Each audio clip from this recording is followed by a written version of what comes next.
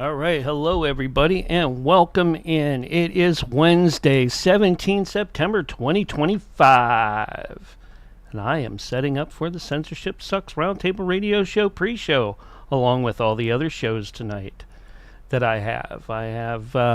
Right after Censorship Sucks radio show, I got Jack Carey with Paranormal Intelligence Agency.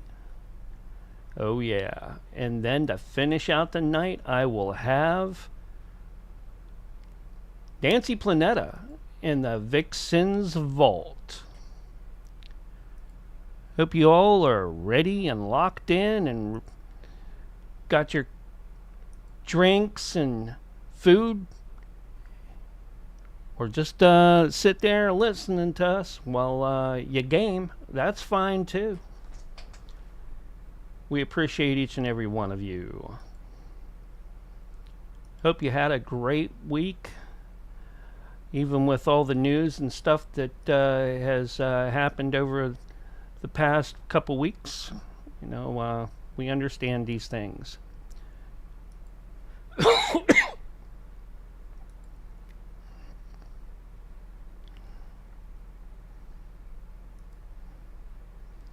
So sit back, relax while I take and get everything up and rolling like a steamroller.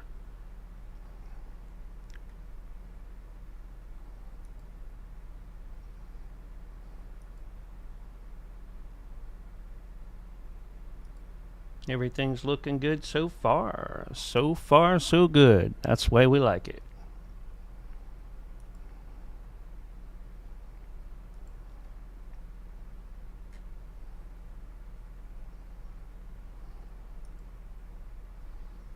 All right. That's up. That's up. Let me get that up. Welcome in, wherever you're at, wherever you may be. Thank you for tuning in tonight and watching us. Gonna have some great stuff coming up later. I am sure of it.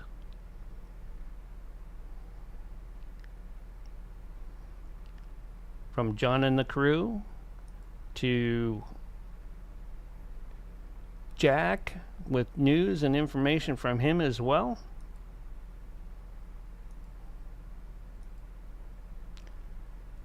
And Nancy to finish it out. Give me a couple more minutes and then I will ring-a-ling John and the rest of the crew over with Censorship Sucks. Let me ring-a-ling-ling him right now.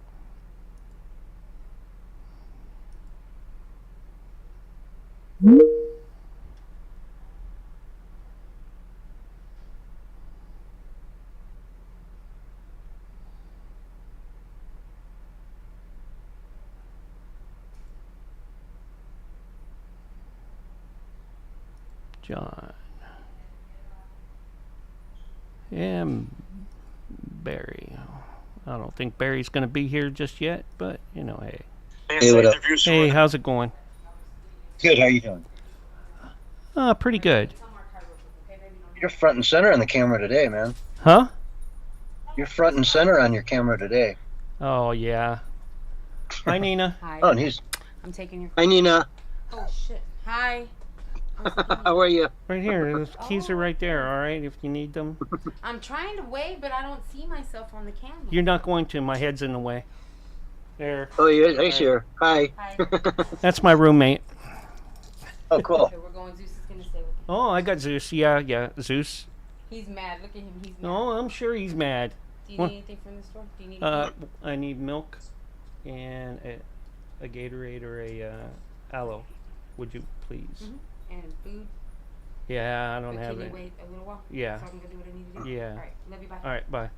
Give me kisses, Papa. You be a good boy. Yeah, for me, yeah. Okay? Oh well, you know. I love you. Oh. Thank you, Mark. Yep. Well, I just talked to Brent about a half hour ago. How's he doing? He's all right. All right. I mean, he sounds a lot better than I think he is. You know what I mean? Well, you know, considering, you know, the situation and all that, you know, hey, Yeah. I understand, and you know, I got that music in there for you too. All right. Oh, in the break? Okay, great. Yeah. It will play before the PSA. So when we go to break, it'll be the first thing it's played instead of the Old Republic, Protect Freedom. All right. Okay. All right. Sounds good.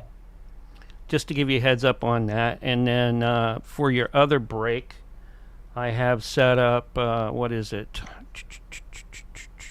Bruce Springsteen, Born in the USA, and then right after that, I have The Cure, Just Like Heaven.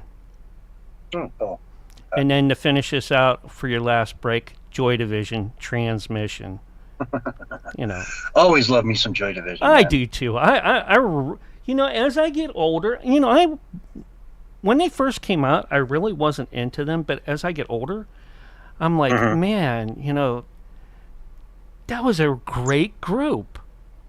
Yeah. You know, I'm like, why did I And overlook a group like that back in the day? You know, I'm like, man, they had some really good, and the vocals are awesome too. It's kind of like listening to The Cure or The Cult. You know. Yeah. They're another. And it's amazing they went on to become New Order. You know. Yeah, yeah. Simply amazing. Like yeah, just complete kind of transformation in their sound. But I mean, and again, New Order tunes. I kind of put them in a box at some point. I just heard too much of it. Yeah. And now I go back and listen to some of it, and it's like, damn, this is a really thumping tune. What was that other? There was a band back in the day too called the Outfield. I used to really like, oh man, cringe when they came on. I'm like, now, you know, Josie's going on vacation far away. I'm like, man, that's great stuff now. Yeah. You know, I don't know. You know, like Oasis, man. Yeah, like Oasis and Yes. Oh my God! You know, I have a good Yes was friend. great. Yeah, I have a good friend. His name's Jeff Silman, and he does radio shows too. But he's a psychic. He's been on like Coast to Coast and that. But I've been friends with him for years because we connected up because we were at a station together for a long time, and he's a huge Yes fan. I mean, this guy, man. He'd go over to Europe to go see them. I'm like, them and ABBA. Remember them? Yeah. Oh man, I mean, I still can't do ABBA, but or ABBA, whatever you want to call them.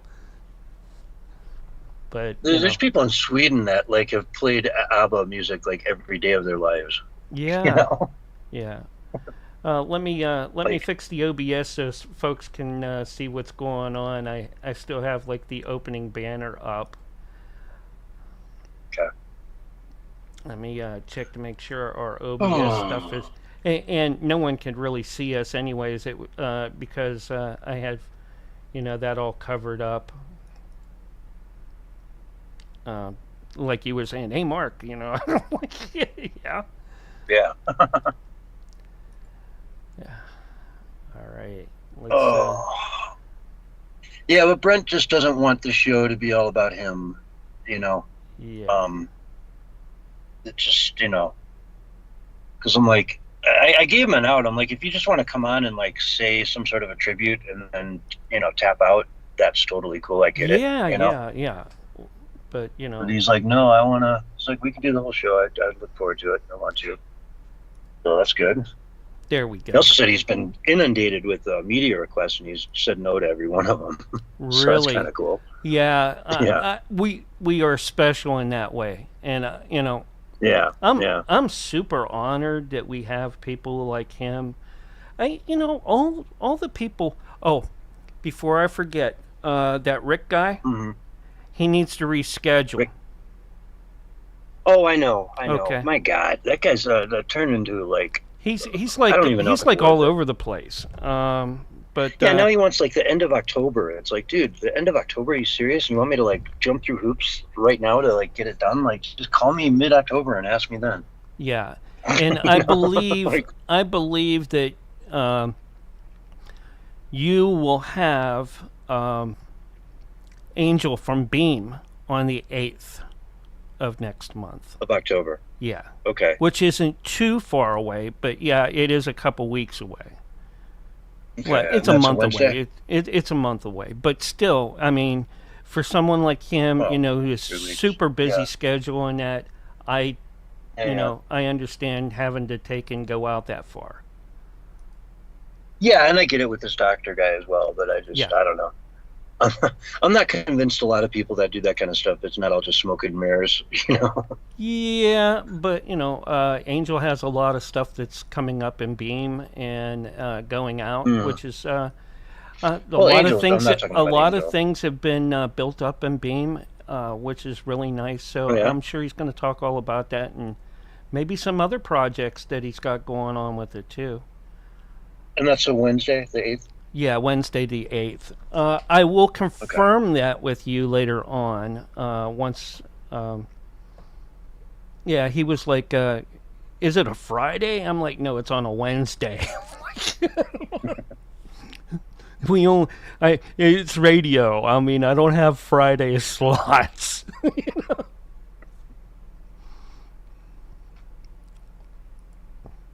Yeah, Fridays are probably like the worst day for radio, huh? No, actually, the worst days for radio are the days that I pick to stream. Absolute Oh, really? worst. And I do that on purpose. Sunday and Wednesday. Sunday and Wednesday are the absolute lowest days of the week to take and broadcast on terrestrial radio. You know, because everybody's like sick of everything that's been going on, and then they're thinking about, man, how do I get through the weekend? You know, like, Yeah. and then it starts to pick Well- up again Friday, you know, a little bit, and then Saturday afternoons, Fridays, Saturday afternoons, Mondays and Tuesdays are usually, you know, hey, that's the hot stuff. What's going on? You know, as far as current event stuff, you know, the other, you know, anything else can go anytime basically. But yeah. Yeah, I remember working in restaurants when I was growing up, and I was surprised to learn Wednesday night was one of the busiest nights of the week. You know, because it's hump day. It's just the middle of the week. People go out to eat. Yeah, but So I imagine that would affect radio too, because yes, they're not. because so, you know, it used to. Now a lot of these places have their own station, you know, that they pipe in their own music and things like that. Or, you know, what do they do? They have like a subscription to like some of these, like Spotify or something like that, and they pipe in that. Walmart even has its own station, you know what I'm saying? So, you know, the days, except for like the local, and you know, your local and regional places don't normally do that. They'll pick up what's going on off a radio station because, you know, hey, you know, station's probably going to give them a deal for, you know, doing local business and things like that on their ads. So, you know, hey, if you play, you know, we can lower the price down maybe a little bit, you know. And that's kind of how you work it with that side. Charles, appreciate you coming in over in Kick Chat. Romnels, appreciate you too over there. Papa Pinky, all in the Kick Chat. I will be there we go. dropping in the shouts here in a minute. I am a little bit behind on those, so please, you know, stick around. Oh, I was in with Jaffe last night doing World Pirate Radio, so that was cool. kind of fun. They talked about Robert Redford, how he passed away a little bit. Def Nicky in the Kick Chat. What's up, Barry?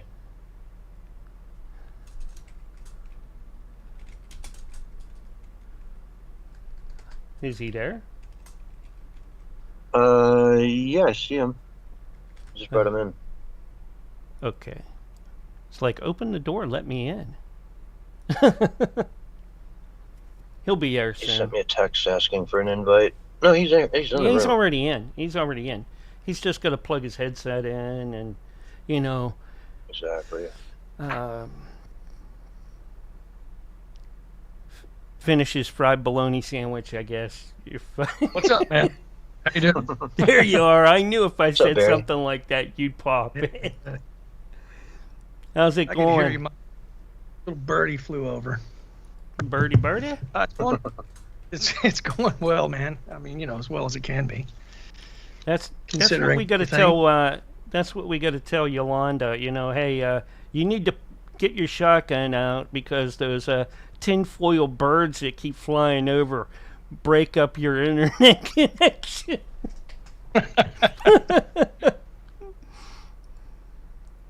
Oh yeah. Oh yeah.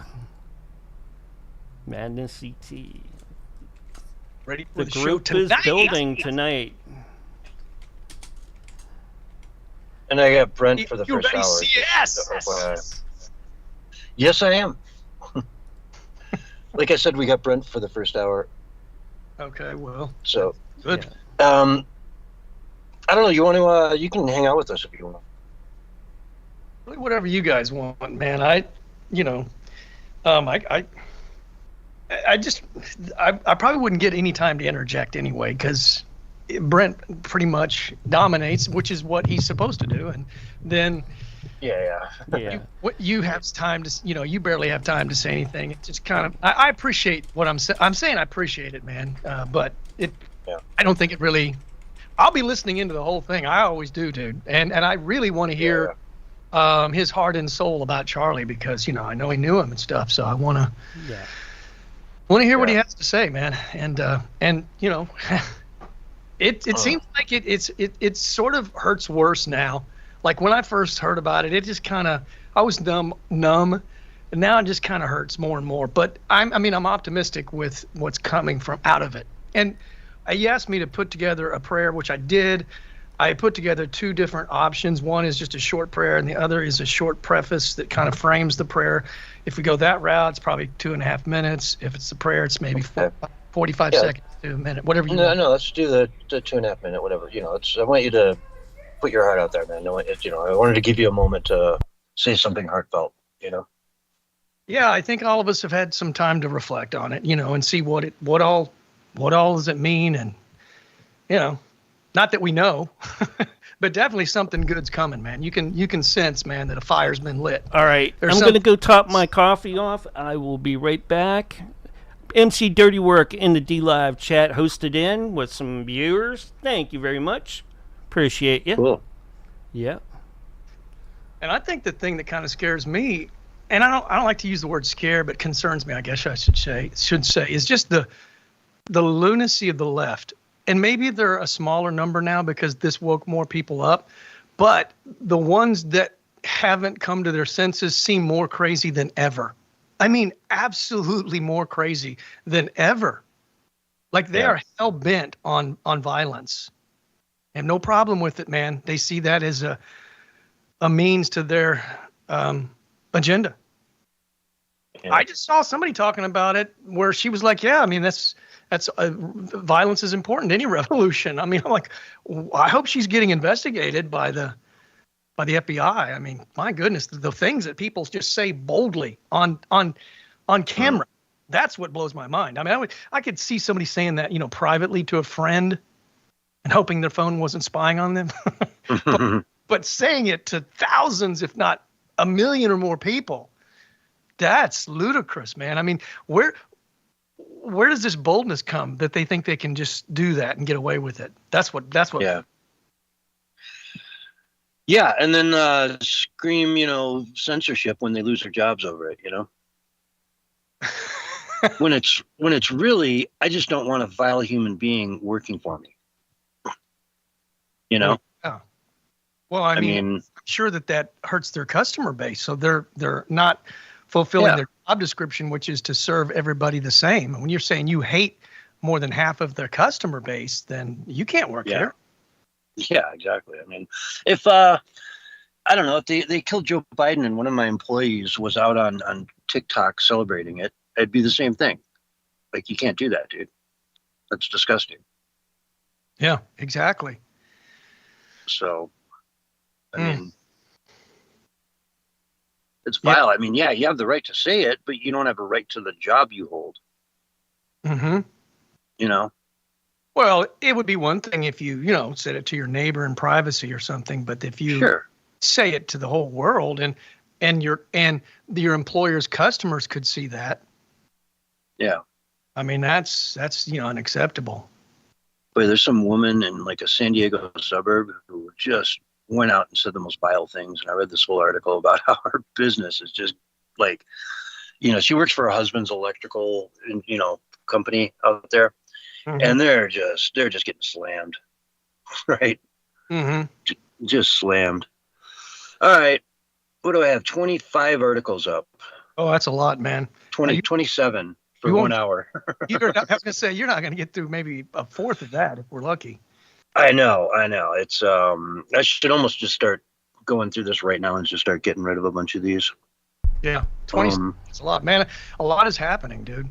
Yeah, there's a lot. I wish I could play all this stuff. I mean, the best. I could. I've got a ton of clips in here too of just people, saying violent things, horrible things, vile things, and I've got, just one clip after the other. There's been so much. And do you really want somebody that's that vile, vulgar, disgusting, and I mean, you really want a demon literally working for you? I mean, that's what you're somebody that's going to be celebrating death, and then in many cases, encouraging it to continue. Yeah.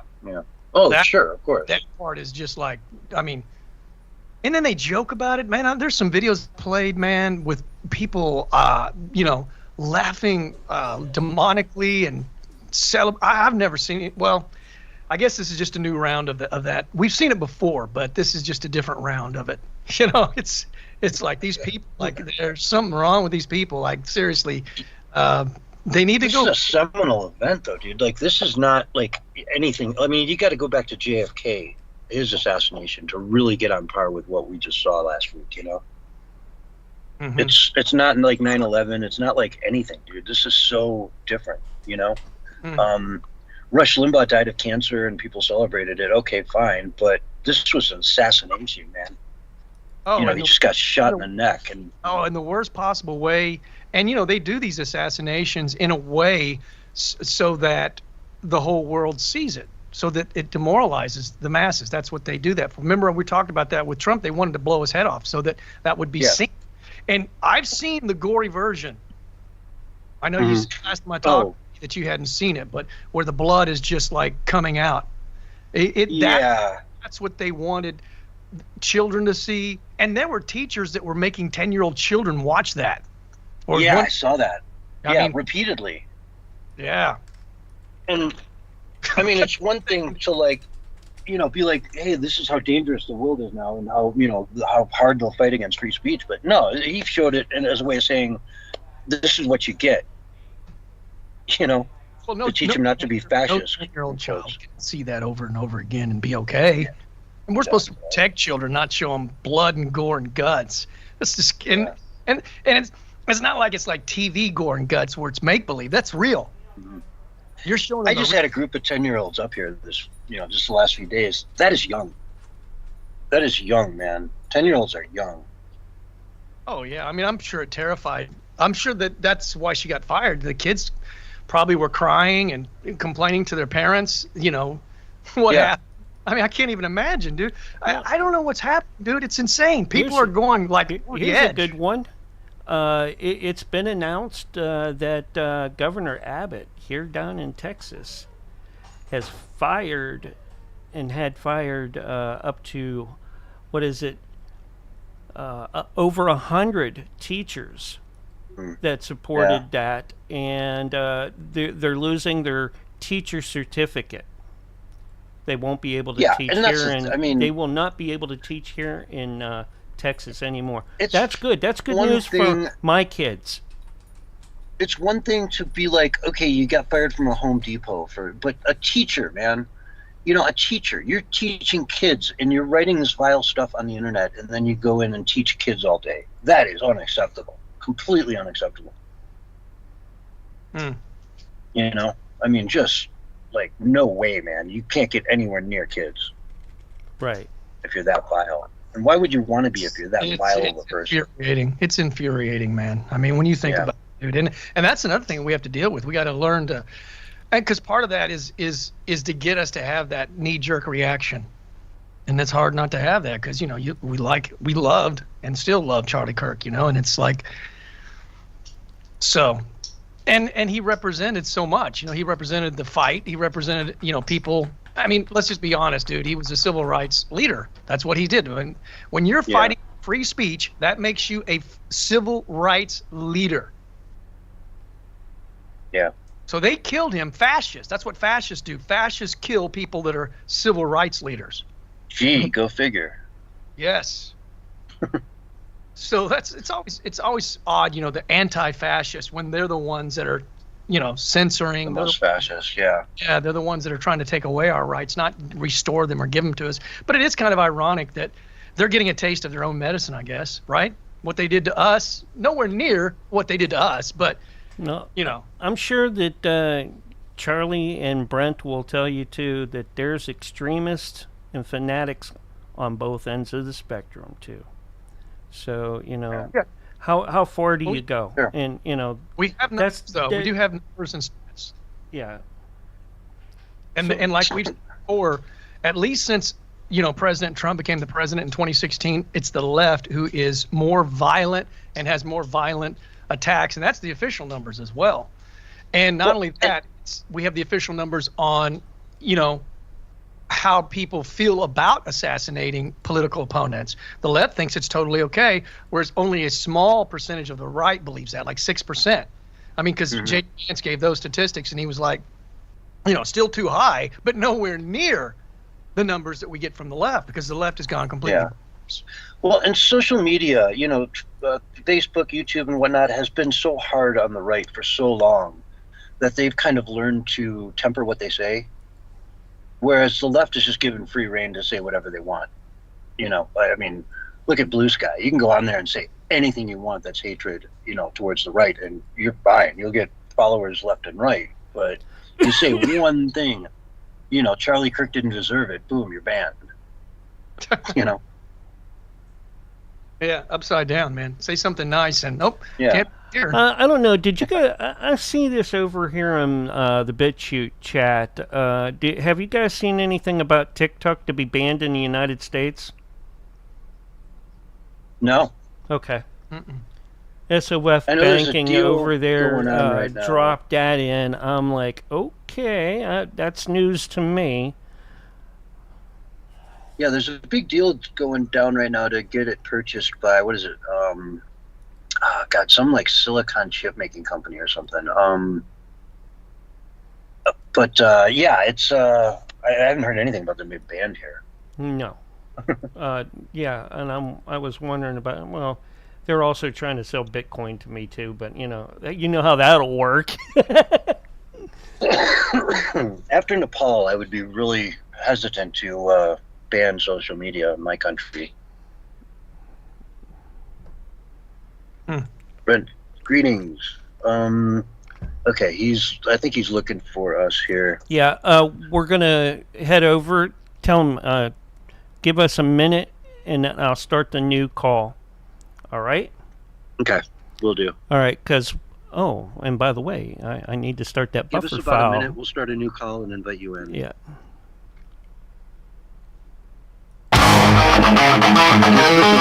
Start a new room and invite you in. Try again later. Unable to receive audio. Why? Oh, probably because I'm on a call. We're in a different call. Yes.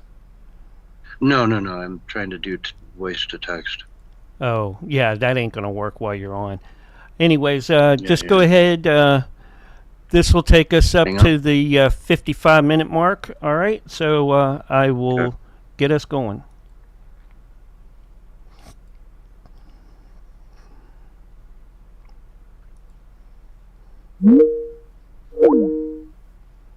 Mm-hmm. Oh, yeah, it probably helps if I take and leave the other room. End that meeting. And start another one.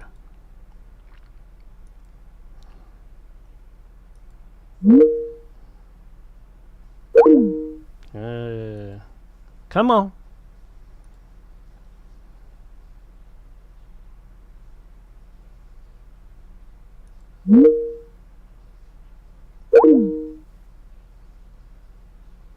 Mm.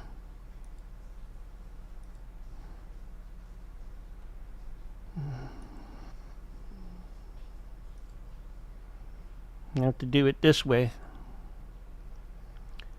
Do. What? Oh my God.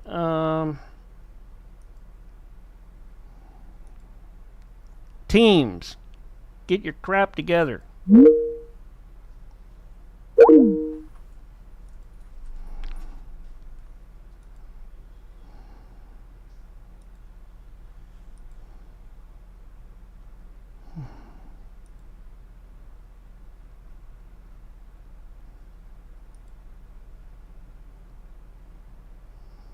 Hold on, folks. I am getting all our folks together here.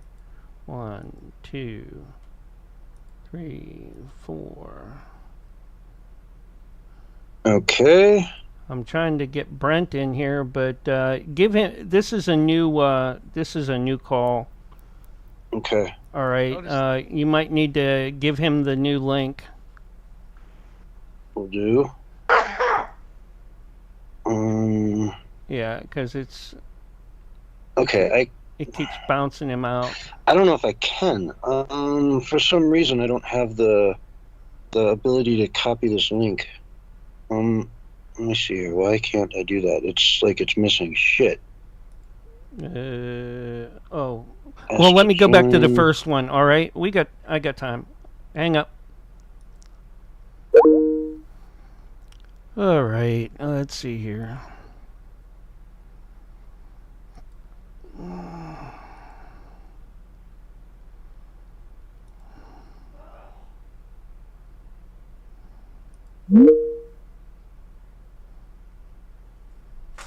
Let's add the folks in. Where are you at, people? 1, 2, 3. Okay. Yeah, share the invite from this one. Okay. right. This one actually has. I don't know why the other one didn't have an option to join. Let's go into Brent's view profile message. Let me switch our. Unable to send. You can't send Lisa's message until the invite is accepted. Okay, so I can't do it that way. I might be able to do it on my phone. A minute ago, it wouldn't let me send a text to him. Shit. So I might have to do it to email. Not sent. Check options.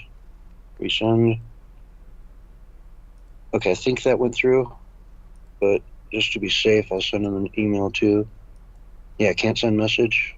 For fuck's sake, I don't know why. Get that out of the way. Oh my God. French. Yeah.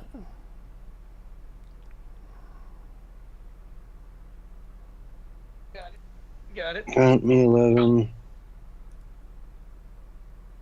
There we go. Reply. All right. Well, your intro is planned now. Sorry about that. Oh, God. Yeah. Paste. I mean, I tried all There we 3 go. of them. And here's your countdown. 4, 3, 2, 1, and you are live and on the radio side right now. Hello, everyone, and welcome to the Censorship Roundtable Radio Show, Wednesday night, September 17th, 2025. And let's see here. We're trying to get our guest in the room here. For some reason, whenever I try to send an email or whatnot. Oh, okay, here we go. Beautiful. You lobby. Brent. There you are, Brent. Greetings. Someone brought him in? Okay, great. How are you doing, Brent? Sorry about the confusion there. No, it's all good. Happy to be here. We're after 5, so are we on the air? Yes, we are live on the air right now. I just did the intro and was scrambling to try to get you the link. For some reason, my texts weren't going out, and I don't think I have you connected here through Teams. But whatever, you got it. Here we are. Welcome aboard. Good to be here. It's good to have you, my friend. It's good to have you.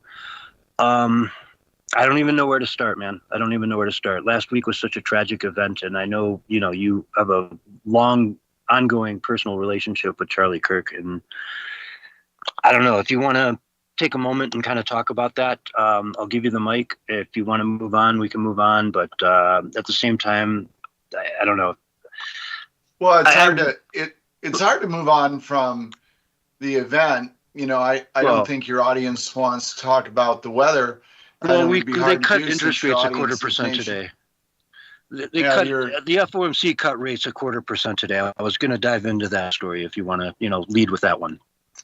Wait, I actually missed what you said. I was talking over you, which is impolite. Say that again. I said the Federal Reserve cut interest rates 0.25% today. So we could lead on that story, or we can talk about Charlie. Yeah, we'll get to the Federal Reserve and interest rates. Okay. Right. No, well, look, your audience wants to hear something, and I'll share. Look, Charlie and I had a long history. We worked together for 12 years, from 2013 forward. 2013 was 1 year into Turning Point, so I came along in at the end of year 1, and then was really fortunate to play a role in a lot of different ways. My standard answer to people is there's a lot of things that Charlie did that are on the record and people know about, and there's a lot of things we did that aren't on the record and they don't know about. But and we'll leave it just that way. But I'm on your show today because of Charlie Kirk. Because if it weren't for him at the age of 19, spotting something in a grizzly old man in his early 50s that suggested to him there might be things I could do other than just business related things, I never would have stepped into what I call the world of ideas. And so grateful that the life I live today, the circles in which I get to travel, the things I get to do in media, conferences, and other things, that's a direct gratitude wink at Charlie. And so I'm grateful to have met him. I'm grateful for the doors he's opened. Glad I had a chance to walk through them. Glad that for most of them, when I did walk through them, I didn't get kicked out of the room once I got there. And,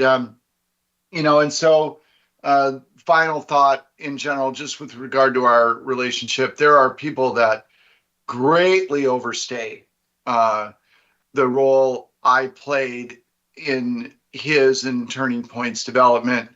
While that's very, very kind, and I appreciate the words, here's the fact of the matter. Charlie Kirk was an absolute freak of nature in terms of drive, energy, and intellect, resolve, the most innate marketer I've ever met. No training and a better marketer than most of the people on Madison Avenue that get paid for it. And so he would have been phenomenally successful no matter who was working with him. I was just lucky enough to get dragged along for the ride. So I take zero credit for what he accomplished, and instead just the opposite. I give him credit for what he allowed me to step into and for the opportunities he presented to me, and that I continue to have presented right up through signing into your show a few minutes ago.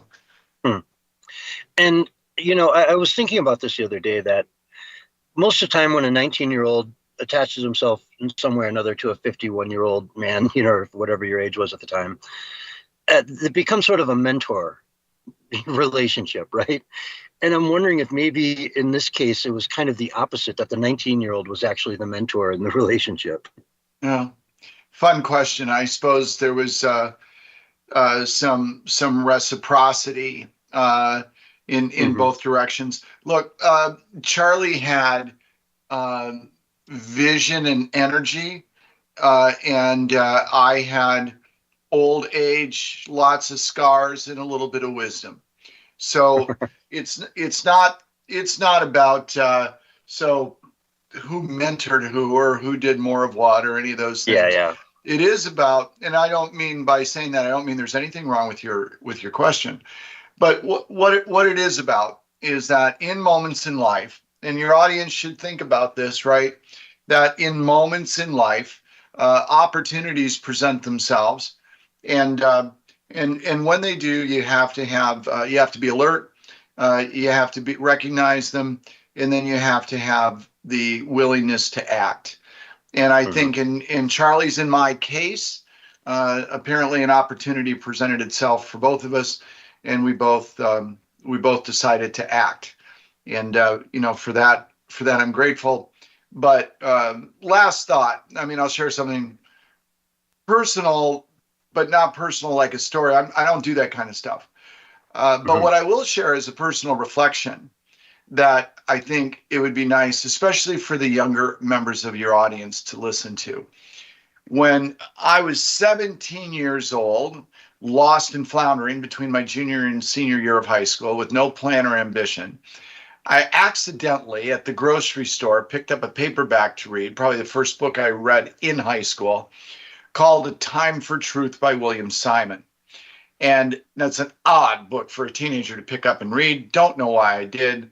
But it was all about regulation and taxation. This is 1979, talking about big government, and before big government was as big as it is now.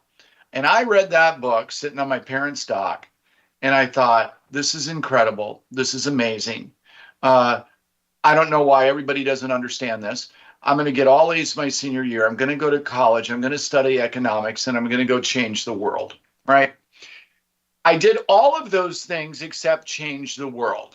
So, and after I graduated with college, as I say to people, I got a job, I got married, I got drunk, I had kids, I got drunk again, I got divorced, had a successful business career, got sober, by the way. But then in my early 50s, I run into this Charlie Kirk character. And what did Charlie Kirk give me an opportunity to do? He gave me an opportunity to help act on a dream that I had when I was 17 years old. And now I was in my early 50s with most of my life fled. So the lesson here is, if you have dreams, and especially when you're young, and if they don't seem to pan out right away, don't lose track of them. Keep them in mind, because you don't know when the opportunity might present itself. And when it does, you have to be present to win, and you have to be willing to act. So fortunate I didn't lose track of my dream, and more fortunate still that Charlie Kirk gave me a chance to realize it. Will you be going to the funeral this weekend? No, I will not. I think those kinds of large public events, I mean, certainly they have their place. I understand they happen for national figures. It's all wonderful. But I'm a wee bit more private in my thoughts and in action. So going to a big, giant, crowded thing with a bunch of speakers and all that stuff, I think it's perfectly fine. I'm not making any disparaging remarks about it. But it's not my sort of venue, and not really the way I would pay respect. I think it's fine, but I think paying respect, if you want to pay it, in my mind, for me, is better paid through action than appearance. Okay. let's see. I don't want to completely just talk about nothing but this, but I really want to bring up Erica Kirk. Still, I mean, for someone like him, the who's other night was, I mean, I didn't shed any tears over Charlie because I didn't know him. I know you, but I was terribly upset about it. But man, when she started talking, the waterworks came out, and 38,000 new applications for membership for new chapters to Turning Point is pretty incredible. Yeah, I mean, and that's a reflection of students going online and at their school. And there's on the website, I'm sure there's a place where apply now and you fill it out and turn it in. So easy enough to get an accurate count. No reason to doubt their numbers. Look, Erica, I met Erica. I know Erica. I don't know her well, so I'm not going to make any pretense to your audience, as others are doing, by the way. Shame on a whole host of people who are going on any form of media they can and trying to tell their Charlie Kirk or Erica Kirk story and somehow or other pull their 5 minutes of fame from it and self-promote. It's just absolutely dreadful. But what I came to know of Erica is that she's extraordinarily delightful as a person, certainly very deep in her faith. And I think that comes out, in her speech and comes out in all she does. She has a line of clothing called Proclaim, and it's all driven around spreading the message of the gospel and New Testament. And so wonderful soul, strong lady. She made a lot of strong statements in her speech. I suspect she's intending to show up and carry out every one of them, right? So certainly wish her, and of course a 1-year-old and a 3-year-old, these are the ripple effects that will last a lifetime, right? Young children that will never know their father. So all of it's bad. But it's funny. I didn't do this on purpose. I sat down in the library in my home to do this today, and laying on the table next to me, just by coincidence, holding up a little book. Your audience can't see, I guess. We don't do video, but holding up for you. It is Voltaire's Treatise on Toleration, one of his most famous works in the Enlightenment. And I think that what Voltaire wrote 300 years ago, a little less, would be well worth folks reading today. And because arguably the greatest thinker of the Enlightenment, back in a time, we think divisions in countries are new. He was writing about it 300 years ago. And of course, in his case, primarily writing from the perspective of the church being intolerant of dissenting voices. And I think that's a warning to us all, that in this moment, regardless of your faith, whether you have any or not, and regardless of your politics, I think that it would be a good time to try to do better, as we say in Common Ground Campus, and see if there isn't a way that you can't start having conversations with people, as opposed to the sorts of things that we tend to see on social media, which are about 4 clicks south of conversation.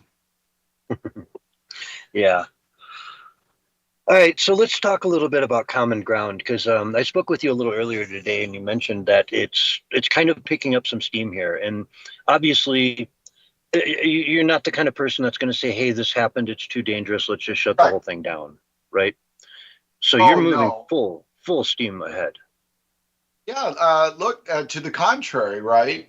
And so it's interesting insofar as you look at a program like we developed, a program, by the way, Turning Point USA was the first campus group. They're not the only one, but they were the first one to have us for an event. It was at the University of Georgia 3.5 years ago.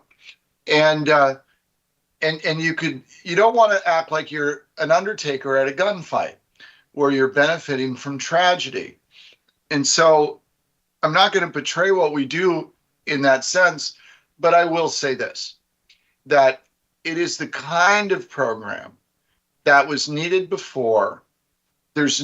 What happened to Charlie does not change the need. It was as needed the day after as it was the day before. The difference is now there might be some more awareness of the need for it. And so to that extent, I mean, we're going to Rollins College in Orlando next week and doing an event with students there. And after this took place on Wednesday, you know, we had a nice note from the school just simply acknowledging how grateful they were that we happened to be coming in this moment. And I've said this before on your show, and I'm going to say it really loud again. And that is, you know, when my partner Phyllis and I created this thing, you know, 4 years ago, we knew that the country was incredibly divided. We knew that the path we were on didn't seem to be sustainable. We also knew that we couldn't fix it, right? We can't. Two people, you know, a gal in a truck, right? Or a gal maybe in an airplane in the economy. But we did know this. We knew that we could do something.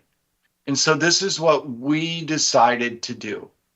And I'm proud of us for what we've done. We built it on our own.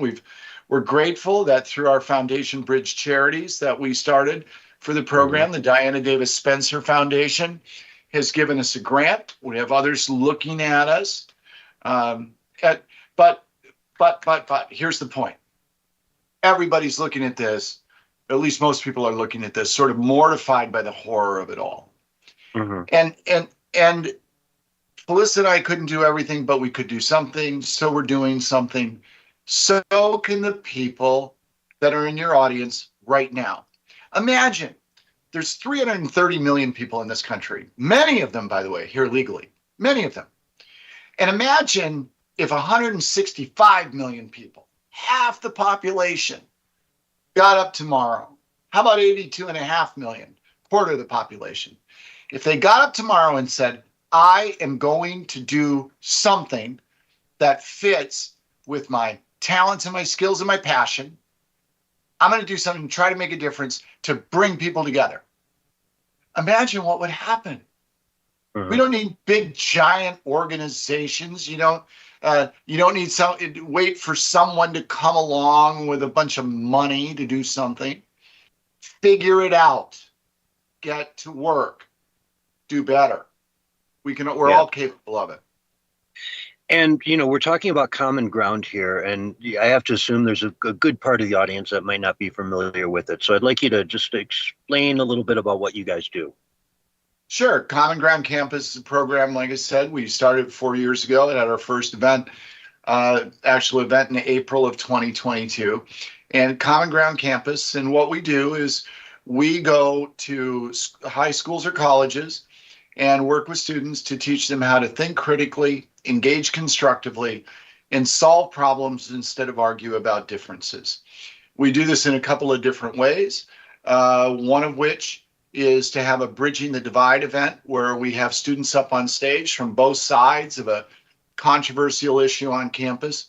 And instead of having some sort of conventional debate about it where they just argue their differences, we have them take turns articulating under the topic a concern they have.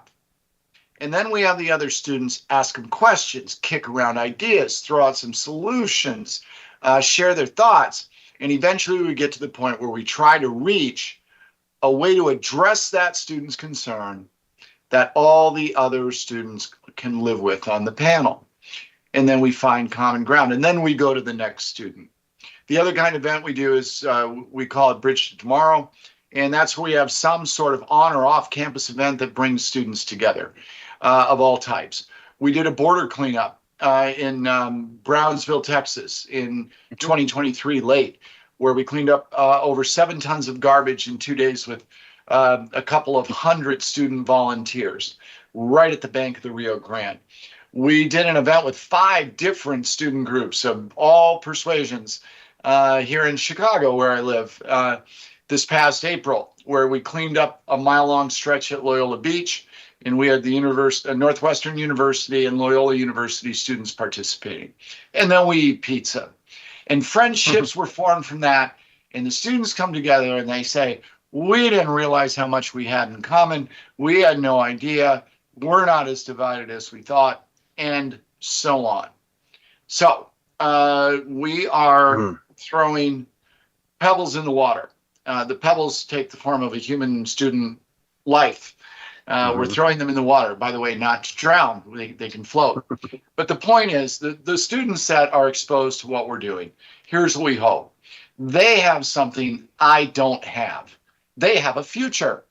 I'm elderly. All I have is a past, and what time is it? So the hope is that those students will go out and live the rest of their lives with a different thought in mind when engaging with other people with whom they apparently do not agree. And so we hope not only do we hope they approach those engagements differently, but we hope that they come up with ideas to do what we do, but to do it even better than we could imagine. And this is needed stuff. And if last week's events don't drive that home, I'm not sure what will. Yeah. No, I was just going to say that what you're doing is so important right now.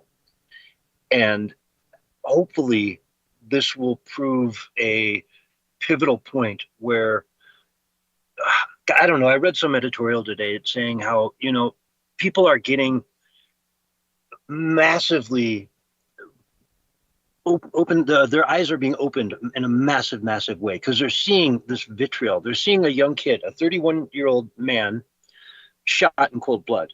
And then they turn to Twitter and it's nothing but celebration. It's nothing but vile hatred. And they're like, I don't want to be associated with that. I want to step back from that. So a lot of people over the last week have been quite shocked to see that maybe some of the people that they've been, on the same side of politically are not very good people. We got about a minute left. I'll let you run with that thought.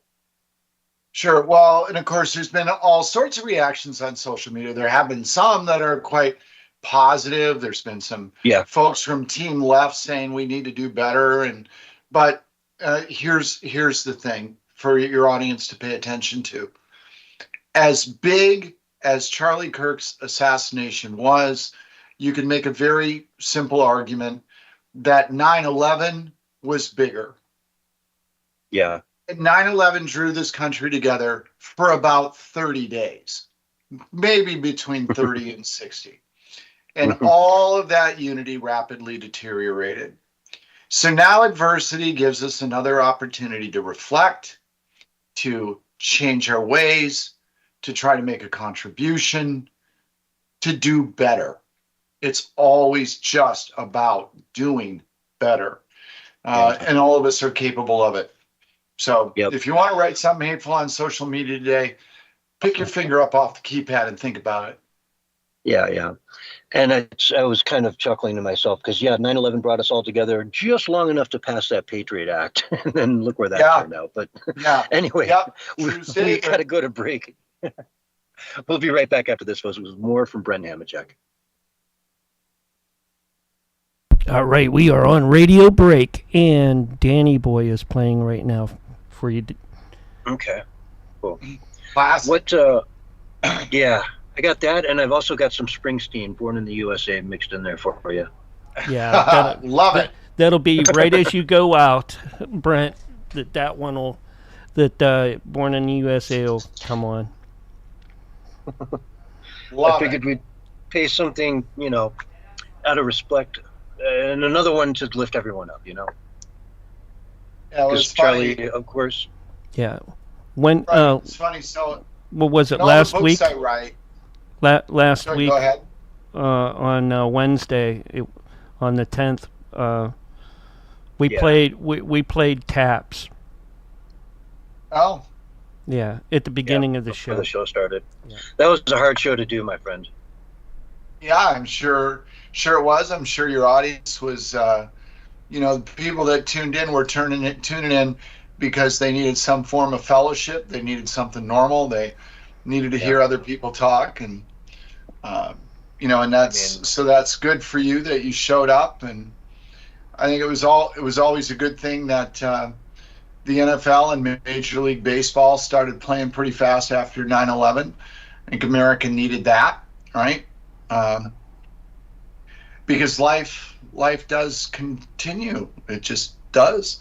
So if we don't focus on what we're going to do in the next moment, in the next day, and how we're going to turn anything around of whatever we're doing, what's the point, right? Yeah. So good on you for. Yeah. Hopefully the first half hour there was about what you were looking for. Oh, it's Right. fine. I hope I didn't disappoint you in my thoughts or remarks. No. I don't want to come across as inappropriate at at any point with you, let alone today. You weren't in any way, shape, or form. All right. So now we can go talk about the UK and Gammonzilla. Gammonzilla, help me. You know what a gammon is? Have you heard that term, gammon? I have not. It's a derogatory term for white British people. Ah, okay. Because they call ham gammon over there. Right? Okay, right. So they have skin that's like, it's gammon. And Gammonzilla has been awoken. Let's put it that way. All right. Well, if I've been so extraordinarily busy, I'm a bit behind on news from across the pond, but if you frame it for me, I can stay with you. Yeah. Sure. Well, I'm sure you saw something about the Tommy Robinson Unite the Kingdom rally. Yes, I did. Yep. Yeah, and I mean, it was massive. They're saying it was 100,000, but man, it was well over 1 million. Yeah. Well, crowd sizes are hard to gauge. But yeah, I mean, I saw the video and yeah, it was huge. Right. Yeah, I mean, it's hard to gauge and all, but I mean, I saw like one street for 15 blocks just filled shoulder to shoulder. You know, they can't tell me that's 100,000. I don't know. It is hard to gauge. I get it, but it was huge and very polite. Well, we like polite. Well, the British typically are quite polite. They're well mannered. Even when they insult you, they do it by saying good afternoon. Yeah. So 30 seconds, gentlemen. Oh, now you get quiet on me, Like, come on. Yeah, we'll dive into that and a few other stories. You can talk like 5 or 6 paragraphs before that, but here's your countdown: 5, 4, 3, 2, 1, and guess what? You're live and back on the radio side right now. Hello, everyone, and welcome back to the Censorship Sucks Roundtable Radio Show, Wednesday night edition, again for September 17th, 2025. Tonight, I've got my esteemed colleague, Brent Hamatek, the Vice President of Human Events Group, over here with us, talking about all kinds of good stuff. And I don't know, let's dive into this rally that went on over the weekend in the United Kingdom, the Unite the Kingdom rally. Huge, roaring success. You know, the media tries to downplay it because they don't want the numbers to really slap them in the face, but they're saying, 100,000. I saw reports. I know there were 3 million people watching it on Tommy's Twitch feed or his X feed. And there were probably, I saw estimates, some people saying as many as 3 million people showed up, but I would say conservatively probably 1 million, showed up for this thing.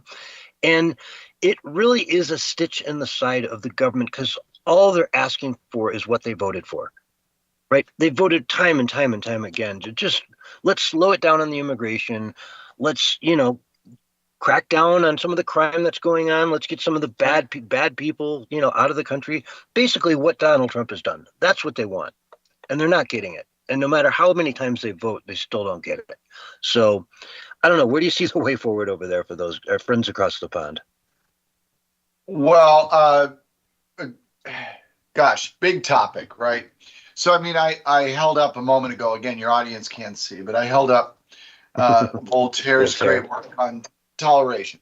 Voltaire consider to be maybe the father of or certainly the leader, the big leader of the Enlightenment. That was the Enlightenment. And what was the Enlightenment replaced by when it came to a close near the end of the 1700s?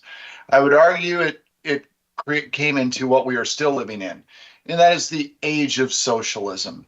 Socialism was essentially born as a movement, really mostly out of France, early 1800s, spread. We all know about Karl Marx, Communist Manifesto, and that book really was about was commissioned to be written to promote the ideas of socialism, right?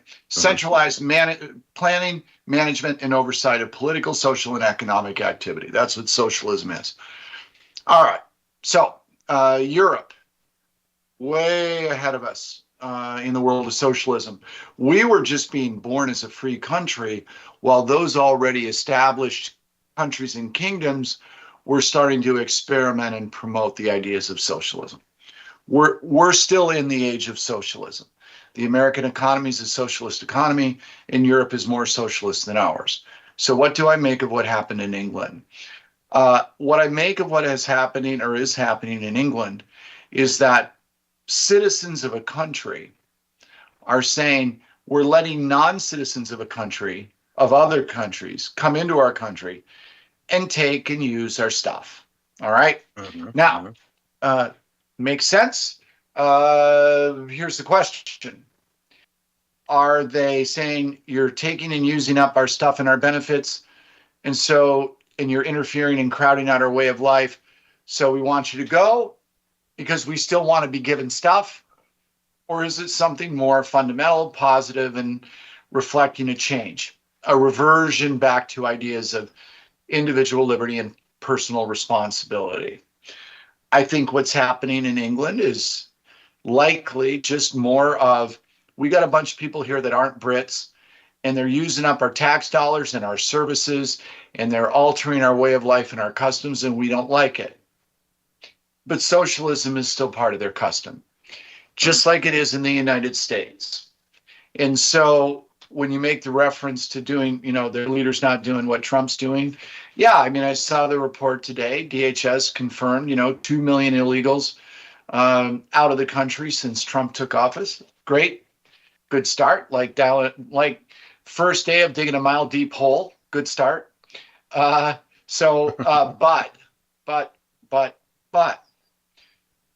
let's say we had all the illegals out of this country, or all of the illegals out of Great Britain tomorrow. What about the people that remain? What about the citizens? And what is it that they're really up for, asking for, and wanting to do? My hope would be that we're starting to get back to a place where people might start to say individual liberty, personal responsibility, those things ought to matter more to us. My suspicion and fear is that that's not the case. They just want people to get out of the way of being in the way of them getting their things and benefits. By the way, that's not to say that I'm not condemning the idea of wanting to crack down on illegal immigration. I'm sort of ruthlessly for it. What I am suggesting is we make too much of it. When we see that rally, we want to think it's something bigger. We want to believe, wow, this is a return to the great Britain of old, right? Not necessarily. Let's kind of try to be clear about what people are rallying about. We don't have a great groundswell here in the United States of repealing Obamacare, wiping out tuition assistance, and cutting back on Social Security or welfare programs, or. We don't seem to have a swelling demand for that. In fact, the last budget we passed would seem to indicate otherwise, of the spending bill. So we'll see, but, folks like us, people in your audience, they can look at that event and say, wow, that's really great. It's so encouraging. Maybe. Is it? Let's see where it goes. Yeah, a related article here. Nigel Farage was told by the Metropolitan Police that all the barrage of death threats that he's receiving online are not actionable, right? In other words, 30 people a day over there are getting arrested for offending people, whatnot. But if you take the guy who's going to be the next prime minister in all likelihood, and you write him a death threat, you get a pass. It's a two-tier system. And I think that's a big part of what they're upset about, And, let's face it, they're seeing their country, and they don't recognize it anymore. People our age remember London when it used to be full of Londoners. Now it's full of world citizens. Right. It's just, and it's England, the proudest country in the world, the most storied history of probably any country out there.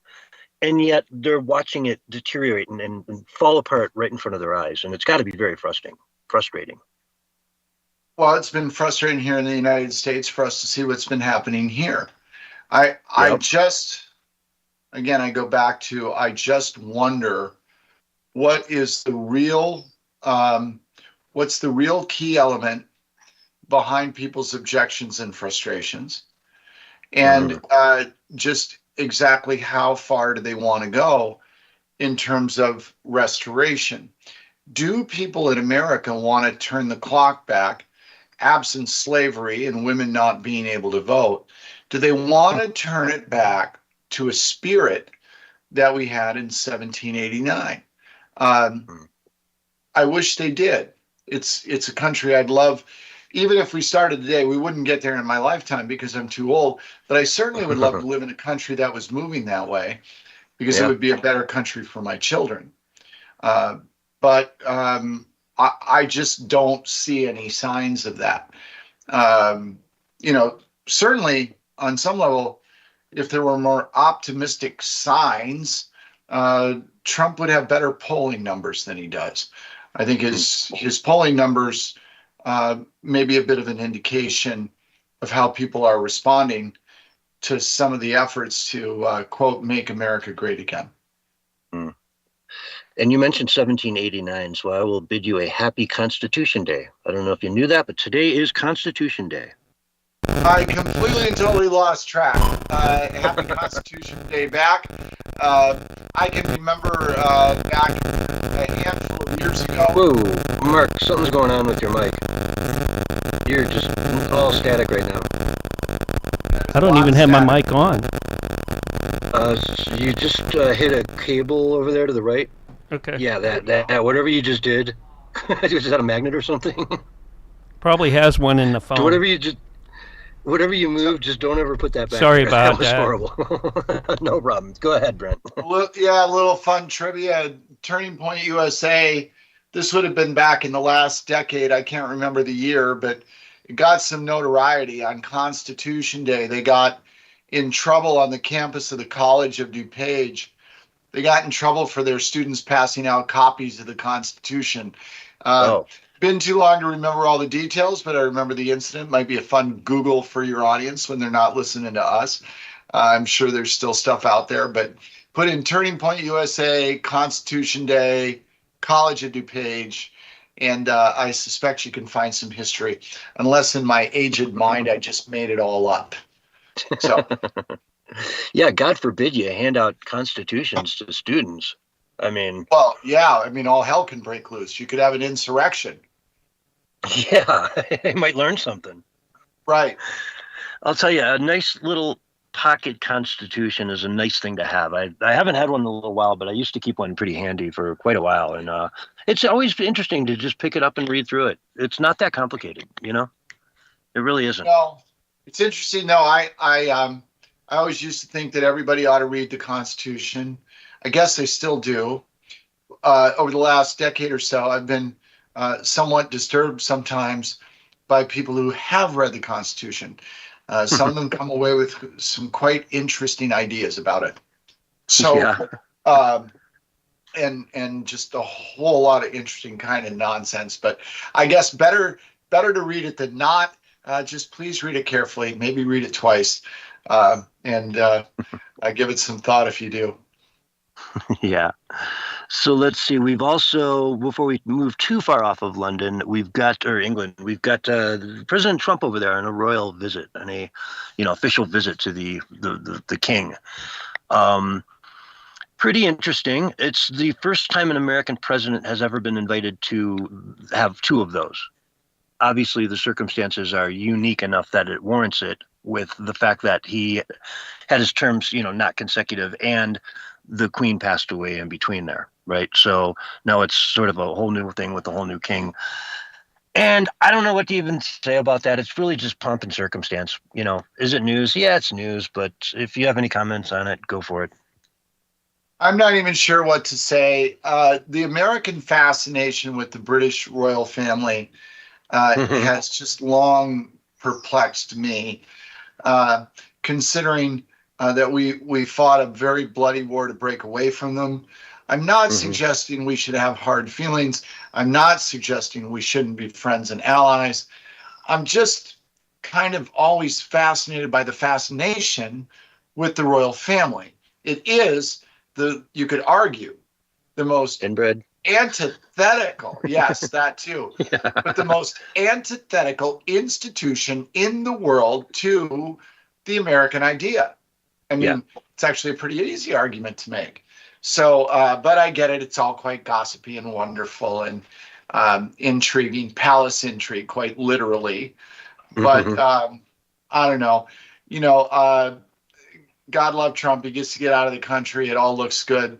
If I was his age in my second term, knowing I got a few years left to do this, probably go hang around Buckingham Palace too, just cause. Yeah, but it is of zero consequence to anything going on in the country anymore. It's just not of any consequence, right? I know.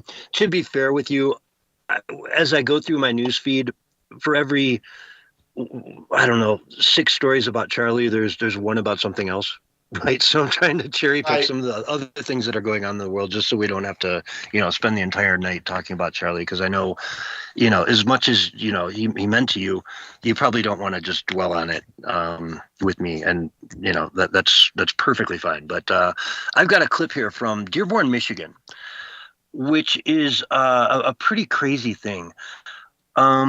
A Dearborn, Michigan resident opposing naming a street after pro-Hezbollah figure Osama Siblani. Dearborn mayor responds. Here's what he had to say. Hezbollah, bombed the embassy in Beirut, and including many Americans. So I just feel it's quite inappropriate. You are an Islamophobe, and although you live here, I want you to know as mayor, you are not welcome here. And the day you move out of the city will be the day that I launch a parade celebrating the fact that you moved out of the city, because you are not somebody who believes in coexistence. Okay, that's the mayor of Dearborn. Right. Well, look, boy, a lot to unpack with that too. And it seems like such a simple thing. I suspect there's better choices they could have made in terms of who to name a street after. And somebody might raise their hand and say, hey, how about Henry Ford? All right, we could name him after, there already is, but you say, Dearborn, Ford Motor Company, all of that stuff. Let's name one after Henry Ford. Okay, got it. Henry Ford, genuinely awful human being, incredible innovator, businessman.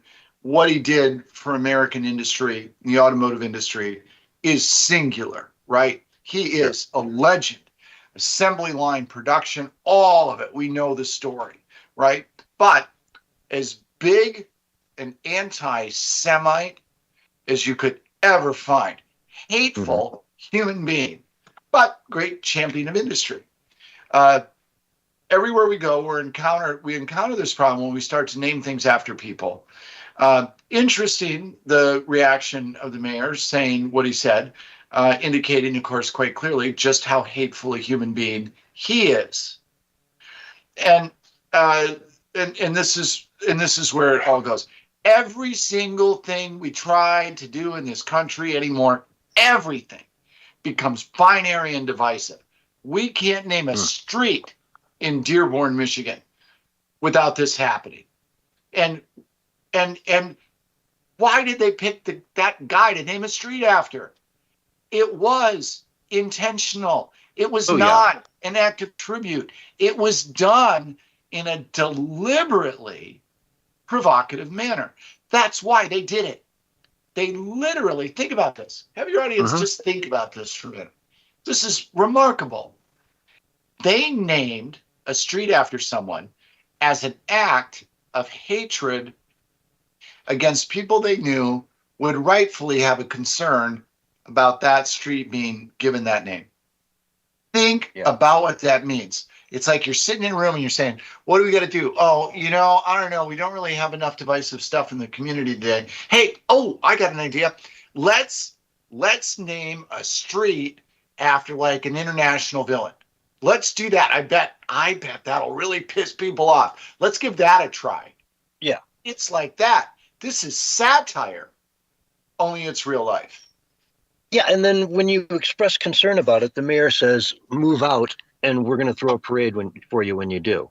Right? I mean, it's so blatant in your face. And I remember seeing an article a while back about how they kind of laugh about this sort of thing. And they've done it many, many times. This isn't the only road in Dearborn that's named after a terrorist.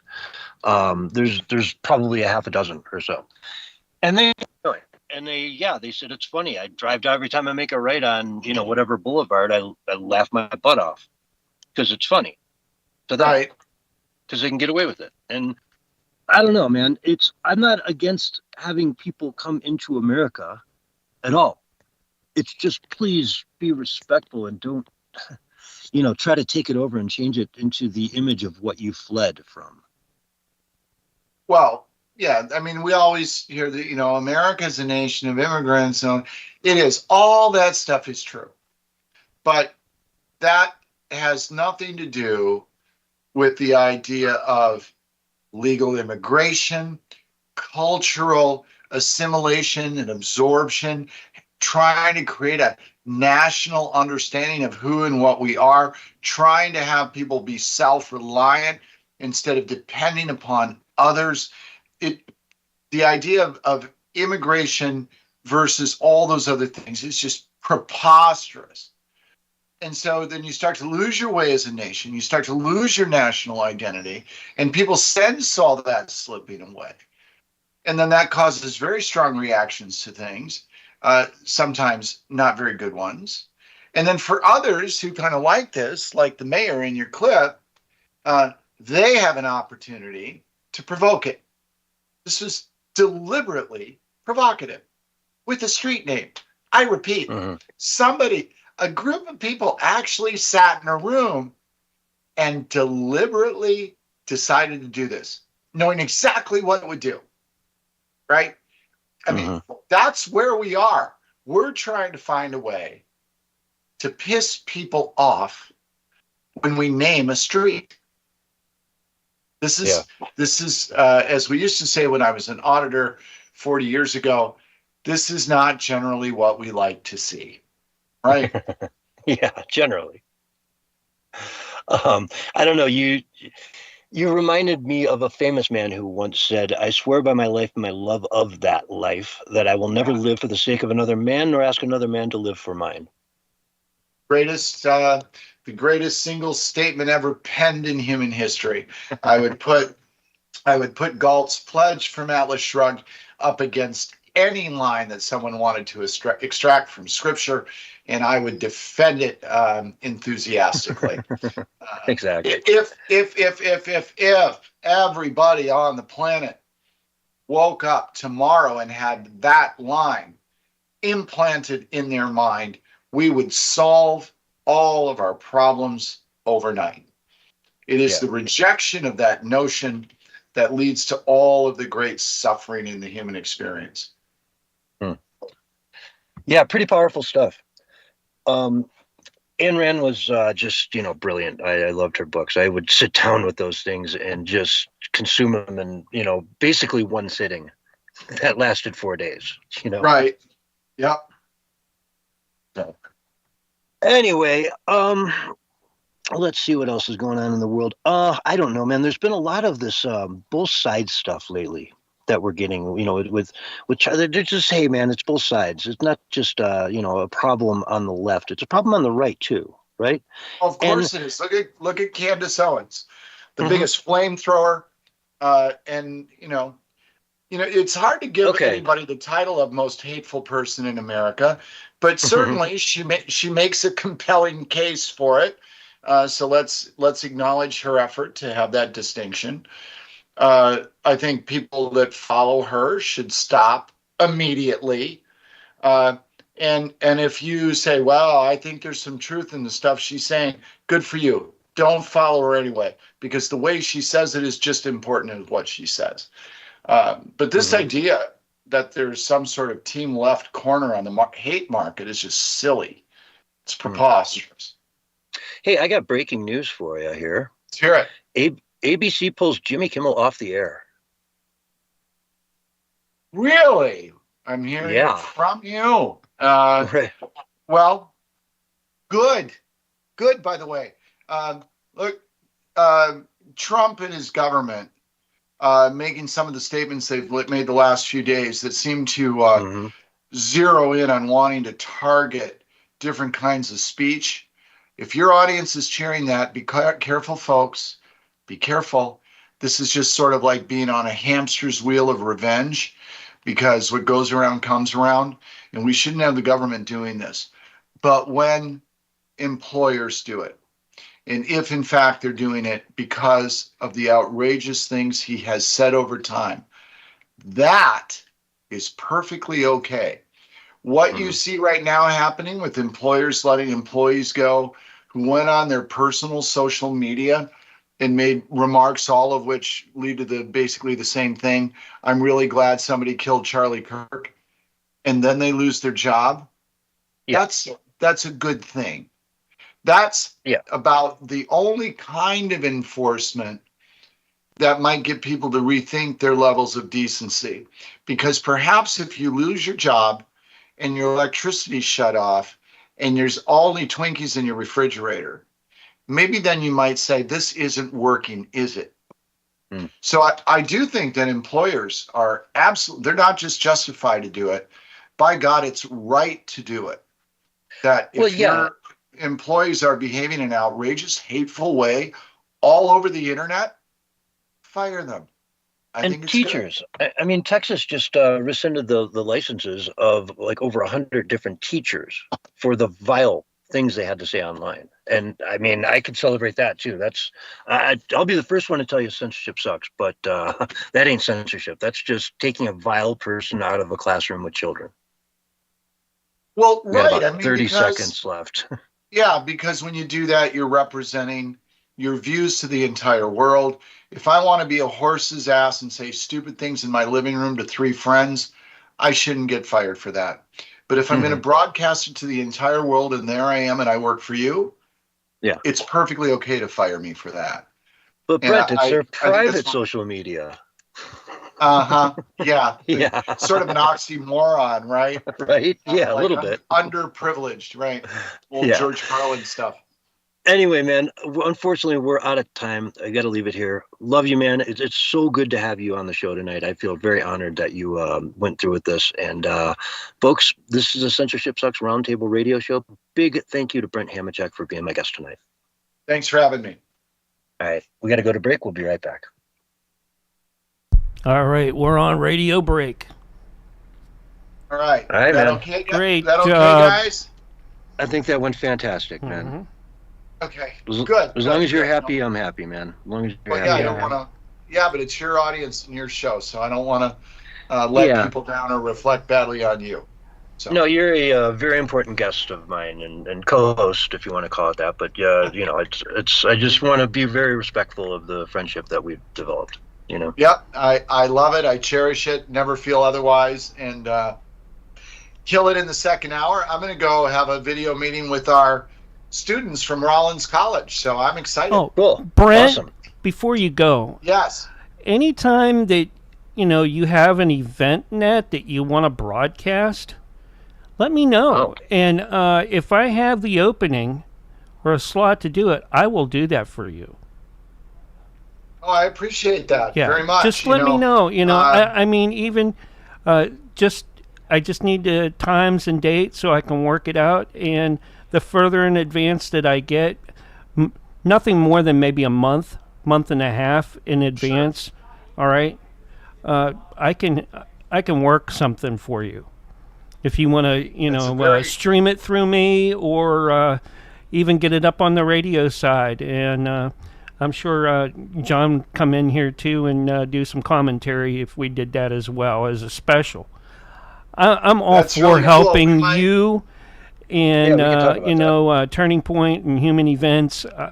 I'm really for that. Well, I'm super grateful. I'll let my partner know. We're working on getting one set up with UC Berkeley, either later this semester or early next semester. That could be a good offer to take you up on. But that'd be I'll let spicy. her know. I just work here. She runs the place. Yeah, and she does it brilliantly. Just so I'll pass tell it my on boss. to them, and like I say, we're gonna lose our room here any second. Yeah. By the way. And when we do, I'm gonna pull us right back up into this room once again.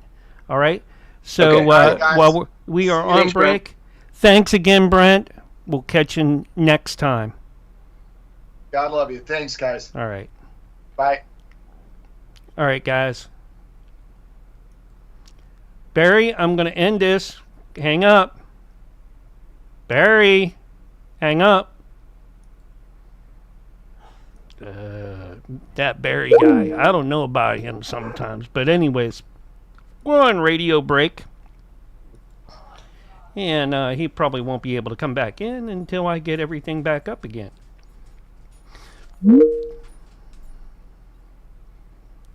Let's get the crew in here. John, Barry.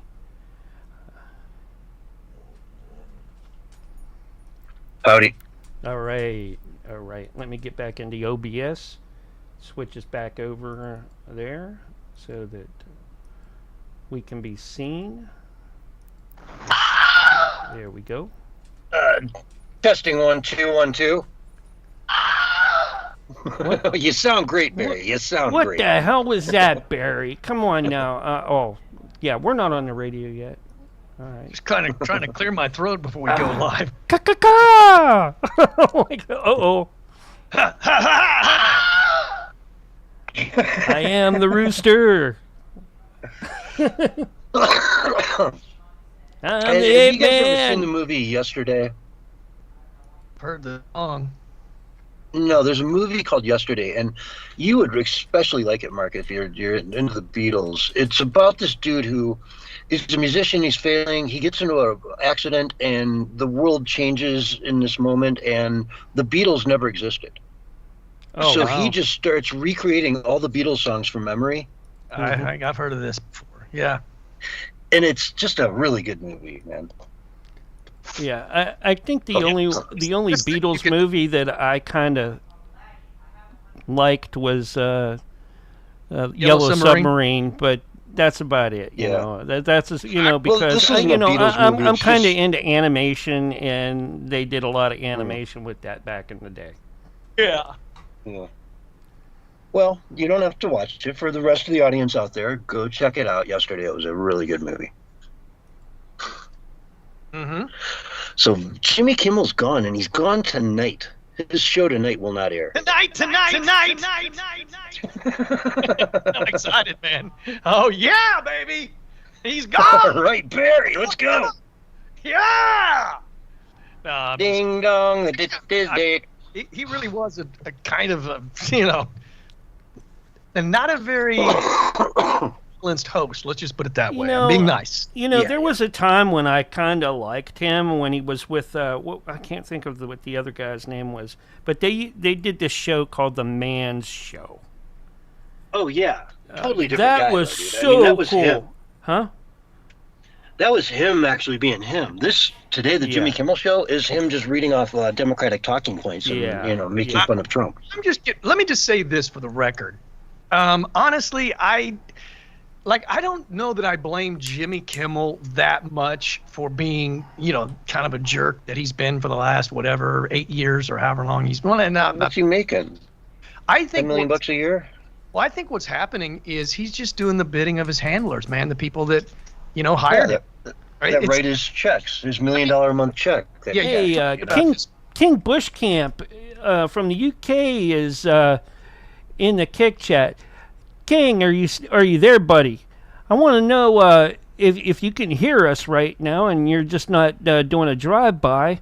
If you were at the event that Tommy Robinson had, and what you could tell us about it. King and Queen have a really good Kick channel, and they're awesome supporters of my channel. That's why. Is he in London, or is he like I don't know where at in the UK they really are, but hey, if the event was big enough that I'm sure lots of folks was there. Mm-hmm. Yeah. Especially Patriots. Kind of backpedaling a little bit from where we were at. You talked about it, CS, and I kind of was dismissive about it, sort of your perspective a little bit, although I knew there was some truth to what you were saying, but I didn't give it as much credibility, but now I give it a little bit more credibility, and I think I'm kind of somewhere now in the middle as with my opinion on this. You're talking about cereal is really a soup. No, but yeah, it could be. Okay. It's just cold soup. But no, you talked about Stephen Colbert, and I was like, no, the dude he's bad news, man. He's knowingly doing what he's doing. And I think that's still 100%. Yeah. But at the same time, maybe he wouldn't be quite as bad, had he not been working for whatever it is, ABC, CBS, or whoever it is he works for The Late Show. Excuse me. He's just doing what he's told to do. 30 seconds, guys. Yeah, if he was going around doing stand-up and, nightclubs, it wouldn't be a totally different act. It'd be a totally different act. He'd still probably lean left and say some horrible things, but not nearly as bad, I think. I think you're right in saying that they become puppets, man. Do you know what I'm saying? Well, yeah, all right, look money, out, man. cats, Fat, dogs, fat and kids. money. Here is your countdown. 5, 4, 3, 2, 1, and you're live and on the radio side right now. Hello, everyone, and welcome to Hour 2 of the Censorship Sucks Roundtable Radio Show for Wednesday, September 17th, 2025. It is such an honor to have each and every one of you out there listening in tonight. And I know my partner in crime over here, Bullhorn Barry, agrees. Do you agree, Barry? I agree with you. Yeah, whatever you say, man. You're the boss. All right.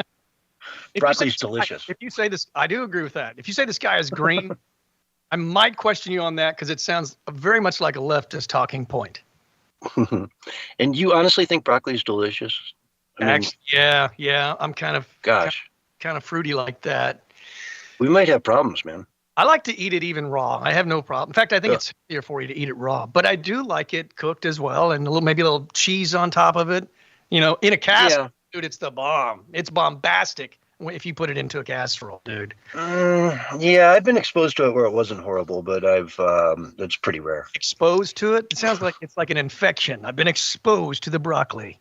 Yeah, I was exposed to it. I went to a restaurant and I didn't realize they were going to put it right on my plate, but they did. They put it right on the plate, right next to my food.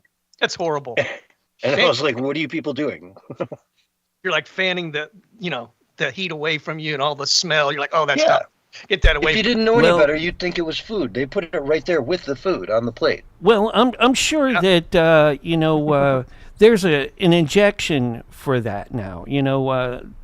Someone out there probably created created an inoculation for broccoli by now.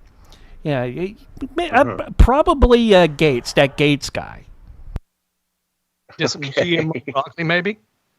mRNA broccoli, yeah. Some GMO broccoli that tastes more like squash.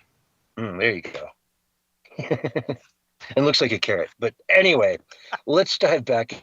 You and I brought up something very interesting a few weeks ago.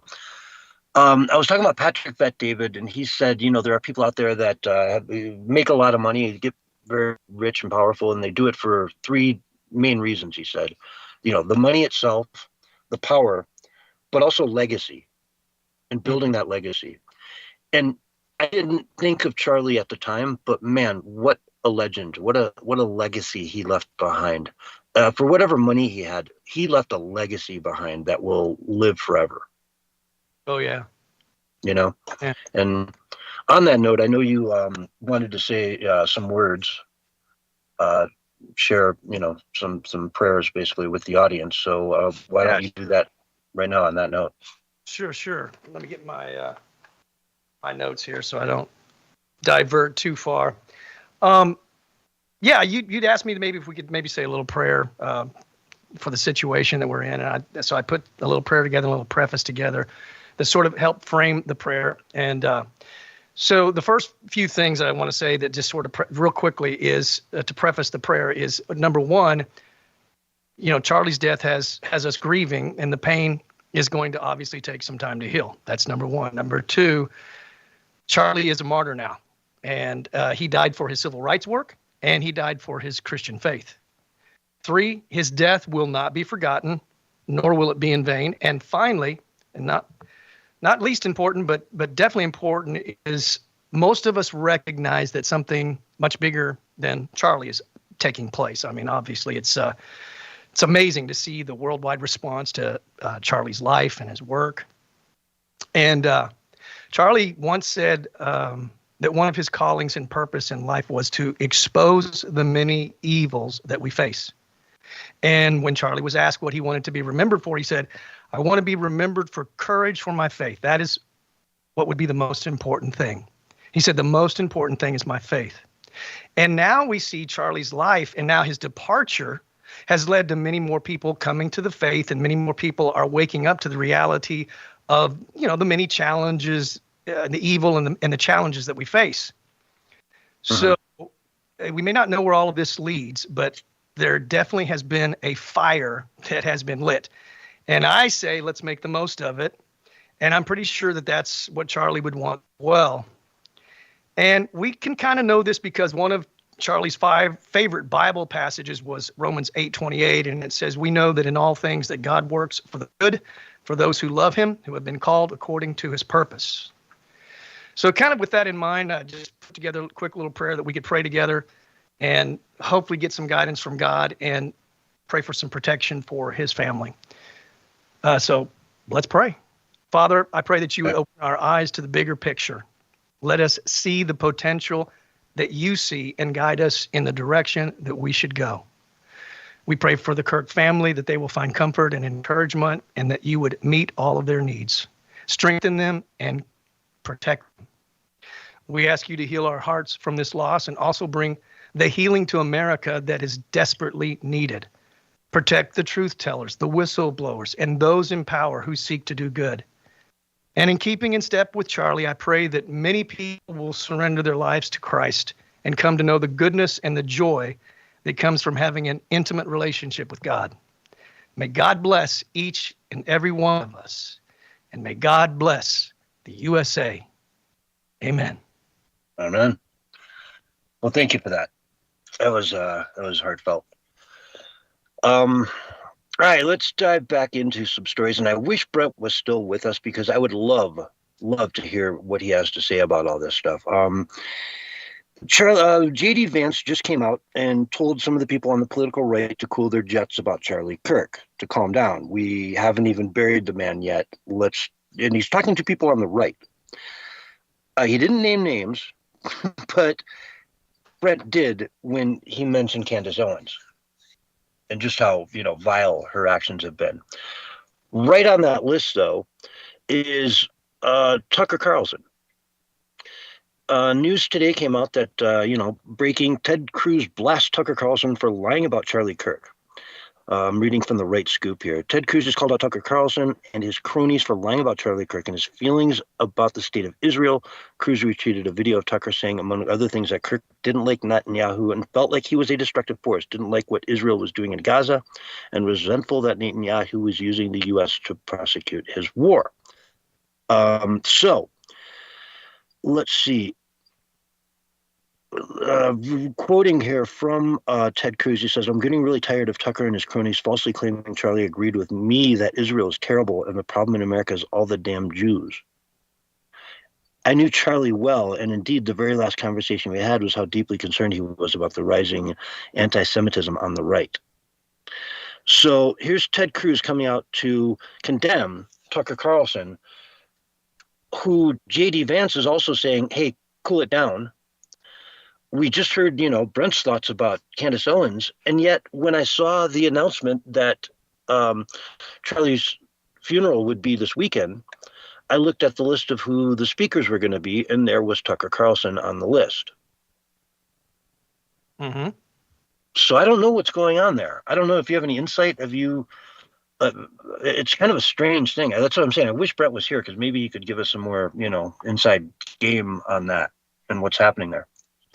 I mean, I have a little bit of knowledge about it. I'm not a fan of, where Candace Owens has gone with. And I think what Brent brought up was her tone and where, this sort of the thing that I have the problem with is this idea that when you have certain people that are Jewish that are bad, that all of a sudden that's all of Israel. It's all Jews. And that is so, and actually Charlie Kirk pointed that I listened to him actually talk about that exact same thing, how absurd that is.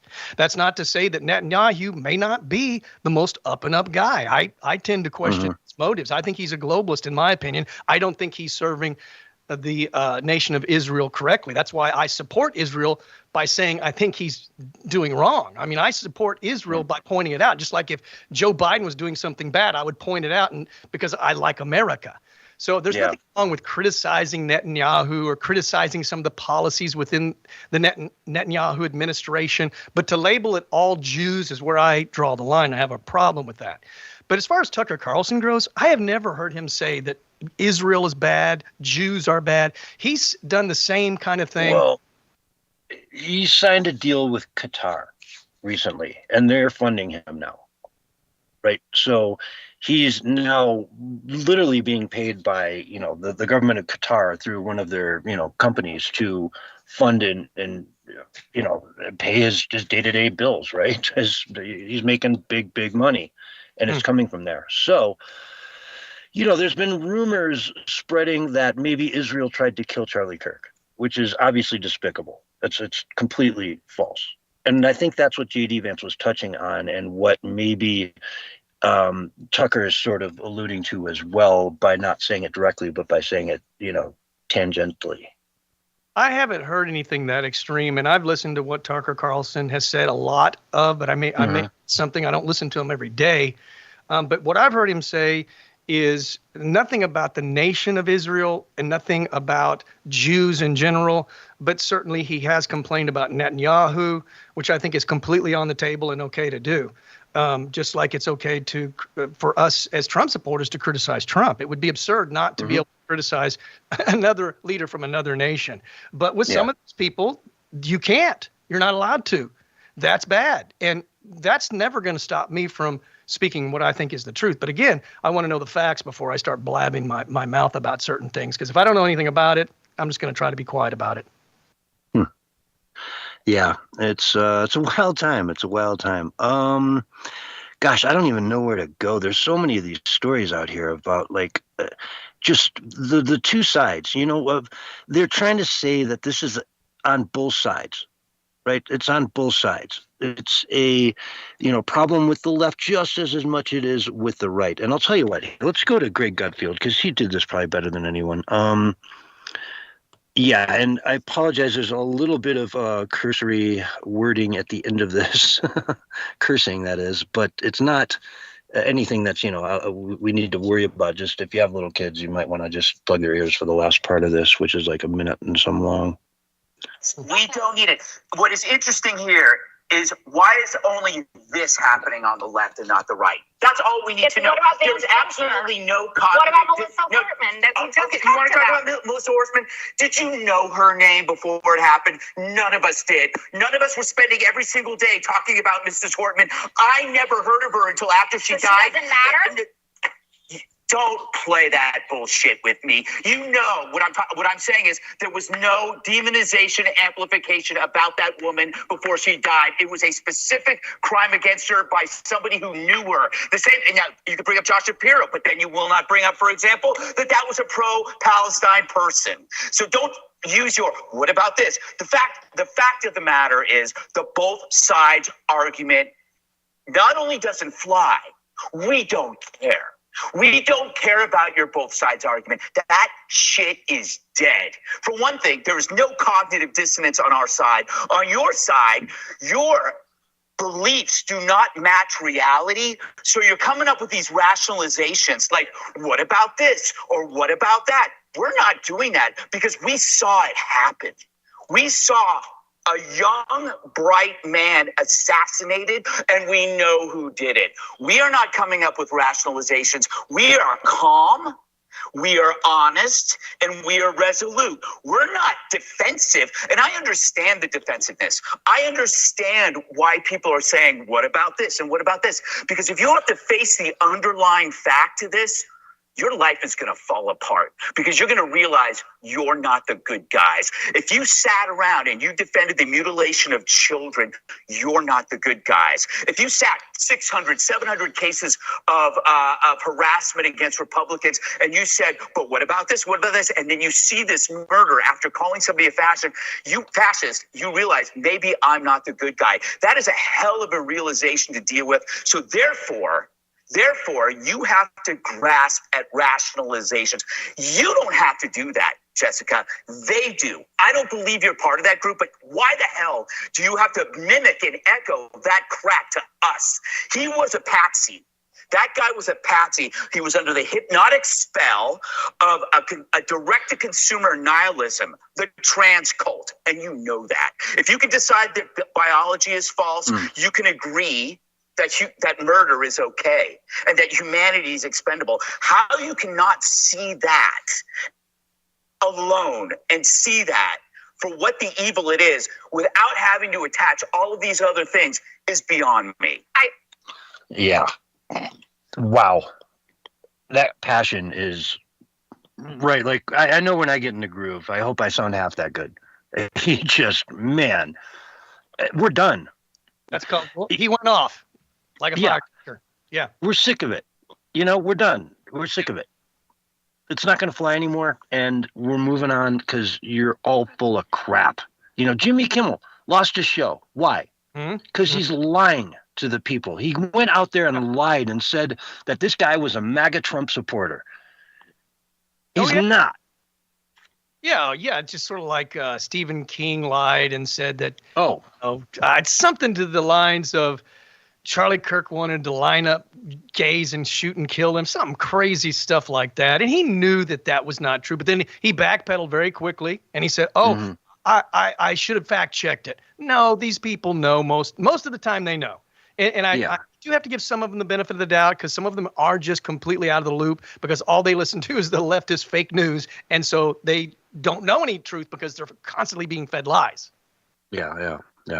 It's horrible stuff, folks. I mean, it's just a field of crap out there. Social media is a brain rot. It's the death of our country. When you see the things that these people are able to get away with, there were 7 known people so far that I've read about who predicted this ahead of time, and they all have ties to the different Trantifa groups in Utah, who then have leadership with ties to all these NGOs and actual government workers, right? They're getting paid by our government to do this crap, to brain rot people, to make them think up is down, left is right, and 2 + 2 is 7. Yeah, it looks like the NGOs may be behind some of this stuff because that's who J.D. Vance said we're going after, the people financing this kind of stuff. So we need to nip this in the bud because the money is what's keeping it going and keeping it alive. That and the media. The media does a great job, man. They won't condemn it. I mean, can you honestly believe that there was a reporter in the mainstream fake news saying how beautiful it was that this shooter had this loving, delicate, beautiful relationship with his trans lover?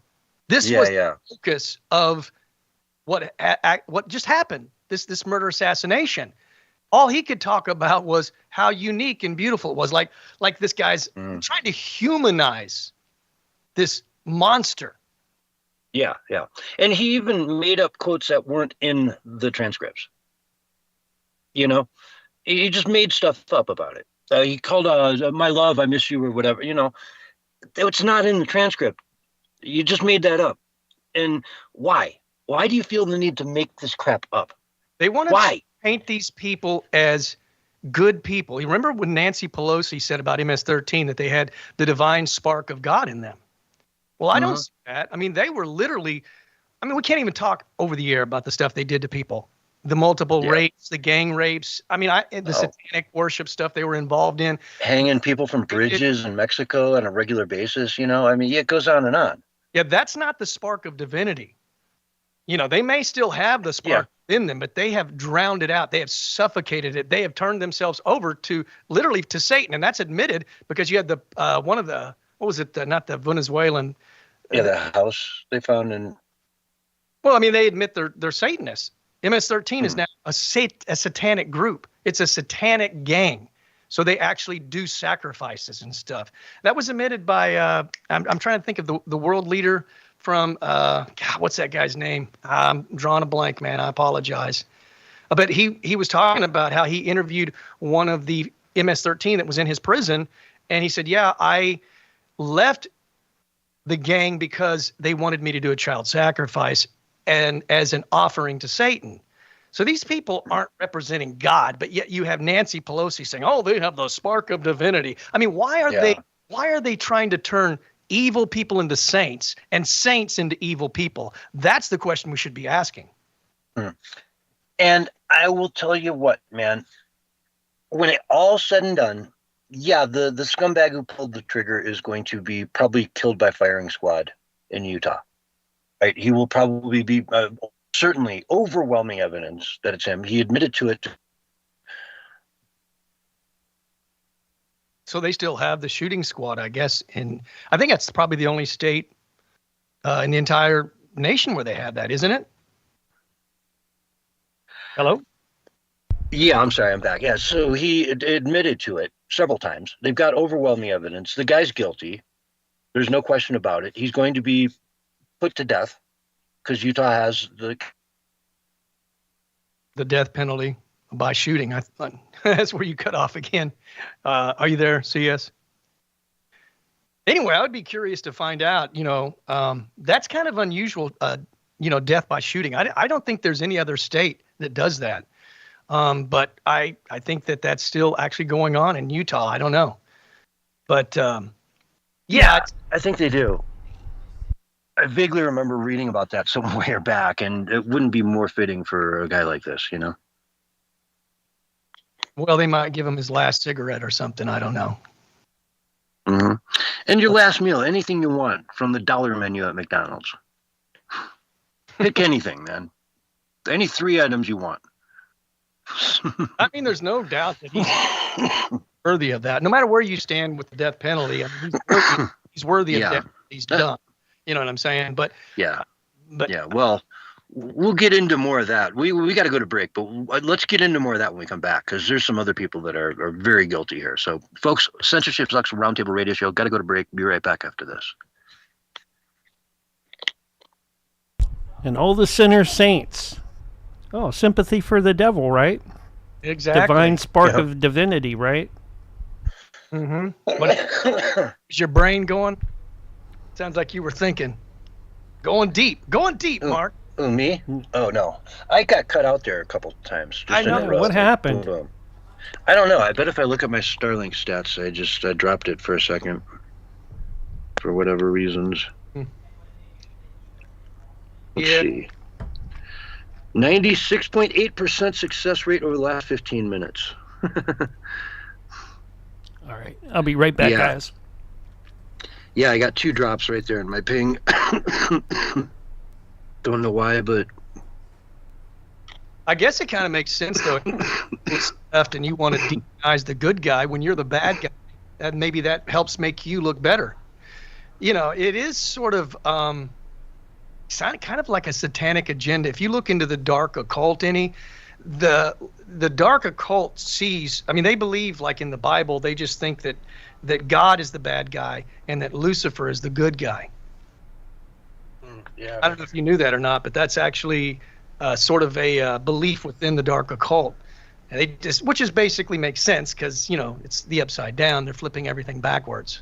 Sort of like Solomon, he said in his book, you know, I want to dedicate this book to the first of all, Satan, you know. So they see him as an archetype of, you know, someone who supports their evil, violent revolution. And interestingly enough, I remember Glenn Beck doing a radio series, or a TV show, and, you know, when he was on Fox way back in the day, about how the Muslim religion was like the opposite of Christianity. It was the anti-Christianity, right?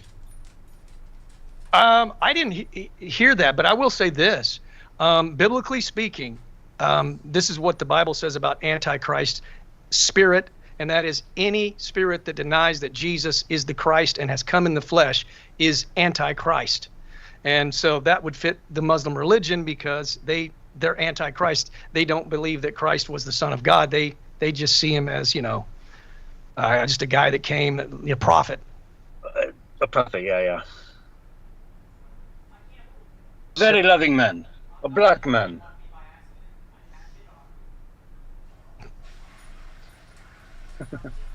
He was brown. Jesus was probably brown.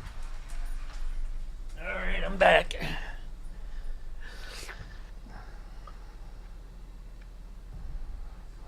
God, I got so many notes I took for talking to Brent, and I don't know, man.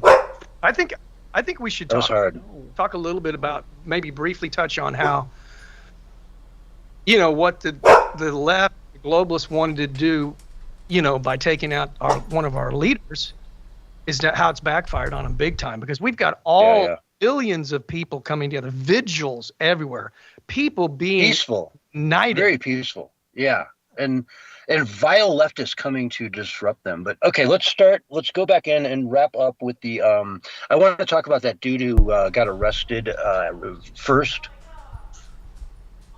after Charlie's murder. Did you see that guy? The guy with the child porn? Yep. Okay, I'm going to turn the air conditioning up a little bit in here. I'll be right back. All right.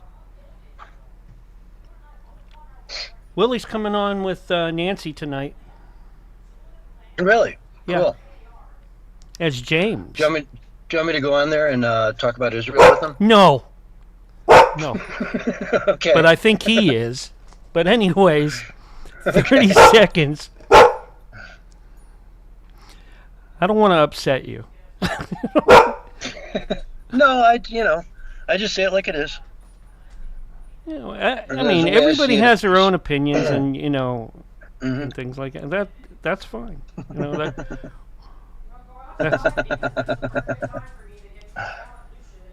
okay. Here's your countdown: 5, 4, 3, 2, 1, and you are live and back on the radio side right now. Hello, everyone, and welcome back to Hour 2 of the Censorship Sucks Roundtable Radio Show. What a night. What a lady. What a night. It's been a great show so far, man. Having Brent on in the first hour was a particular honor. I spoke to him before the show, and he said he was just getting lit up with invitations to go on to different shows, and he's turned them all down. And, you know, a lot of these I'm thinking, you know, he goes on like NBC, he goes on, you know, major networks and stuff. So he's saying no to them, but said yes to the Censorship Sucks Roundtable Radio Show. That's awesome. Yeah. Yeah, it's quite an honor. It really is quite an honor. I'm sure that's probably the only media event he's doing, you know, at all this week. And it's just my honor, man. I'm so happy I know him and have such a good, you know, friendship with him over, what has it been now? 4 years? You know, once a month for like 4 years he's been coming on. Well, hopefully he knows there's no ulterior motives, like to try to get something sensational out of him, like most of the talking heads do. They want to have some sort of sensational story, you know, some sort of, you know, something shocking to put as a, you know, title for their video or whatever, or podcast. Yeah. I just, again, he's been coming on here for so long. It's not like I'm going to throw anything at him that he's not going to see coming from. He's a friend. I'm only here to just support him and give him some time, mind, and again, I didn't dwell on Charlie with him like we are now. I didn't want to go through like the story I want to cover next about that first dude that was arrested. Oh yeah. Well, everybody that does shows with us and that are all family. So of course, we got Uncle Brent. Yeah, was in tonight. But yeah, this guy, Barry, you were about to say something too. I was just going to say, anyway, it's got courage, man. Going in to, I would call enemy lines, hostile at times, enemy lines, and willing to sort of sit down with these people. I don't know that I have the patience for that. So kudos and so much more power to him, because we definitely need that. And again, he's stepping right into the belly of the beast next week with a Common Ground campus event that, I mean, they know he's part of Human Events. Mm-hmm. They know Charlie was a senior, contributor or senior editor there, as is Jack Posobiec. Mm-hmm. And, they're going out there. And I don't know, man, I saw Jack Posobiec the other day real quick on Piers Morgan with Destiny. Holy crap. Mm. What a piece of living human trash Destiny is. And Jack just sat there solemnly, sadly, and just mourned his friend as he listened to this lunatic. Oh, yeah. Is that the same interview where the one guy said, well, if you didn't want Charlie Kirk killed, you shouldn't have voted for Donald Trump for president? Yeah, Destiny, exactly. Yeah, that was he offensive. I can't believe the things they're openly saying. And I think they're blind to it. I think they're so deluded and so deranged that they don't understand even what they're saying. And to them, what they're saying makes sense. And to every sane person, it's completely insane. And for whatever reason, they can't see it. Yeah, and Piers Morgan had him on, which I wouldn't never bring that guy on, but Piers Morgan did. And to his credit, I don't think Piers Morgan intended to do it, but he proved this whole thing about both sides is just lunacy. This is a dude that people are turning into left and right. He's got how making fair and free and open elections and elect the person we want to elect. I mean, just the absurdity of what this guy said is beyond imagination. Yeah, but anyway, the dude in Utah, in Orem, who first got arrested. Okay, so what happened? The shooter takes a shot. It hits Charlie. Sadly, he pretty much dies instantly. The shooter then tries to get away. While the shooter's trying to get away, this lunatic, a third guy, a 60-some-year-old dude in, a button-down shirt and plaid pants, or not plaid, but, dress pants, looks like a professor, really. At first, I thought it could very easily be a professor. Right. He screams out, I did it, shoot me, and tries to basically get all the cops to converge on him so the shooter can get away. That was his thinking at the time. Yep. He might have been in one of these lunacy groups that knew this was coming. Mm-hmm. And so he was there prepared to do something like that, to pull the attention away from the shooter and bring it on himself. So he might be an accessory to this thing. At first he said, it wasn't him. Go ahead. I was just going to say, I'm just interjecting, saying they're looking into that there's, and I believe there is.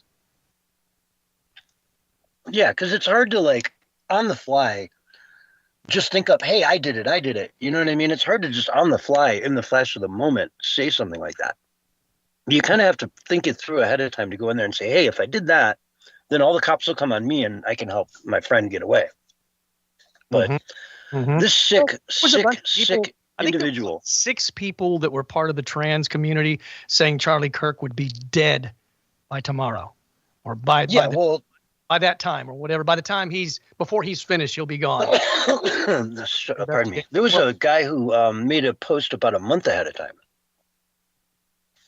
that said, this date, watch your calendar. Yeah, there's probably foreknowledge. Yeah. Or it could just maybe be that they're hoping that. That's a possibility too. I don't rule that out. But as we've seen before, most of these things are very coordinated. And this idea of the gunman is always just going to be up for question, if you ask me, because it never ever makes sense. There's always, generally speaking, of something of this magnitude. And what is it with the snipers on the roof again, right? That's sketchy. Well, but it's Charlie Kirk. He doesn't have Secret Service. He's just got bodyguards and whatnot. He's got a vest on.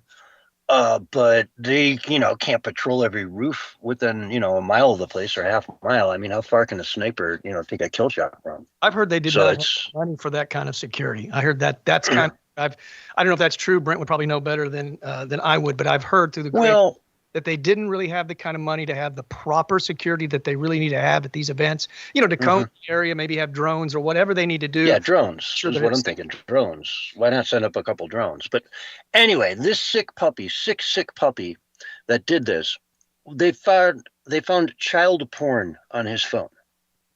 He suggested that he had porn on his phone. He told them that before.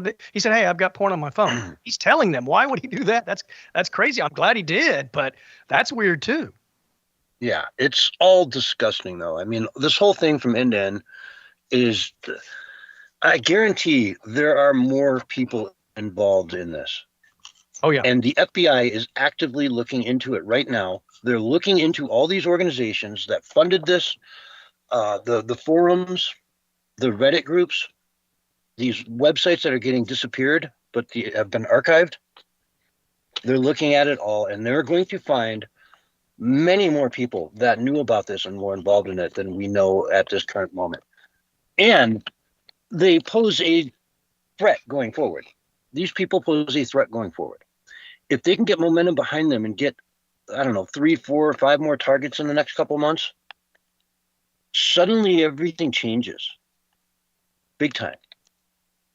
And it's open war. I mean, it already is, but open war on conservatives. On conservative, not politicians, but thinkers, debaters. A Ben Shapiro, he has no power, no political power whatsoever. He just goes out and speaks. And he's on the Turning Point USA bandwagon like crazy right now. He's the number one guy.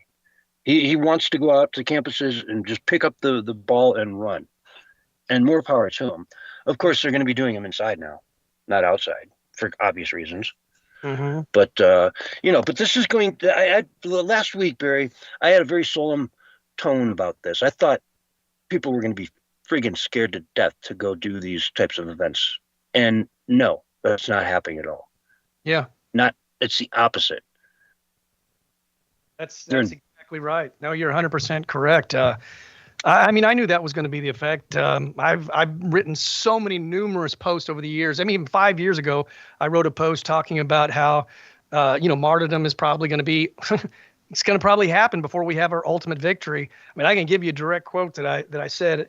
I said, I think it's safe to say before the time of our victory comes, there will be a list of martyrs. I pray it's a short list, and that lives are not lost.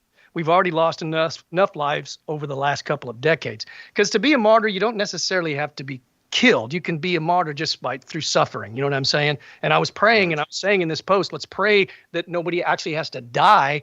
But there's definitely going to be martyrs, I said, because before you have a corrupt government in place that is about to fall, you have the corrupt people that are behind the scenes, the shadow cabal, the deep state, whatever you want to call it. Yeah. They go about in acts of desperation to take out the leaders to try as a last ditch effort to demoralize us and get us to sort of retreat. And generally what happens in those cases is that it backfires on them, and we're actually more emboldened. And this is kind of an age-old adage, an age-old truth. It's a biblical truth as well. We see with the early Christians that the persecution only grew the numbers of Christians. So under the fire and under the heat, Americans generally, and people in general, just tend to rise up. And that's what we see happening. A fire, man, has been lit, and we have been ignited, and there's no turning back. What they did, and Erica Kirk, she talked about this. She said the evildoers is what she called them, have no idea what they've done and how great the movement's going to be now. Yeah, it is. It's really going to take off from here. And I'll tell you this, I want to just I've got a bunch of clips here, and I want to get back to this two-side stuff because it's vile what the left is trying to do. You know, Jimmy Kimmel, goodbye, good riddance. You're coming out and lying to America about what's going on out there. This is a clip from C-SPAN of Eric Schmidt, is it? Sorry. Yeah, Eric Schmidt is a senator from Missouri, and let's just play it. We've heard years of the left, their loudest voices calling anyone on the right extremists, MAGA Republicans, fascists, Nazis, an existential threat to democracy. Check yourself. And don't give me this both sides bullshit. Mr. Director, I want to ask you. Tell me if each one of the following perpetrators or alleged perpetrators were acting from a left-wing or right-wing political violence. The man who tried to kill Republican congressman at the congressional baseball practice, nearly killing House Majority Leader Steve Scalise, left-wing or right-wing violence? Sir, I believe it was a left-wing ideology. Okay. Burned down cities during the Summer of Love in the George Floyd riots, left-wing violence or right-wing violence? Sir, I'll rely on you on these. I don't have off the top of my head. Okay, left wing. The Waukesha Christmas Parade massacre, left wing or right wing violence? Left wing. The Lee Zeldin stabbing attempt, left wing or right wing? Left wing. The Covenant school shooting in Nashville, left wing or right wing? Left wing. The Butler, Pennsylvania assassination attempt on President Trump, left wing or right wing? Left wing. The Trump International West Palm Beach assassination attempt, left wing.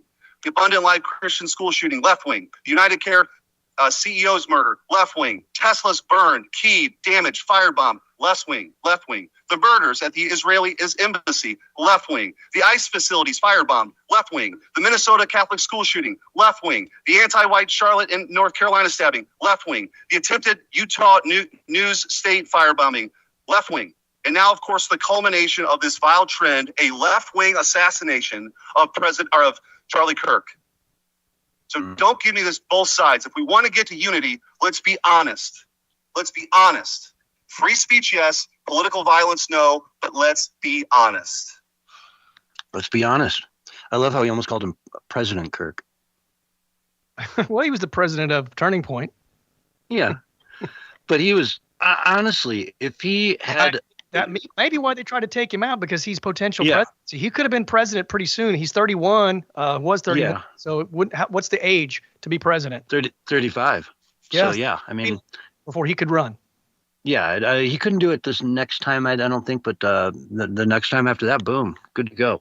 And boy, what a president he would have made. Absolutely. You know? Yeah. Well, we need people with backbone. And I see Charlie is a person with real backbone. And I think we need more of that. You know, people that'll actually stand up for what they believe in. And do it peacefully.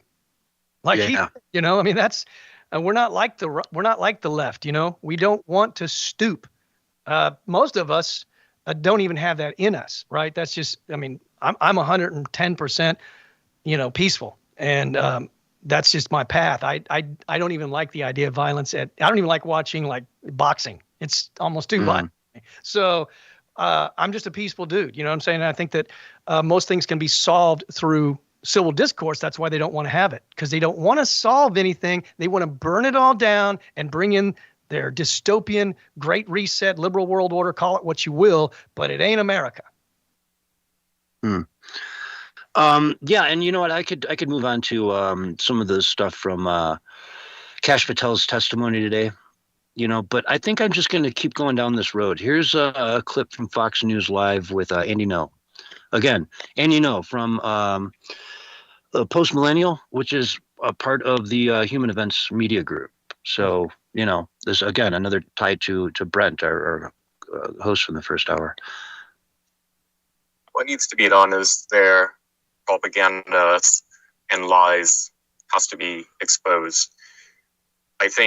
I hope that it's been eye-opening for the public to see the bloodlust that exists, not just on the fringe left, obviously, but also on the mainstream left in the aftermath of this assassination. It is a cancer that exists on the left, and it's mainstream. And there's some data to back that up. Just overnight, a mural for Charlie Kirk in Pensacola, Florida, was vandalized with Antifa propaganda on it. And some of the messages that left on it were the exact messages from what was engraved on the rifle cartridges that were used in the attack. So this is the mindset we're dealing with. It is, I will call it a death cult. They worship death. They want their targets killed. And they've been supported by a huge apparatus. I'm not just talking about the Black Bloc militants who are on the streets as acting as thugs, carrying out arson attacks and assaulting people. I'm talking about politicians who spread their propaganda and lies, NGOs, nonprofit groups, elected officials, and many in the Democrat Party, and of course many journalists. We've seen many disgusting lies spread in the last few days in liberal media suggesting somehow that this accused gunman was a far-right Christian nationalist inspired by MAGA. Yeah, there's a big disinformation campaign underway by the legacy media to both sides of the issue and raise questions about this assassin's left-wing credentials. And it's all garbage. It's all garbage. Yep. Imagine how desperate they are, CS.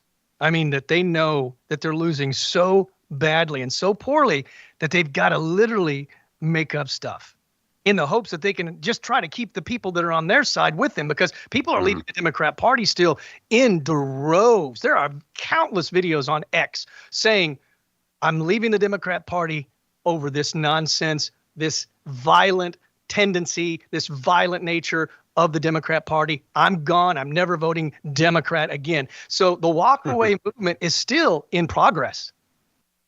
Yeah. How many of them will come over to the MAGA side, and how many will say, okay, Democrat Socialists of America is my new home? Right. Yeah, that's kind of frightening, but that party kind of has to merge though, right? There's no real, I mean, the Democrat Party kind of is that, but it's still kind of divided between the old schoolers and the new schoolers. Yeah. We had Ilhan Omar come out the other day, pretty much gleeful over Charlie Kirk's murder. Said all kinds of vile both sides isms about how everyone is really coming after the left, even though we just heard the list of all the crap that's gone down against the right in America. Well, you know, I mean, the Charlotte one, that wasn't necessarily against the right. That was, the girl was probably very leftist until the second she realized she was just stabbed to death on a bus.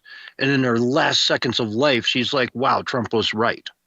You know, I mean, we've had how many of those over the years of people who just, you know, have become, you know, well known for being massacred by illegals who said, you know, Trump's a bigot and I'm safe. I can go jog down this river in the back of my house and I'll be perfectly fine. And then they're dead. And in those last moments, their last thoughts were, wow, Trump was right. Mm-hmm. Well, there's no question that the left has a pretty big swath of people that are totally fine with violence as a means to an end. There's this Libs of TikTok showed this thing. It was a banner that they had, and it said, "Be gay, do crime." Well, violence is crime. So are they suggesting violence? It says that Asheville's Firestorm Anarchist Bookstore sponsors LGBTQP militias open call for violence. Local reporter and Libs of TikTok expose, will the APD investigate? You know, I think these kinds of things need to be investigated. If you're calling to go out and do crime or violence, I would be concerned, because if you wait and do nothing about it, it may be too late. Investigate all you want. If you don't have prosecutors that are going to prosecute, then what good is it to investigate it, right? A lot of these cops know it's not worth, you know, it's not worth my time. Like Nigel Farage, his whole thing. Hey, man, people are sending me death threats left and right. You're arresting 30 people a day in England for online tweets. Maybe these people should be looked at too. No, we don't have the time for that. Why? Well, because it's going to go to the courts and the courts are going to throw it out because you are the victim, sir. Because you're on the wrong side of the aisle. It's a two-tiered system. I mean, there's nothing more offensive than saying, I'm going to kill you. That's I mean, that's not just an offense. That's a threat. And yet you could say something like, I don't know, I think there's two genders. Next thing you know, they're coming down and cuffing you and putting you in jail. That's insane, dude. That's the kind of stuff that's got it. And that's why you have those millions of people in the UK. Protests. Part of the reason is because they know that madness is going to take over if they don't stand up and start speaking out. Yeah, and I love Brent's take on that. Is like, hey, maybe they're just pissed off that like it's a socialist country and they can't get their stuff. Right? Why are you giving my stuff to somebody else? Yeah. Well, I mean, I think it goes deeper than that, but it was an interesting take from him. I like the way that Brent looks at things from a different angle. It gives us something to chew on, which I don't always agree with, and probably most of the time don't on some of this more quirky stuff. But hey, I'm all for him putting those ideas out there because it gets you thinking, it gets you wondering like what. It also makes you double check. Like, hey, before you make an assessment, look at the situation and make sure that your assessment is correct. So I appreciate what he brings to the table in that regard. Mm-hmm. Yeah, it's great. It's awesome having him around, and I'm so ticked off about what happened a week ago today, folks. 1 week ago today, Charlie lost his life. Yeah, and it's just devastating. I think it hurts more. We were talking about that before the show because, when it first happened, I felt numb. I felt nothing, because I was in I was in total shock. I couldn't believe it because you look at this guy and you're thinking this guy's going to live for a long time. He's full of life, full of energy. You know what I'm saying? He's just the last person that you would think would die. He's healthy, He probably exercises, eats well, takes care of himself. He's, so you're like, this guy's going to be around for a long time. And then to see somebody just senselessly murder him and in that fashion, in order to demoralize and make sure that everybody sees it, right? I mean, that's why you have assassins do things on national television. And it may not have been nationally televised, but it eventually goes national through Facebook, through Twitter, through all the different social media venues. Mm-hmm. And Charlie said a while back that, somebody asked him, hey, freedom, the Second Amendment is great and all, but what about the people who just die from gun violence? And it's like, well, what about the people that protect themselves? What about the thousands and thousands of instances where, someone breaks into your house and you have a gun and thank God you've got 3 kids and, a wife, and this guy's coming in there with this, butcher knife or, who knows, a Japanese sword, a gun, whatever. You need to defend yourself. And that's the whole thing about the Second Amendment. It's just your simple right to be able to defend yourself. When shit goes down, you need to be able to defend yourself. And that's what the Second Amendment is basically about, is I have a right to my life. And if somebody wants to break into my home in the middle of the night and try to kill me over my stuff, I can kill them. I can stop them dead in their tracks and defend my life. Right? Mm-hmm. And so he said that once, that, hey, there's going to be some people that die. And now the left is picking that up and saying, because he said that, it's okay he died. It's okay he died. He said that, hey, some people are going to die along the way when there's guns out there. But this was a deliberate murder, man. It wasn't some accident. Are you talking It was about a deliberate murder. When Charlie Kirk said that because of freedoms, some people die or whatever? Is that?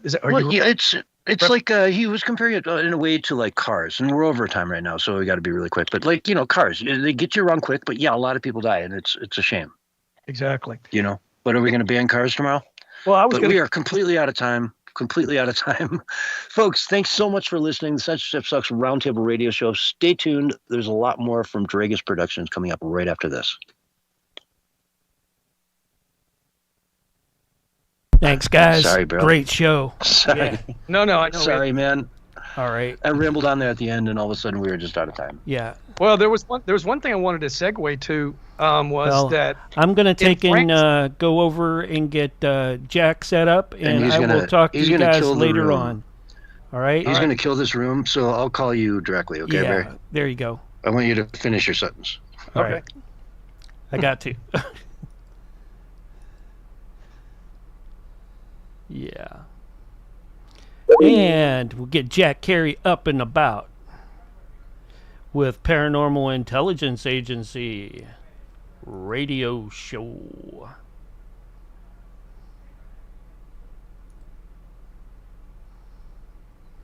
Let me get Jack in here. There he is. Do do do do do do do do do.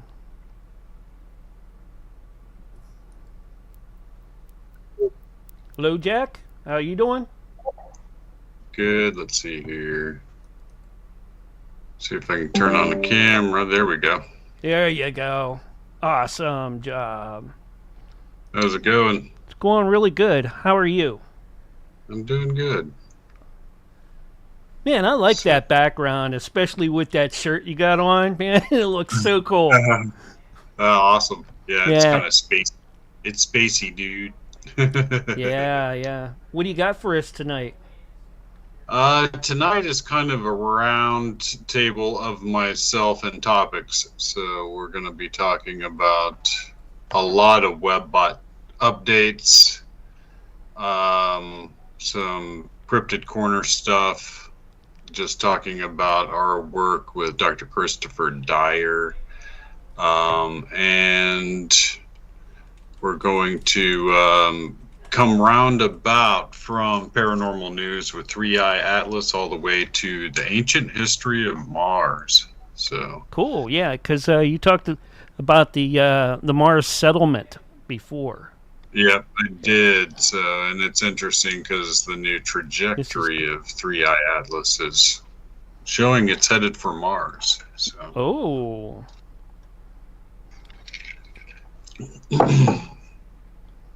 Pretty cool It's stuff.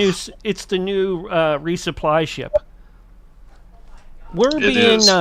just to let you know, we're being restreamed by Roger Hansen, The Great Conspiracy, and also MC Dirty Work. Nice. Appreciate all Thank you fellas out there doing this.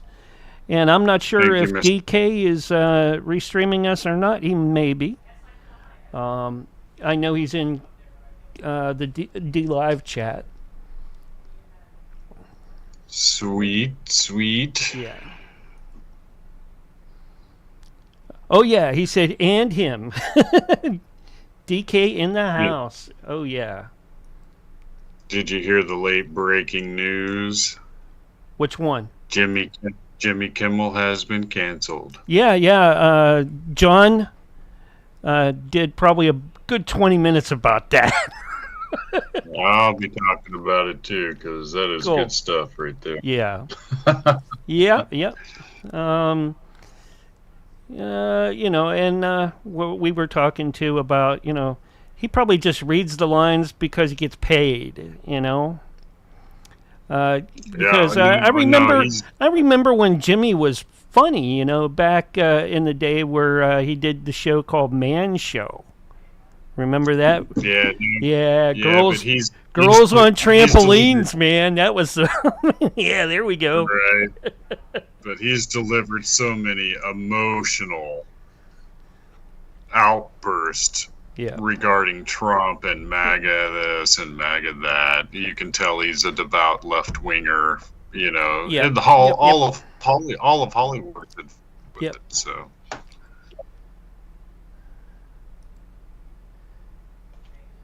Craziness. It sure is. It's clown world out there. It is, and it's about to get really interesting. We'll be talking about a lot about the economic aspects about what's about to happen. Okay, you got So, 30 seconds, Jack, and I'm going to bring you right in. Cool. Man, this is a great night tonight. We had Brent Hamachek on earlier too. I'll talk about that on break. But here's your countdown: 5, 4, 3, 2, 1. And Jack, you are live and on the radio side right now. Welcome back, everybody, to Paranormal Intelligence Agency Radio Live. As always, we are broadcasting from 300 feet deep in an abandoned nuclear missile silo somewhere lost in the post-apocalyptic wastelands of the Dakota Territories. And as always, I'm joined by the paranormal crime fighting duo, Daisy and the Sundance Kid. And high above us today, circling around, there were Dakota pterodactyls. They were glowing, radioactive, and from their flight patterns, they appear to be hunting that most famous of all Dakota cryptids, the jackalope. And, well, it's been one of those crazy weeks. Attention all passengers on the Great Space Roller Coaster. There is turbulence dead ahead. Please return to your seats. Place your trays in their upright positions. Remember to be kind to your stewardess. And as always, thank you for flying Universal Airways. That's what's going on right now in the world, guys. This is something that's been long predicted by the Webbot as far as the sheer amount of turbulence. Now, the assassination of Kirk did not pop up as an event in the event stream, which may indicate to us that we've hit some sort of new trajectory. So let's remember that. We are living in a strange, what appears to be ontological model of reality. That is, that there is apparently a supreme consciousness. And we're going to approach all of tonight's conversation from a mechanistic viewpoint. Let's not put any sort of emotion into it. Let's simply add certain components to our equation, extract certain components from the equation. Let's do a little math tonight. We're going to sort of talk about recapping a lot of the information that I've gone over in some of the past broadcasts, and that's because there's a lot of complexity taking place right now, and its interplay is both fascinating and really kind of crucial for people to know and to understand. If you're one of the few out there listening to our live broadcast, then just know this, that you have received an amazing cosmic message in a bottle, and you're going to be privy to information and things that are really kind of on a higher level of conversation. This is the place where you sort of have a convergence of many different information intelligence streams coming in, and I want to take that opportunity to go ahead and present tonight's sponsor, which is the Oculus the Oculus-AI.com, which is a new service that allows you to have basically a Sherlock Holmes in your pocket. You can download the Oculus-AI.com app to your phone. Every day there is a daily briefing, an intelligence briefing presented specifically for you of a great deal of information that is curated artificial intelligence. In other words, these are intelligence briefs that are collated using artificial intelligence by people who know what questions to actually pose to it and how to use it to uncover hidden information in the world of OSENT, which is a ever-growing world out there, the open source intelligence gathering community. This is sort of birthed out of that. If you have seen or have ever been to my website, paraintelagency.com, or if you are a current subscriber to paraintelagency.com, make sure that you go to the Oculus. And again, that's www.theoculus-ai.com, and begin your monthly subscription on that site, because paraintelagency.com is going to meld into the Oculus. So it will cease operations by December 31st of this year, and everything will be on the Oculus. All paranormal intelligence will be on the Oculus and included in those intelligence briefs for the subscribers, and it's only $5 a month, which is, you know, it's less than a cup of coffee that you get at Starbucks. So for $5 a month, you get a daily intelligence briefing of information you had no idea was even out there in the world for you to know about. For instance, we just reported this last week that the United States Navy actually just launched a major advancement in naval warfare, and it wasn't reported by a single mainstream news station anywhere. It was only through artificial intelligence and knowing how to extract information that we were able to ascertain that we have now a 44-ton, 57-mile-per-hour over open water warship, which is completely autonomous, runs completely off of artificial intelligence, and is completely packed with cruise missiles. That's right. We have launched such a thing, and it is now out at sea. Find that somewhere else.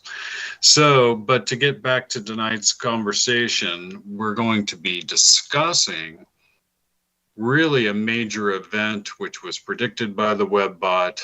The WebBot didn't see the Kirk assassination coming, but what it did see was a huge amount of emotional release language taking place at this period of time, and that's in fact what we're seeing.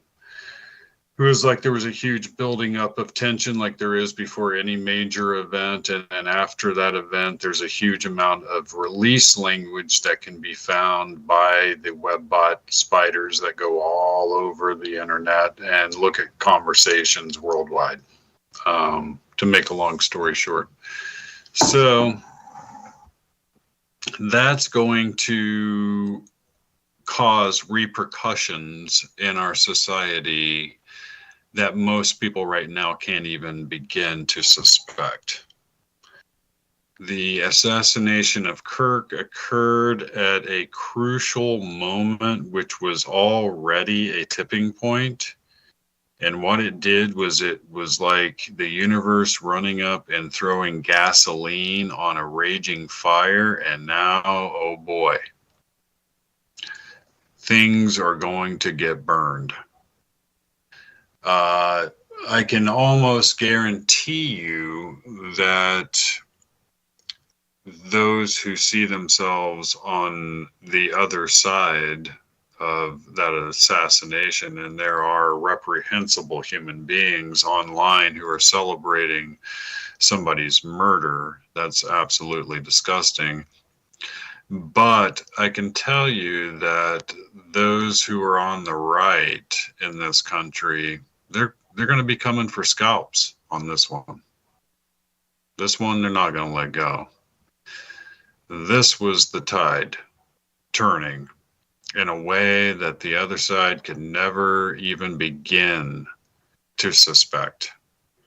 And in such a way that it's going to cause dominoes to fall in our society that most people didn't even know were there. That's going to be interesting, because what we're coming up to is a convergence of events manifesting out of the event stream. And if you've been a fan of the show or followed us for a while, you know that we follow the WebBot's view of the universe, which is the ontological view that there is the true nature of the universe is one, which is a self-revealing nature, and it does reveal itself to the living species within its material paradigm. This is all presumably caused by a supreme consciousness, and by all intents and purposes, you might as well call that God. In what form that manifests is up to any given religion on any given day to provide you with some sort of meaningful definition that can be perceived in a human way. They're all describing ultimately the same architect, which has created a material paradigm in which we find ourselves facing a very close future where we are going to be approached by an object now known as 3I Atlas. And 3I Atlas is doing some extremely strange things. This is going to coincide at a time when Kirk's assassination causes what, for all intents and purposes, can be described as an actual Civil War-like event that takes place in the United States that is coinciding with actual World War III breaking out in Western Europe. And that will coincide with China's invasion of Taiwan. All of these things will coincide with a death of fiat currency worldwide. The old debt system, the death of the old debt system based on a petrol fiat dollar is finally within its death throes. And in the coming very soon, immediate future, next few months, over the next couple of years, you're going to begin to see cryptocurrency overtake all of the world's currencies. This was something that the bankers have long feared. It was something that Satoshi Nakamoto, the figure that designed Bitcoin and left the white paper for us to follow, intended to happen. Cryptocurrency at its base, at Bitcoin's base, is completely uncontrollable. That doesn't mean it's going to wipe away the old system. What it means is that the old system is shape-shifting. And they are currently, right now, in the process of buying up as much cryptocurrency as they can get their hands on. I know because I both own cryptocurrency and I follow a non-stop information intelligence stream concerning the fact that there are now major, huge financial institutions, BlackRock being chief among them. And for those of you who know who BlackRock is, then you know what I'm telling you is some serious stuff. BlackRock is probably the biggest financial organism in the entire world. Some would say they are a cancer on the world. You want to know why housing remains artificially high in the United States? Because BlackRock goes in and buys up all of the houses that are for sale and turns them into rental properties. BlackRock is in control of huge percentages of people's 401k funding, and BlackRock has been accumulating Bitcoin and Ethereum like mad. Tell me that those people who run the world's largest investment institution don't know what's about to happen. Of course they do. What if I told you that the current market cap of Bitcoin is $2.2 trillion? I was arguing with people back when it was $1 that they should be buying it.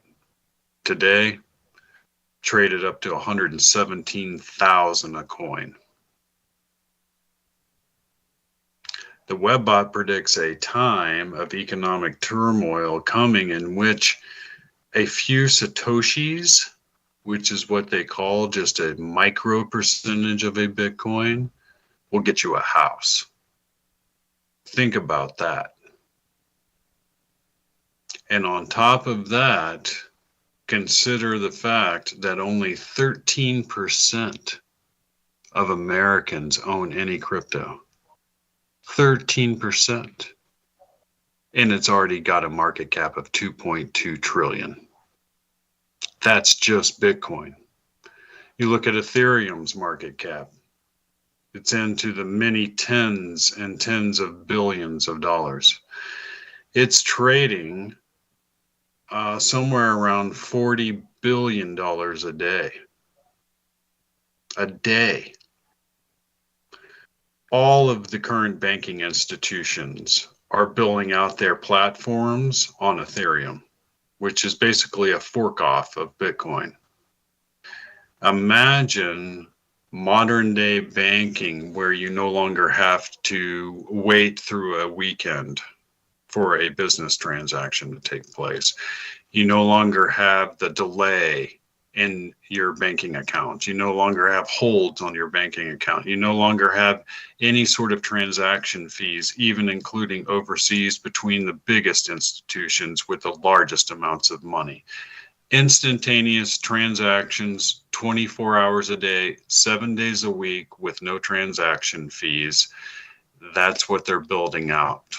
And it all happens on the Ethereum network, right? Well, you know, Ethereum's at like 4,500 a coin right now. The best analysts, crypto analysts out there right now have a target of 50,000 a coin in the short term.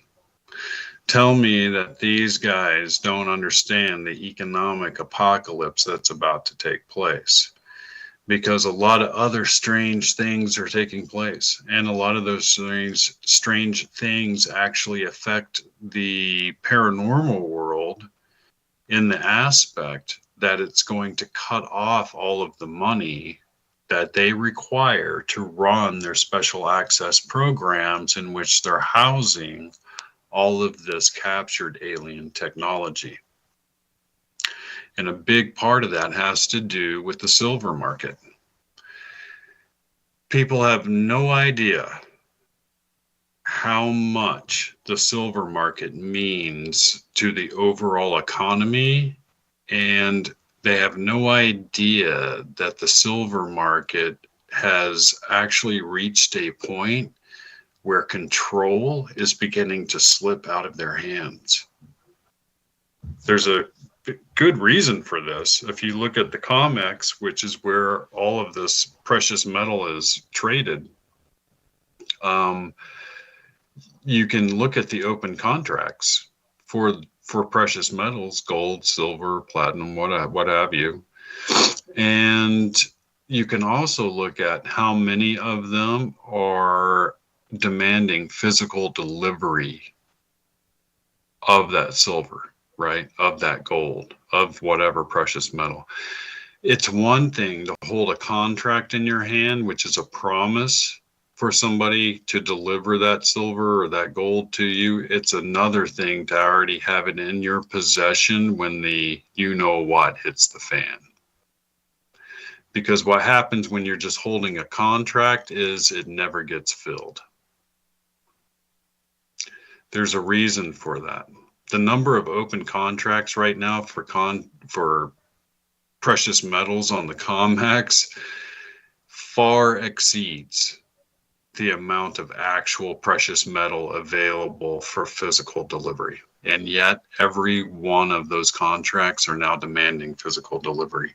This is all occurring at a time when gold is making record highs. So you can see where if some of these financial experts are right and they predict that Trump is actually going to tie, they're going to introduce a 50-year treasury bond. 50 years, that's a long time. That's a long runway, right? And they're going to tie those bonds to physical delivery of gold. At the same time, they're going to reprice physical gold to $24,000 an ounce. It's currently at $3,600. When they reprice it up that high, they're going to be able to sell those bonds out on a 50-year plan for physical delivery of gold in such a way that they can erase $37 trillion in debt. That's the plan that's underway. Will they succeed? I don't know. But I do know that the webbot predicts a time when all currencies fail and the only thing left are cryptocurrencies on the blockchain. Because, and you know, probably logically speaking, those cryptocurrencies will be tied to a basket of physical assets that hold real world value of some kind. Gold, silver, precious metals, things used in high technology production, basically, is what it comes down to. So, but all of that matters, and the silver manipulation has been going on for 45 years on the short end, right? 45 years. You can look at the chart. It's formed what's known as a cup and handle pattern over a 45-year pattern. That's the most bullish signal that you can ever see in any chart on any given asset that you can imagine. And this one's formed over a 45-year period. That is unprecedented. What that means is that there is a coiled spring about to spring. And when it goes, it's going to pop in a way that's going to cause like massive bank runs. Because what's happened is all of these banking institutions around the world have been able to artificially keep low the price of silver by derivative contracts, which allows them to basically borrow 1,000-fold over what they actually physically have in their possession and sell that out to the public. They've been doing that for 45 years. And now you have entities like Elon Musk and Tesla actually running short on silver because they can't get enough delivered to them off the COMEX.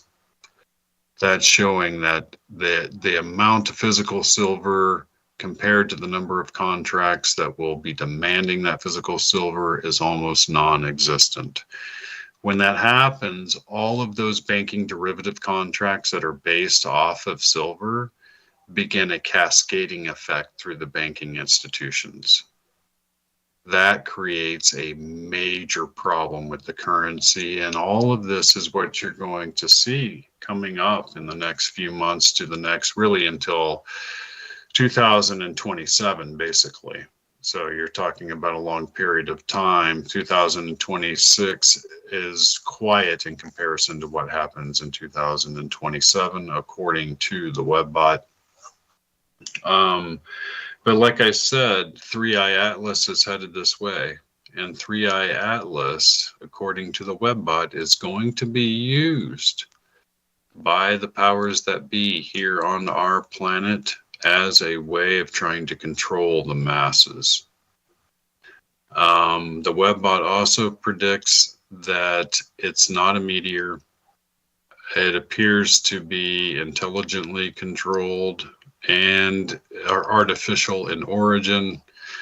It even predicts that if there are aliens on board, that those aliens are dead, and that the craft is possibly just being piloted by artificial intelligence.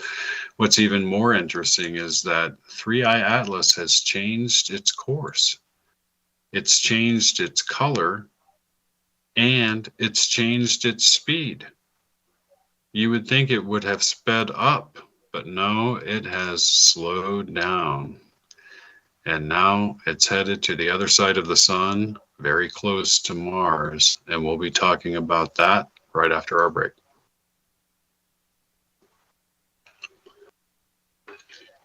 All right, we're on radio break. Cool. Good stuff, Jack. Good stuff. Awesome. Can you hear my son in the background? No. Good. He's going crazy with Fortnite. Like, someone got shot in the back again. Oh my God. Not that. That's the worst. Through a wall, even. That's great. How do they do that? It's magic.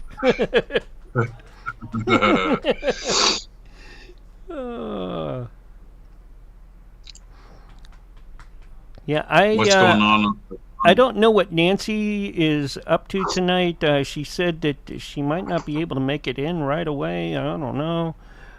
She had some stuff earlier. I'm hoping that she gets everything taken care of.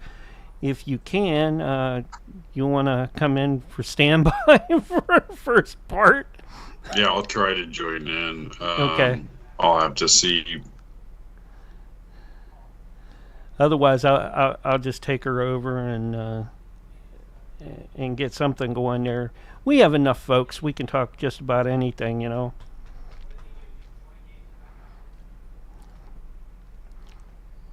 Yep. It was weird. You cut out on me for a minute. It said, we'll get right back to you on the call. Well, earlier? No, just now. Just now. Wow. Yeah. That's odd. It was odd. Yeah. It must be a glitch. You flashed out, went to your other your avatar instead of the camera too on your end. So might have been on your end. I'm streaming good. I'm not dropping any frames, so you know that's always a plus. You know. But that doesn't say anything for Teams. I don't know. Yeah, Teams might be dropping frames. But over on the OBS, no. Yeah.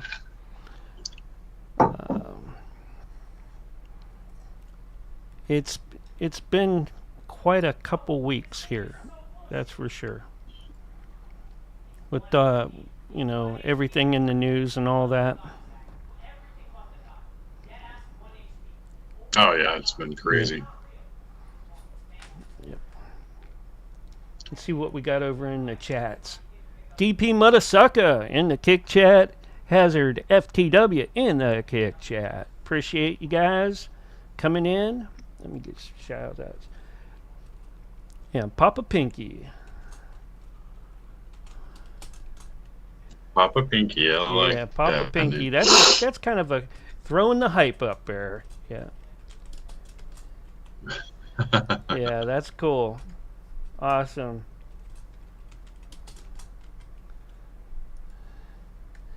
And we got Svetlana, and we got MC Dirty Work and DK over in D Live with us. And MC's over on YouTube tonight too with me. MC, if you're out there and listening, let you know that you are a mod in YouTube channel now as well as the D Live. Just to let you know.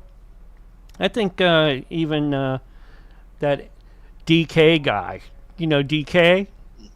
Yeah, I think he's a mod too for me over. Yeah, he's a good guy. I don't care what anybody says about him. He does get a little carried away sometimes, but you know, hey. We all got to be passionate sometimes, right?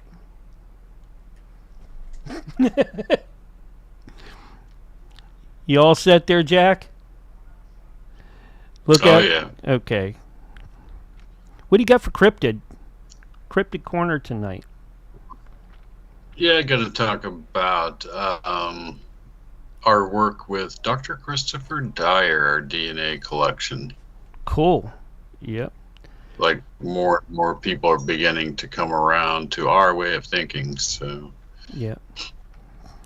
Getting ready to come and get your countdown. We're under 30 seconds right now. So look out, cats, dogs, and kids, curtain climbers and crumb beggars. Here's your countdown. 5, 4, 3, 2, 1, and you are live and back on the radio side right now.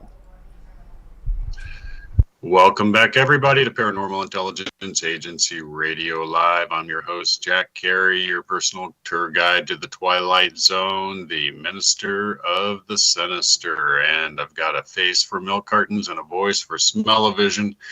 And tonight we are talking about all kinds of changes that are taking place, about to take place. A lot of that stuff is economic, and that's, you know, part and parcel of what happens when you introduce an outside force into a bubble. The bubble often pops, and the outside force being introduced into our worldwide economic structure will be the force of new technologies, which are alien based, which are, you know, sort of free, cheap or free energy.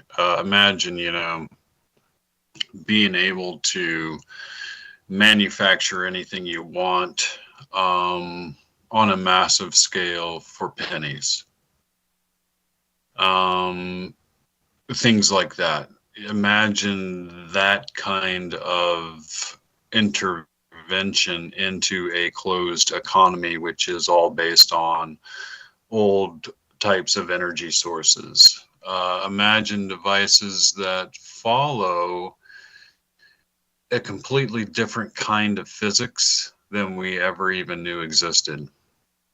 In other words, you know, in the Webbot model, there are physicists that we have on the planet today that follow what's called the gritology model. That's the idea that really what's real is just the dirt, the sand, the rock, all of the debris and stuff that makes up space. And if consciousness disappeared, all that stuff would still exist, right? And then there's the simulation model, which has gained a lot of traction in recent years. And I've even discussed it in great detail on the show here. And in the simulation model, you have, you know, basically the model where consciousness is inside of a simulation, and it's being propagated by a machine of some kind, and there's somebody behind a computer terminal watching the simulation, and we're all part of that simulation. That's it in a nutshell. And then you have the ontological model, which is what the Webbot seems to point to, which is the model that there is some sort of supreme consciousness that created this construct, and what it's looking for, what it's seeking, is something called novelty, right? It's seeking out unique experiences through a never-ending multitude of various life forms that it's never had before. And the only way to find new experiences within this materium that it's created is to increase the complexity level. So it reaches in and it turns the complexity dial up to high, right? And that creates a large amount of chaos. But in that chaos, one finds opportunities and experiences that couldn't be had without it. That's currently what humanity is experiencing. And down here on the great space roller coaster that I call Earth, we're sort of experiencing that on a micro level in our daily lives, with crazy events taking place all over the world, and even in space with the approach of 3i Atlas, which is an alien artifact of some kind. So all of that complexity is beginning to really show up in a way that was predicted by the Webbot many years ago, and it has reiterated over the last, you know, so many months and few years, that the same thing, you know, as you get closer to something in the event stream, it tends to have more detail. And you also have things that are called temporal markers, where if you have a smaller event take place, another event that it's talking about has a much higher probability of also manifesting. And that's kind of what we've been experiencing over the past summer. This has been the summer of emergence, and going into the fall, we're going to have really massive change begin to take place. at some point in early 2027. If you look at it on like a graph or a chart, you can see this. If you can see my finger, you can see this slope that goes up like this, right? And you're at 2026, 2026, 2026, 2027, way up here, right? Well, all of that is tension building, meaning that some massive event takes place in early 2027, which would be the type of emotional response if you had a point where aliens actually showed themselves to the world, right?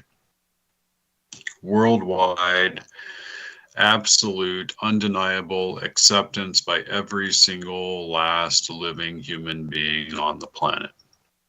That kind of emotional buildup is what it seems to predict. And what you have on the other side of that is a whole new world, a whole new existence. So you kind of have a period of time here where you can prep, you can prepare yourselves, you can do some, like I'm doing here, which is nonstop, but I'm working on the silo, guys, getting it completely ready for the winter here. We have harsh winters in the Dakotas, and there's a lot of prepping that goes into a property over the summer in order to, it's tough to get anything done when it's 30 below outside. So all the outdoor work kind of takes place all through the summer months, and then your indoor work takes place during the winter months, and that's kind of where I'm at. As always, it's probably a good time to mention, come by jackcareyart.com. Most of the time I am a professional artist these days, and I sell original paintings, and you can find those at jackcareyart.com if you feel like supporting the show and our efforts here. That would be fantastic. I think you'll find something that you will like for your home. Don't be one of these people that hangs up a poster. Don't hang up a poster and think it looks okay, because it doesn't. Buy an original. Buy some real art and hang it on your wall and transform your space. So, but if not from me, from another artist of some kind out there in the world. But anyway, it's interesting that 3i Atlas, and now there's a new stellar body coming through. It's referred to as Swan 25. You'll hear a lot about that. The Webbot is saying that in 2026, the powers that be, which is our government, certain forces within our government, begin to use 3i Atlas. They begin to realize for real that this is an alien body of some kind, an alien craft, construct of some kind, and they begin to use that as a control mechanism over the populace through various fear factoring. They will, like any government around the world, be completely freaked out by any sort of contact between a human and an alien. They will automatically assume that that human being has been compromised in some fashion, that it's altered their way of thinking or acting, etc. And that will lead to a lot of quarantining taking place. A lot of people sort of just disappearing who have been contactees, things like that. There will be a strong effort to scare the populations of the world from having any personal contact with aliens that might just say land in your field somewhere, because that's a lot of what ends up being predicted actually taking place. And along with that, you have a lot of predictions of actual alien technology making it out to the public. All of these things act like major factors working together to alter our reality construct in really unexpected ways. Now, 3i Atlas changing its trajectory, changing its color to this really crazy green glow, and changing its speed. You know, it was traveling, I think they said somewhere around 136,000 miles per minute, something like that. This thing slows down.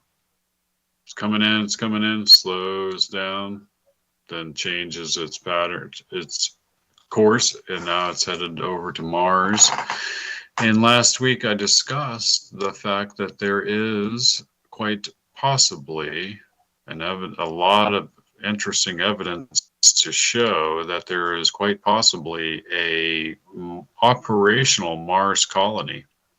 It could be, if indications are right, that Mars colony ran into some problems, some sort of supply issues of some kind, and we don't know what state that colony currently resides in. Is it possible that the ships that Gary McKinnon, the British hacker, saw are still operational up there, and they solared the whole solar warden aspect of them having these massive ships, you know, dating back decades, and an entire cadre of military astronauts to pilot them? Is it possible that they've been able to get supplies to Mars? Yeah, it's quite possible. And it's quite possible that they were able to maybe freshen up the number of people there, provide medical, whatever, you know, whatever is needed, the logistics of running a colony. Is that possible? It's possible. Is 3i Atlas headed there because of the colony? That's an interesting possibility. We have all kinds of cameras on Mars. We have rovers and what have you, and I'm quite certain they will be positioned where they can see this approaching craft. Whether or not any of that shared with the public is anybody's guess, but I would highly doubt it. And if anything occurs between that craft and a secret colony that we have running, it's highly doubtful any of that information would make it out, right? So we also have a group of remote viewers who a few decades ago remote viewed Mars and determined that, and these were some of the CIA's original Stargate remote viewers, but they targeted Mars in ancient history, and they targeted up to present day, and they were able, to make a long story short, they were able to determine that below the surface of Mars there are artificially intelligent robots that were left by the species that used to inhabit Mars, and that those robots were actively sending out signals, it seemed like, to somebody. Is it possible that 3i Atlas is that somebody? That's also a possibility. You know, and it's interesting to explore all these different possibilities.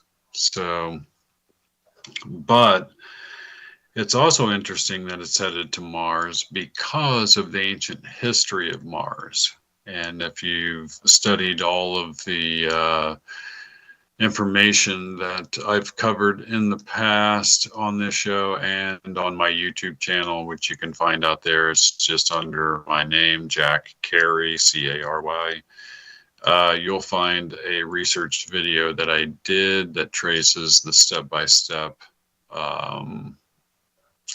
information flow, evidence flow, to show that once upon a time, many, many millions of years ago, there appears to have been another planet very near Mars. And that planet was actually occupied by a species, and that species appears to have been reptilian in its genetic aspects. And that species actually migrated to a few bases here on Earth, which apparently still exist and are operational to this day, but at the same time were extremely aggressive and started a war over planetary resources with the civilization that lived on Mars. They decimated the Mars climate, which is obvious today. Dr. John Brandenburg, a NASA scientist, discovered vast amounts of a substance called xenon-129 all over the surface of Mars. Xenon-129 only occurs during nuclear explosions. In other words, there was a nuclear war, and it covered the entire surface. Apparently, before the demise of their planet, the Martian beings, who apparently were also sort of human-like, but not human, were able to build a super weapon. There's security in the silo. This super weapon appears to have been a planetary killer. In other words, right before their planet was destroyed, they were able to launch this planetary killer at this neighboring planet and utterly destroy it. So they destroyed the neighboring planet with this reptilian species on it, but not before their climate was completely ravaged. And what did they do? They built a couple of space arcs with what they had left. They packed on them as many of their people as they could and supplies, and they left for the only other inhabitable planet they could make it to, and that was the Earth. They landed in what today is present-day Antarctica, and they started their civilization over again. All of the rumors that you've heard, all of the sources coming out of Linda Moulton Howe, all of the aerial photographs you've seen of actual remnants of their civilization in Antarctica are there.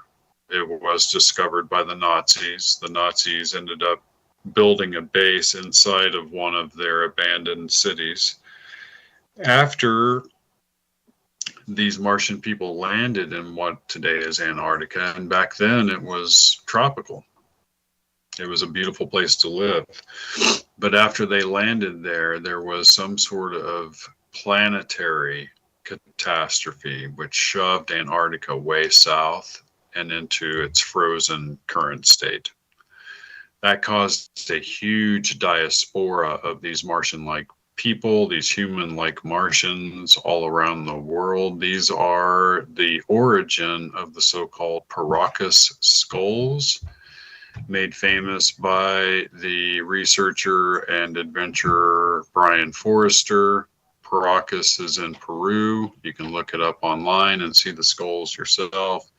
Those are the actual remnants of the Martians that made it here. They have cranial capacities which are 60% greater than a normal human being. You can change a lot of things with ritual head binding. You cannot change the cranial capacity. It means their brains were much larger than ours, and they were capable of incredible things. That's why they became deified in every place that they landed around the world. And by deified, I mean the people began to ritually headbind their children in order to look like them. You can see that very thing taking place in the bas-reliefs of Akhenaten, even the famous pharaoh in Egypt, the only one shown with elongated skulls, which really kind of gives us a time period for when this diaspora occurred. And with that, they were pyramid builders. These Martian people built pyramids on the surface of Mars, some of which are still visible today in the area known as Cydonia. And they taught humans how to build pyramids. They also had all kinds of advanced building techniques and were able to show that to local populaces. But these beings look sufficiently human enough that they kind of, it didn't really freak people out. They just had elongated skulls, but they had hair and eyes and nose and mouth, 2 legs, 2 arms, you know, they look like a human. So, and that might tell us something about what seeded life in this particular area of the galaxy. It could be that all life forms in this particular area of the galaxy are all humanish in form. And that's because they would all come from a singular source if you follow the Type 3 civilization model for paranormal activity on planet Earth, which is my main theorem. So it's interesting. 3i Atlas is going to this planet that once suffered this ancient war that led to their population, the surviving members, getting on some space arcs and heading towards the Earth. And it could be that Mars is just a stop. A lot of the physicists are predicting that it could slingshot around Mars and make its way right back to the Earth.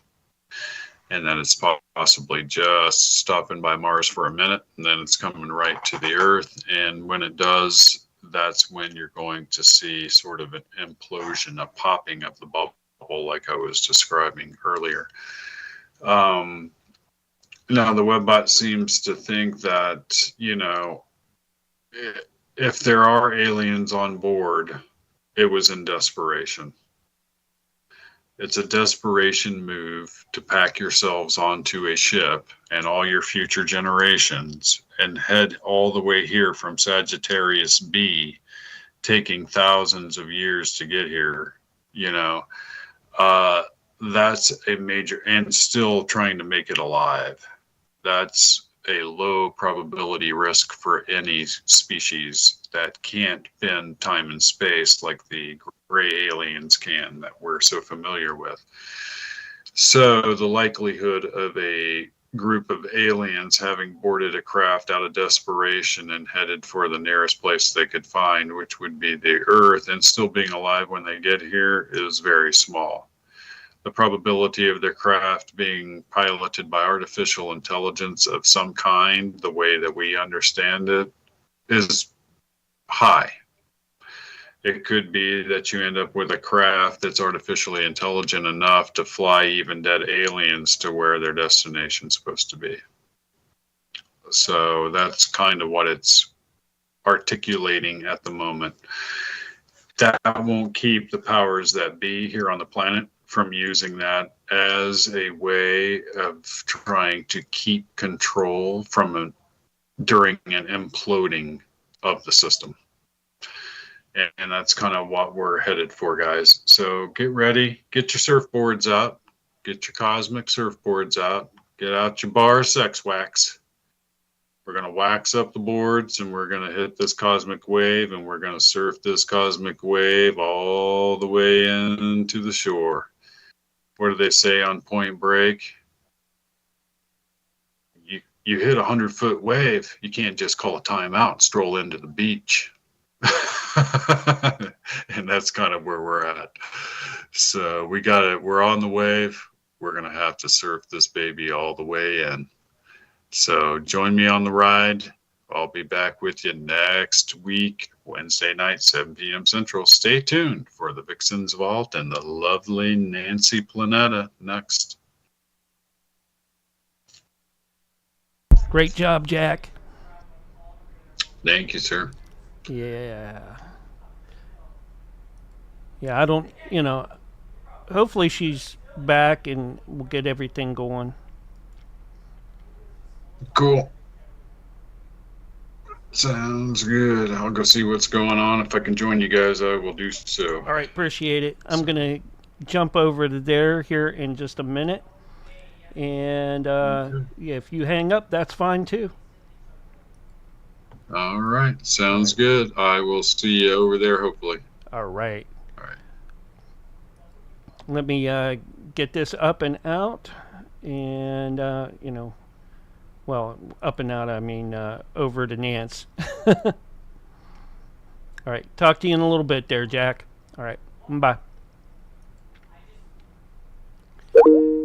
All right. Time for the VIXEN'S Vault coming right up. Let me get them all set up and in the slot.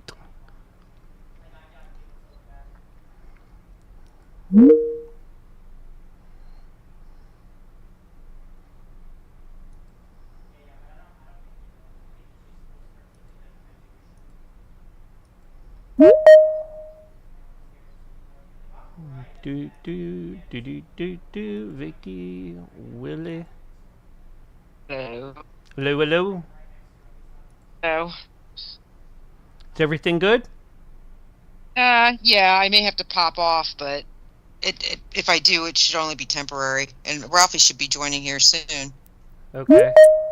And I'm trying to get Willie in. Willie, you here? Hi, man. How y'all doing tonight? I mean, James. Oh, hey, what's going on? All right. Let me. Howdy, Yeah, hey. let me fix him up this OBS stuff. There we go. Well, that's the Teams part. Now let me get the OBS fixed so that everybody can see what's going on. Where? I didn't know y'all was going to have Mark Edworthy in here. Yeah. We have Mark Mark Edworthy. He used to be my hero, man. He used to be your hero. Used to be. Okay. Man, over on Mines. Oh my gosh. For some reason, Elton John's song, I would have liked to know you, but I was just a kid. See that, Mark? Your candle burned out long before. Uh-oh. How you doing, Mark? Where's Vicky at? Is Vicky coming in? I don't know. She said she was. I'll ring her again. Hold on. Let me get Jason up in here, too. Jason. He's breathing heavily. Edworthy was his hero. There's Vicky. Huh? Where's that Jason There's Quigley Vicky. guy at? Hi. Cool. Did you guys Roger, hear me? over and out. Did I can hear you, Roger. You're doing that soft, subtle. I want you section.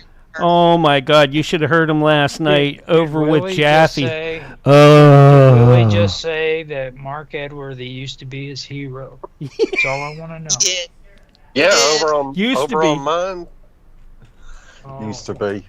Well, I don't get on Mines too much anymore, so Mines have gone downhill. Mark's usually hanging out with me and Tan over on Element. So we stuck with Elements after Mines dropped the chat over there. So They still use Mines quite often, but yeah, look at it at least once a day. It used to be anytime you had a problem, Mark was the go-to guy. Oh no, that guy. Nope. Yeah. Nobody believes me when I say that everybody used to call him Tron. Yeah. All right. Yeah. 30 seconds, Nancy. Sorry, dude. I wasn't there. It had me popped out. Kill that thing. I'm like, Hands full. We got a bunch of people in the chats loving it tonight, and coming up on your countdown, rolling real quick. Great Conspiracy, James, what's your last name? Roger, and everybody out there that's restreaming, like MC, appreciate it. And DK, too. DK's also. Here's your countdown. 3, 2, 1, and you are live right now. welcome everybody to the VIXEN'S Vault. Today's date, September the 17th, 2025. It is 9 p.m. Eastern Standard Time. How are all y'all work owls doing right about now? Everybody's probably a little tired. It's been a weird, semi-stressful, kind of confusing week. You know, kind of normal. But I'd like to welcome everybody to the show. As you guys know, on the Vixen's Vault, it's not just my voice you hear. There are usually panelists, multiple panelists every Wednesday evening. And generally, we've kind of become like a little family. But tonight, we're welcoming a new person in. And, you know, I know your name is James. I know we call you Willie Lee because James is like the master of vocal impression. He's quite the character, but we met. I don't know about all that, but it's great to be here. I am really, really excited to have you because I know we were on another show the other night, and we both seem to be in the same mindset in some ways. I mean, I can't say in everything, but definitely in some ways we were in the same mindset, and I just kind of felt like I needed to give you a voice. And I said it to Mark. I need to give him a voice because he's smart. He backs himself up. He's got, you know, the intelligence. He's got the voice for it in the radio. And you know what? He needs to talk. I can tell. And on our show, we may not agree. In fact, guys, do we agree all the time on this show? What? No. What? Is anybody going to say anything? No. We don't. No. Nope. No. Nope. We bang heads on this show sometimes, but we still love each other, and we still We're too afraid. We're too afraid. Who are you afraid of? You. I was going to say, if you say me, Roger, I'm fireball from here. Oh, Raffy's in. She We gets lost mean. Jason, Mark. Jason skipped. She threatens to beat us if we speak inappropriately. Yeah, or I threatened to take away your baby oil. I know. Well, it's horrible. the baby oil thing was the yeah. I know. And, It's just like, horrible. come on, dude, seriously. All right, so Astroglide is the new. Astroglide. Oh God. I Okay. didn't even know what Moving that on, was. Roger. Moving on. All right, so tonight we have Jason / Willie Lee with us. We have Dave Campione, who's with us. Hey, how are you all doing? Dave is my timekeeper. He is the Oh, yeah. master gatekeeper of the clock. Because I'm Mark's executive assistant producer. Oh yes, that's right. We Time management. That's right. Yeah, a quality Time assurance for management. time management as well. See, it took you longer to get ordained with that title than it does a priest to actually get ordained as a priest. Oh, yeah. I'm just gonna say that. Well, Mark just figured I wasn't playing with little boys. That's why. Oh, ow. Okay, moving on. I've got Mr. Mark Edworthy with us this evening from over the big pond, and he's actually you're looking quite chipper this evening, like you're awake. Thank you. I've just I decided to. Jason. Hey, what's happening, everybody? I decided to get a couple hours sleep. Just Nancy's before introducing everybody. I've just sort of woken up within the last hour. So yeah. You know, First I'm coffee. just going to make the point that poor Mark, every time Mark Edworthy tries to talk, something else is happening on the show at the same time. Every time Mark Edworthy tries to talk, poor Mark. We love him, though. We love him. Sorry, Mark. Okay, we also have Mr. Rafael Martinez. He's with us. Rafi, are you muted or are you here? No, I can hear you. Hi, hello everybody. Hey, Raph. How you doing? Now, Hey, Ralphie is our resident. If you want to know anything about government, the runs, that's Ralphie. I mean, when it comes to Bitcoin and, oh, Lord, the man is my fountain of knowledge on multiple things because he's been there, he's done that. And so I like to refer to him on some of the more, I guess you could say, when I need real hard statistics. Yep, Ralphie's the one I turn to. Roger Hanson, always in the background, but never in the background. Satan himself. Welcome, Roger, as always, every week. And put baby oil down. Look at him. He's not even unmuting. There he what? Oh, he's waving. He's waving. Oh, my Lord. I'm at it. Got his hand up for a comment. Wants to be recognized. Vicky Vass. Vicky Vass. And every time I say that, your name, Vicky, I have to tell you, I think of Batman. I'm stuck in Batmanville. Vicky Vass. Vicky Vass. Are you thinking of Vicky Vale? Yes, I am, but I No. keep saying your name sounds better. Vicky Vass.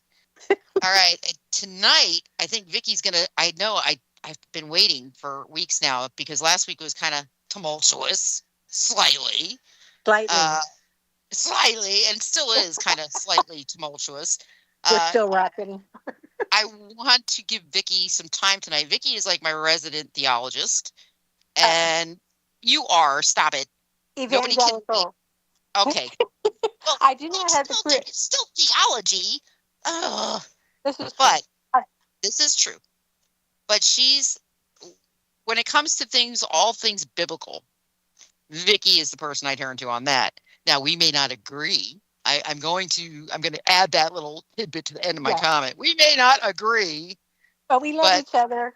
You love each other and we respect each other. So it's a very interesting dynamic when we start talking religion. But Vicky is going to give us some history lessons tonight and how it all kind of works in to what's happening currently in some ways and how we trace things back. Because there's a lot right now. You know, when they say history repeats itself, it really does. And if you don't know it, you're not going to see it. But when you do see it, you can't unsee it. You know what I'm saying? It's just one of those things. Jason Quigley, Mr. Ground Zero, is with us this evening. Jason, I haven't really talked to you since you were there. I tried to talk to you Sunday night, but we couldn't hear you. You're on mute. Oopsie. Yeah, indeed. Yeah, no, my head hit pillow Sunday and that was it. So I do want to touch base with you and see how everything went. I know you were saying that they had shut more things down again. Yeah, just like I predicted. They did everything and then some. It's like a pattern. You would think they would, realize that people see that pattern, but hey, who knows? Okay, so folks, you have been introduced to my panel this evening for the VIXEN'S Vault, and when we get into this tonight, I do want to segue with, again, heartfelt condolences to the widow of Charlie Kirk, his family, his children, everybody, because this is still a hot mess with that case. And I know they're pushing the scenario where they said now they've expanded their basic, I'm not going to say warrants because I don't think it is warrants, but they are going after quite a few. They have quite a large list of people on Discord that they are wanting to talk to. And I find it interesting because, again, guys, I'm not, I'm sorry. What idiot? I mean, literally, and they released the shooter's text messages today between his furry, whatever that is, fluffy, what is it, furry? What do they call them, furries, fluffies? I don't even know anymore. I give up.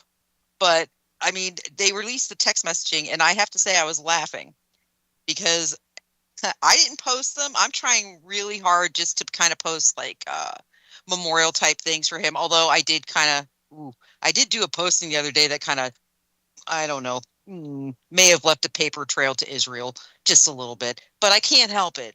Like I said, I'm going to show all sides of everything. I can sit there and say, yeah, it could have really been the tranny community. It could have been Antifa. It could have been many things. But if I'm going to look at who is acting the most suspicious right now, number one, I'm going to have to give the nod to Bibi Netanyahu, who responded to this shooting before our own president did.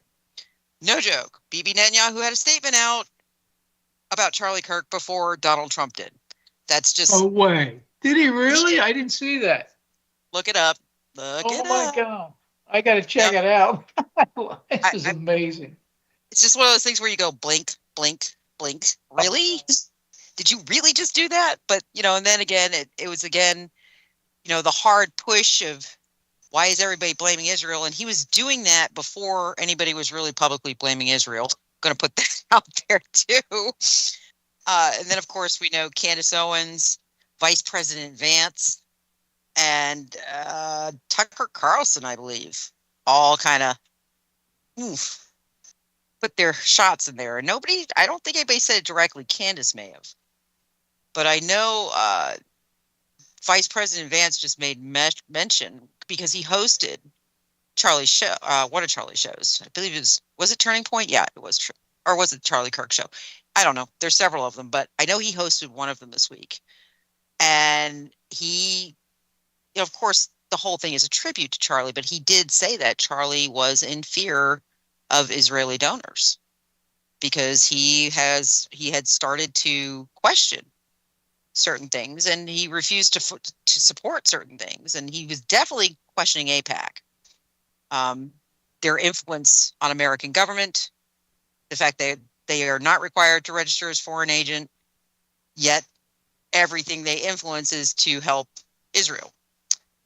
I do know that I'm kind of very interested with the way things are gelling right now, because you have the president getting ready to declare Antifa a terrorist organization because of their said involvement in this and other things. He should have declared them terrorists like 10 years ago. You know, they've been burning like Oregon and Seattle for, I don't know, almost a decade now. And, you know, like federal courthouses and stuff, they're actually destroying federal buildings, and they still have not been declared a terrorist organization. Don't know how that works either, but I really do. But I find that very interesting, because when you go after a group like Antifa, you have to look where Antifa is getting their funds from.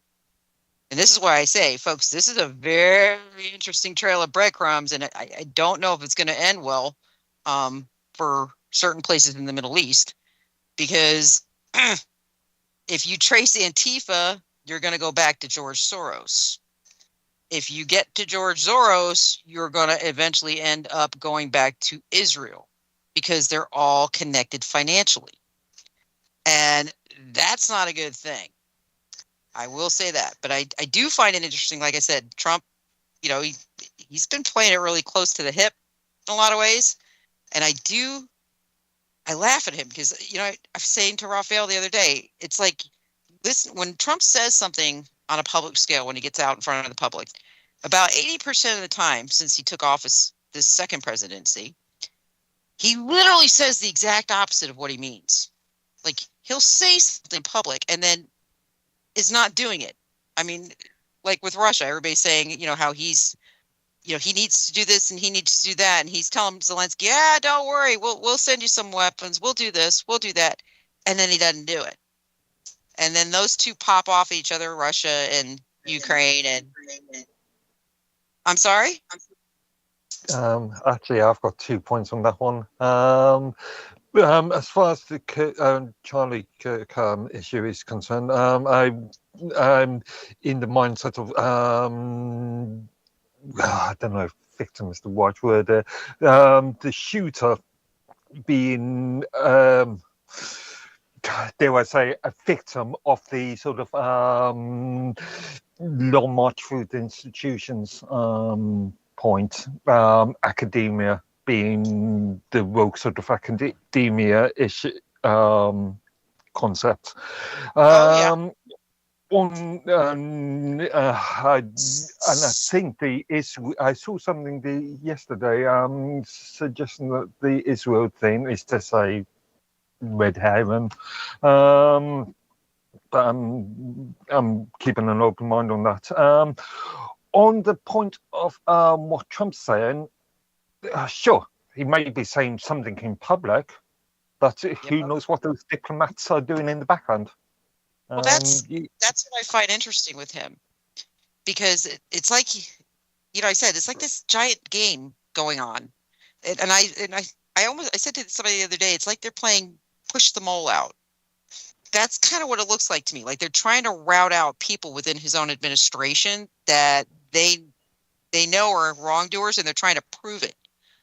I mean, even when you were saying education, you think the shooter was a victim of education and the indoctrination that we have here in the States in our education system, which, by the way, has been going on for at least 20 years. But in the UK, in Europe, in all westernized countries. I'll agree with you on that. But I'll also point out that in 2023, Charlie Kirk, on his very own show, the Charlie Kirk Show, literally called Israel out for Israel and very wealthy Jews for basically funding and financing the education system and that far left agenda. He specified it. So there again, you're doing a little do-si-do in a circle, because if that, like I said, I don't know if it's so much a circle. I was just going to say he was more of a Zionist towards the end. I don't think, no, because Charlie's real fear came into play when he turned Bibi Netanyahu down in, I think it was April, because Bibi had come in and he wanted to make a huge endowment to Turning Point, a really huge endowment. And Charlie Kirk said, absolutely not. Nope, won't take it. And after that, you started seeing, like, he asked about AIPAC. He went on Tucker Carlson and he literally kind of said, AIPAC is wrong. It should not know. This is wrong. He was asking about the children in Gaza that are dying. He was asking about the rate of basically the rate of death over there, and the fact that almost 60%. How long ago was that? In the last year? It was over the last summer. It's been since April. Yeah, he was really starting to speak out. And then towards the beginning of August, you can find some different X posts where people who had interviewed him. And it's funny because I one was of them going to say, I'll have to check out his stuff with the fella from Fox there that used to be on Fox. Tucker. That's Tucker Carlson. Tucker, right. I don't know. I was having a brain fart. Couldn't think of his name. Yeah, I'll have to check that out. But he really, there was a dent in the shield, we'll put it that way. He was starting to question the narrative as to what was going on. Not question his love for Israel or the Israeli people, but he was starting to question the government. And I think that's what all of us do. It's not, there's no hatred here for Israeli people or Jews in any sense.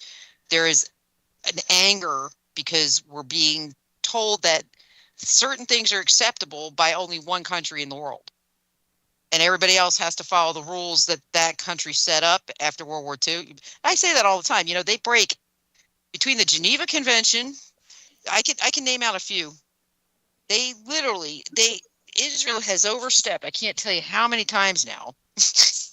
And nobody calls them to the floor to it. And if they do get called to the floor, they say, well, look what happened to us in World War II.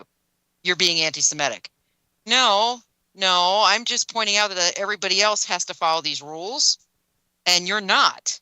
And you're blatantly breaking them. You're not just tiptoeing over that line. You're like smashing people over the head with it.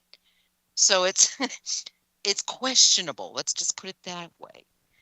And then they've the other got thing, something like 197 UN resolution breaches, and the second is Russia with like I don't know, half that or something like this. well, and did you see? I think it was Sunday. Bibi did a press conference, and he had a bunch of American delegates over in Israel, and he was basically, it was a schmooze and booze, like a tech type of thing, and he was basically he starts it off with telling them how Israel has all of America's intelligence, and they share all of their intelligence with America, and he emphasized it in such a way where I was like, really? And then he says, and by the way, he holds up a phone. He goes, you see these? We make these. And I'm sitting there going, oh, that was a veiled threat that was not really well veiled. It just really wasn't, because it was within hours of that J.D. Vance did his hosting of Charlie's show and mentioned that Charlie was in fear, big time. I mean, but even Rafi will tell you, when one of the first things we talked about was, the fact that Charlie Kirk was wearing a bulletproof vest. You don't go. Well, there was 2 or 3 people that said something big is going to happen tomorrow on their X, whatever you want to call it, Twitter. One guy said, I literally hope they, blast them away. And the guy said, let's just say something big will happen tomorrow. Well, I mean, I don't know if you heard about that. Oh no, we did, because those people are actually being scooped up. And I will say, I was laughing to see that the idiots, that the decoys in the crowd that got arrested said, "Oh, I did it. I'm the shooter." They're getting charged. I was like, thank God, because come on, it's a coordinated thing. And like I said, Ruffy, I mean, you agreed with me on the bulletproof vest. You agree with me that there's a lot wrong with how everything. In fact, one of the things we talked about was I was saying to him, you didn't see any. There was no press conference at the hospital. I was like, when in the history of anything in this country, since the press came into being, when somebody got even injured that was of notable, a notable person, even got hurt, you had a press conference at the hospital. Charlie Kirk was there were executed. plenty of things to question. Yeah. There were plenty of things to question. I mean, it's just not only during the event, but even after the event, which is, even more compelling. Yeah, it's just there's a lot of question marks, and it's almost I keep. In fact, when it first happened, I looked at Raphael and I said, "It reminds me of JFK." It was one of the first things that came out of my mouth. This reminds me of the JFK assassination. Just the way that it's just things are not adding up correctly. It's just, and this was, I mean, before Charlie had been pronounced, although he was dead before his head hit his chest. But I mean, literally, there was just so many things that kind of triggered me a little bit. And then I found out that the shooter was supposed to be staged on top of the library, and I was like, really? Those are my words. Well, literally, I was like, really? The other thing that I found odd about that is that he doesn't even go to that school. So how did he know where to set up? You don't just travel to a distant university and know what the layout is and figure out where you're going to set up. I don't know. No, yeah, they had footage of the guy running back and forth, just like Butler, Pennsylvania. They had footage of the guy running back and forth. In this case, they had footage of the guy actually climbing down and hanging and dropping from the ceiling there. Yep. I saw it from the roof. Yeah, off the rooftop. I'm surprised he didn't break a leg or his ankle. He looked trained to me. He looked very trained to do that type of thing. I mean, in my opinion. But again, he's the son of a law enforcement officer. So you have no idea what that may have. Yeah, he's the son of, I think it was a 28-year sheriff. Yeah, he's a deputy sheriff in St. George, Utah, whatever county that is down there in southern Utah. Yeah. The thing about it, though, is just because the father's the cop doesn't mean that the child followed down the same path. It's kind of like preacher's kids. Sometimes they diverge from their parents because of maybe their upbringing, or maybe they just didn't want to listen to them because they were too authoritarian, and they're on that side, and then on the other side they're listening to all their friends and their liberal friends talking smack about the fascists, blah blah blah. There's no telling where he leaned. I think he leaned more left than he did right. There's still a lot of unknowns with this entire thing. There's at least 3 videos out there with 3 different shooters. There's one guy in a white shirt, one guy in a brown shirt, and then there's what was his name? William Zinn, something Zinn, I forget. But apparently he's some sort of a crisis actor that has been on scene at least 2 other different major events. And the thing of it is, what happened with this Tyler Robinson is they're going to find out that he's more and more closely affiliated with Nick Fuentes, who is in charge of this Groypers organization. And the Groypers, all they are is an alt-right, what's the word I'm looking for? Another alt-right group. They're like militia. MAGA. They're against the MAGA, but they're still conservatives. So you can look that up. Is he in charge of them, or is he just associated? Or are they No, he's in charge. He's in charge. Hang on, guys. Hold. I got to take us out to our first break. Go ahead. Hang in there, folks. We shall return with this train of thought on the Vixen's Vault. Missed it. And we're on radio break. Oh, God. I think I got it. It was just turned to 25 when I was. Yeah, like, you stop. did. You did. Yeah, I guess I won't be getting paid this week, Mark. There's 2 more breaks to go. I still want my $4.33. But y'all can look it up. The Groypers movement emerged as a far-right political movement in 2019. It was created by Nick Fuentes. And more and more you're going to find out that he's closely associated to that group, I believe. You really, can would point. be very careful about throwing the term far right or alternative right, because that is overly used, misused. Yeah, it is. Mainstream these Well, days. Well, they said that they say that they're grounded in traditional Christian values, characterizing themselves as American nationalists. So there's that. Yeah. Roger, Well, the why do thing you have about your it, though, is hand I know up, buddy? So he thing was about trying to get Nancy's attention Oh, half hour ago. she's a married woman. Nick.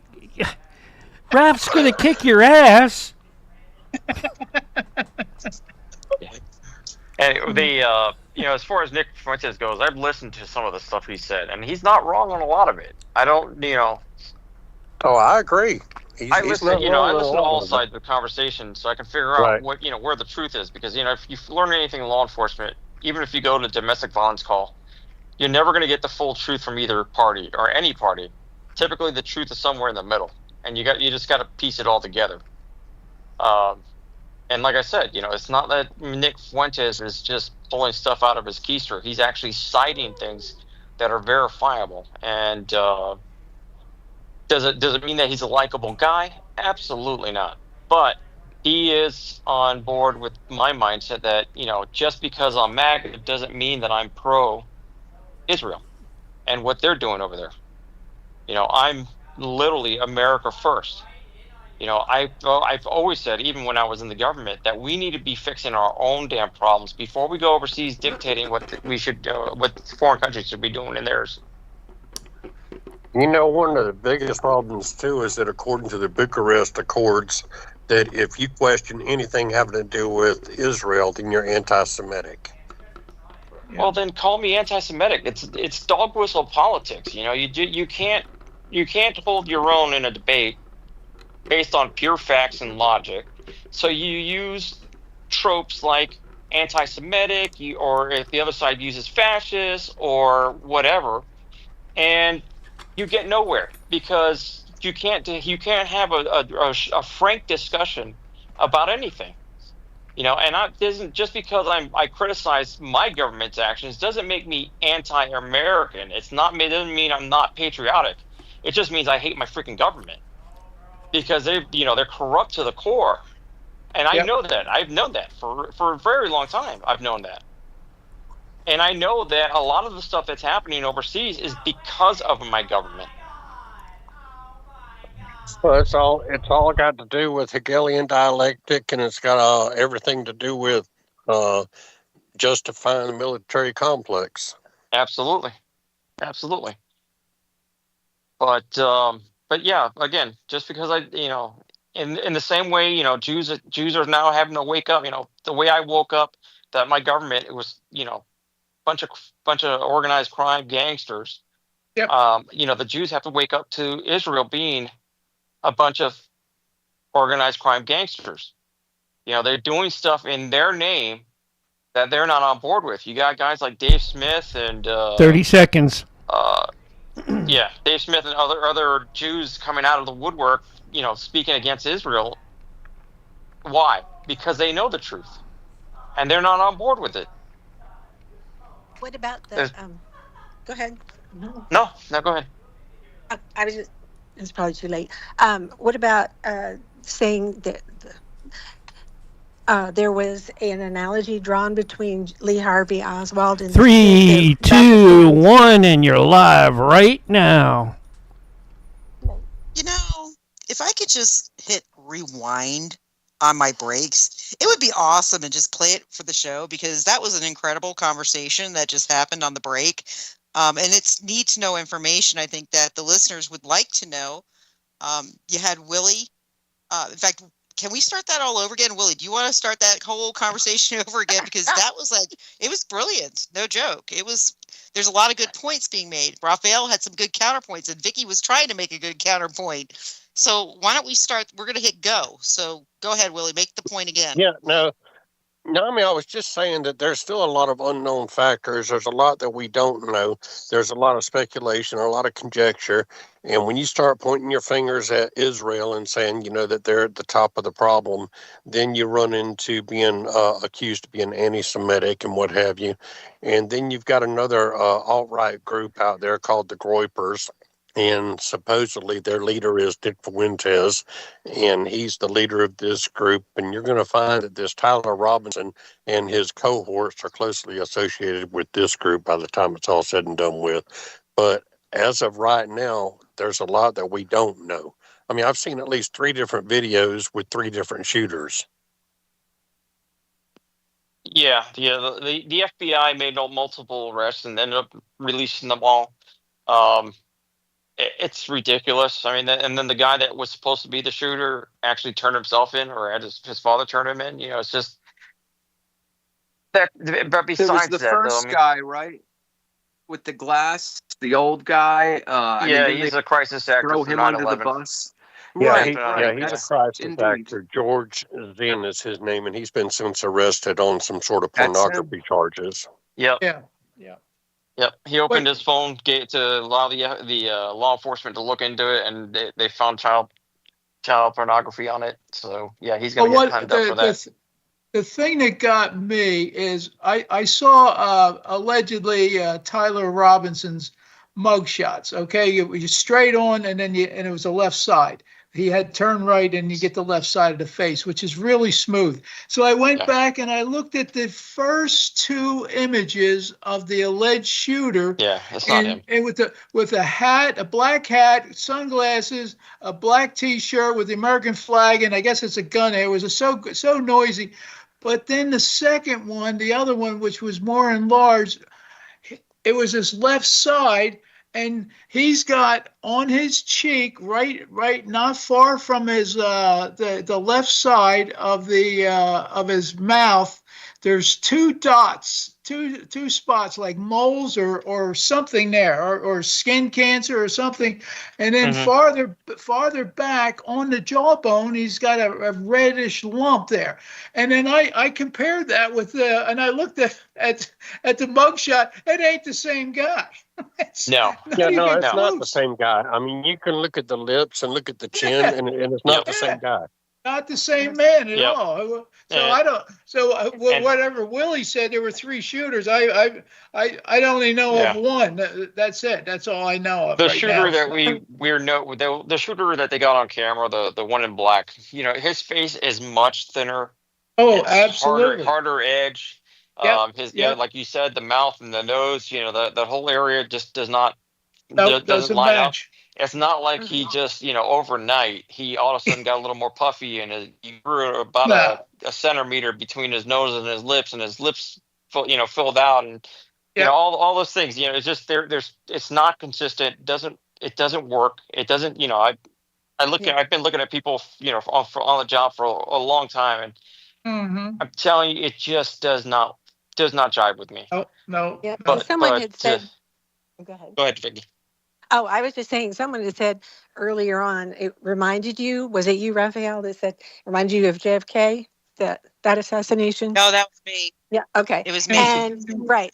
And if you, someone had brought up on the chats that if you look at the ages of the alleged shooter and him, they're lone wolf. They're the lone wolf patsy out there, same age, kind of hung out to dry.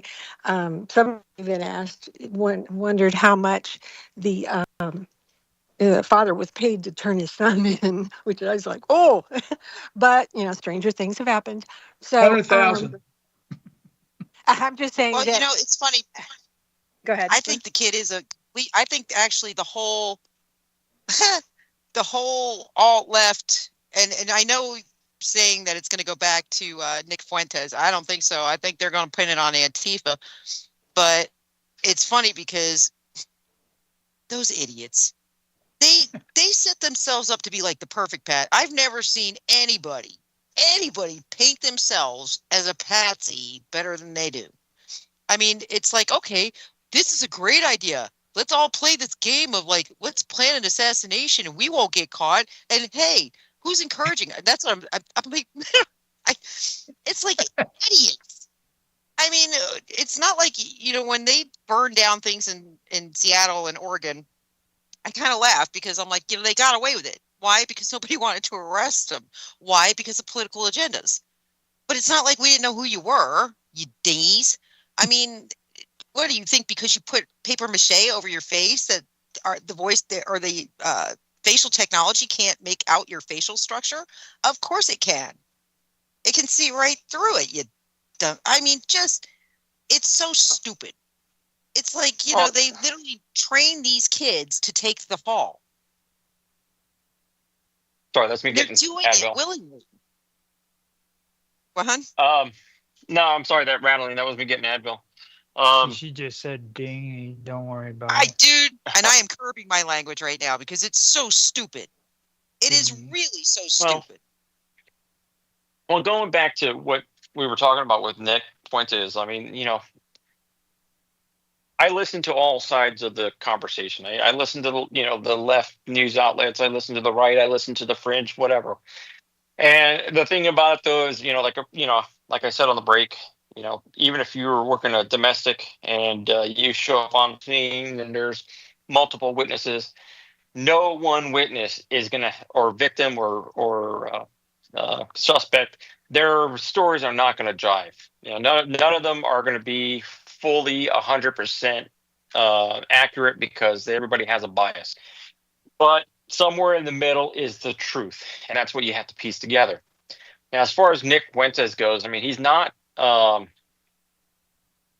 listened to some of his interviews and whatnot, and yes, he goes off on Israel. And the problem is, I cannot find fault in anything that he says.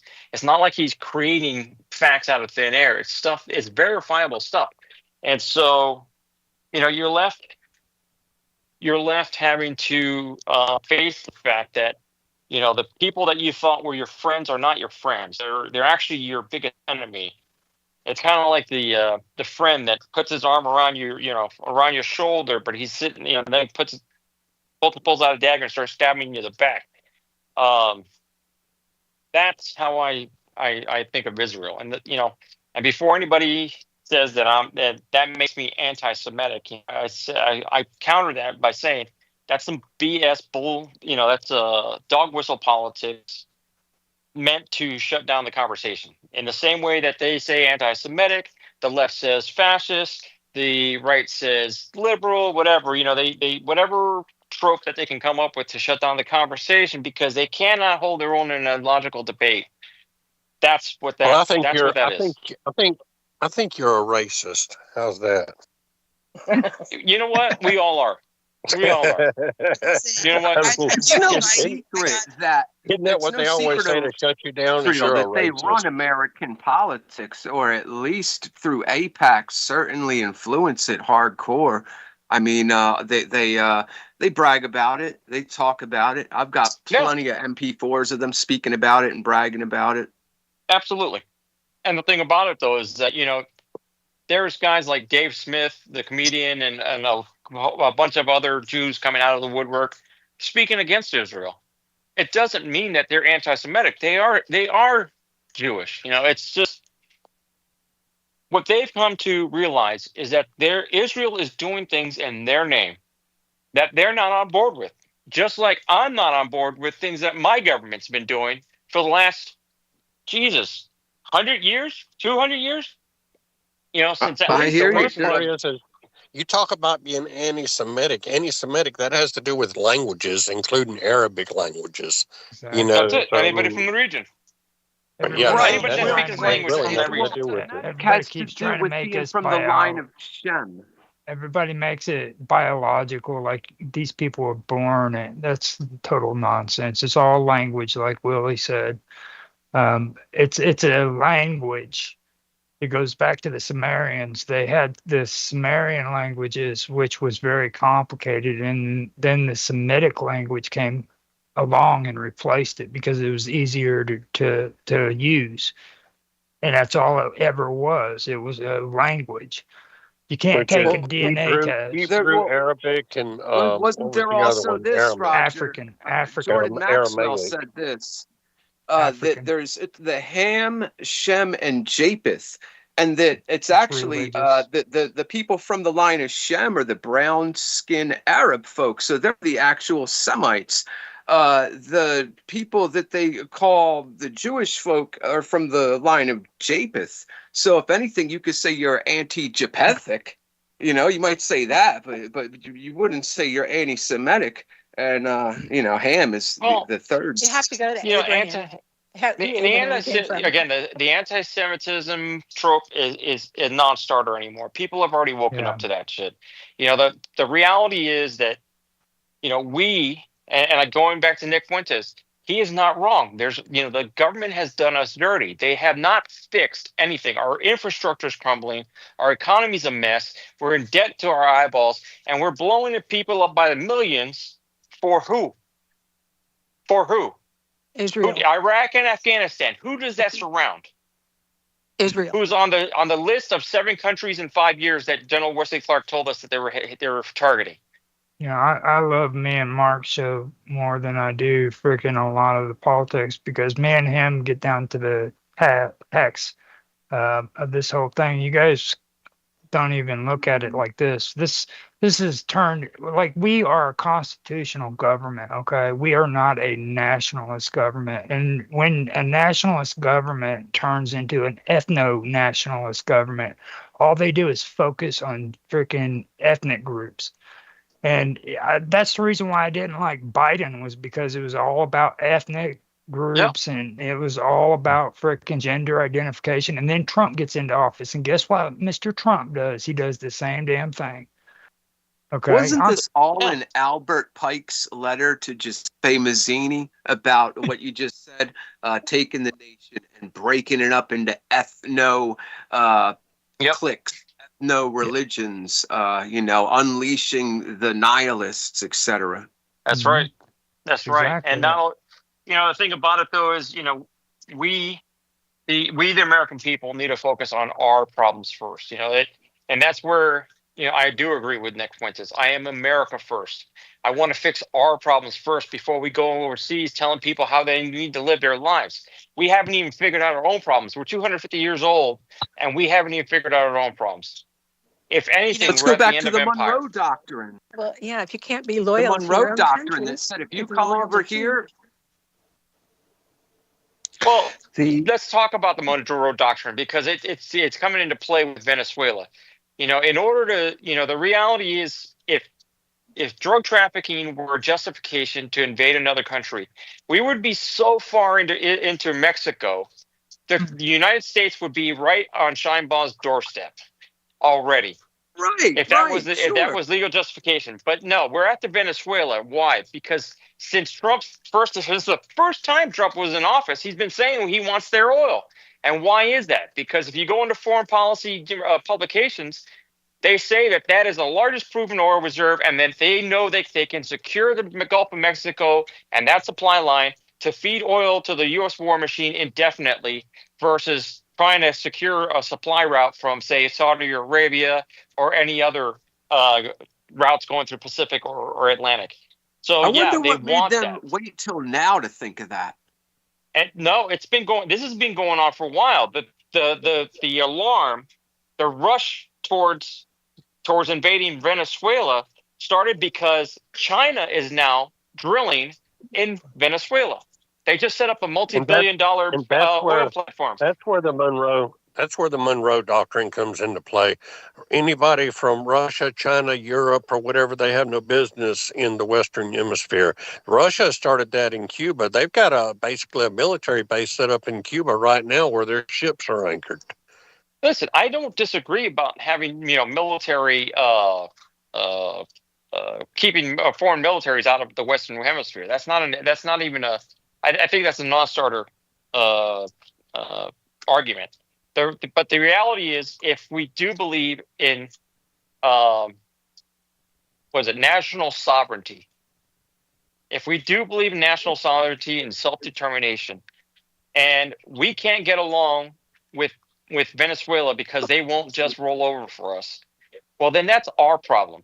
They're basically, it's like we don't agree with communism, but at the same time, if they're going to treat us like we treat them, and communism typically doesn't last if the people that they're doing trade with have it better than they do. At some point, they change their own system. Do you understand what I'm saying? You have to understand, too, that all of these are CIA assets. What was Muhammad al-Gaddafi? He was a CIA asset. So was Saddam Hussein. So was Manuel Noriega. And so was Osama bin Maduro. Laden. Osama bin Laden was also a CIA Castro. operative. But remember that. Daniel Ortega too. Remember, a lot of this compared to the Cold War, and we were in the rest of all of our countries were in a different situation back then. We were using these individuals as to gain proxy wars to stop the Soviets from invading, if that's the right word, our institutions, our countries.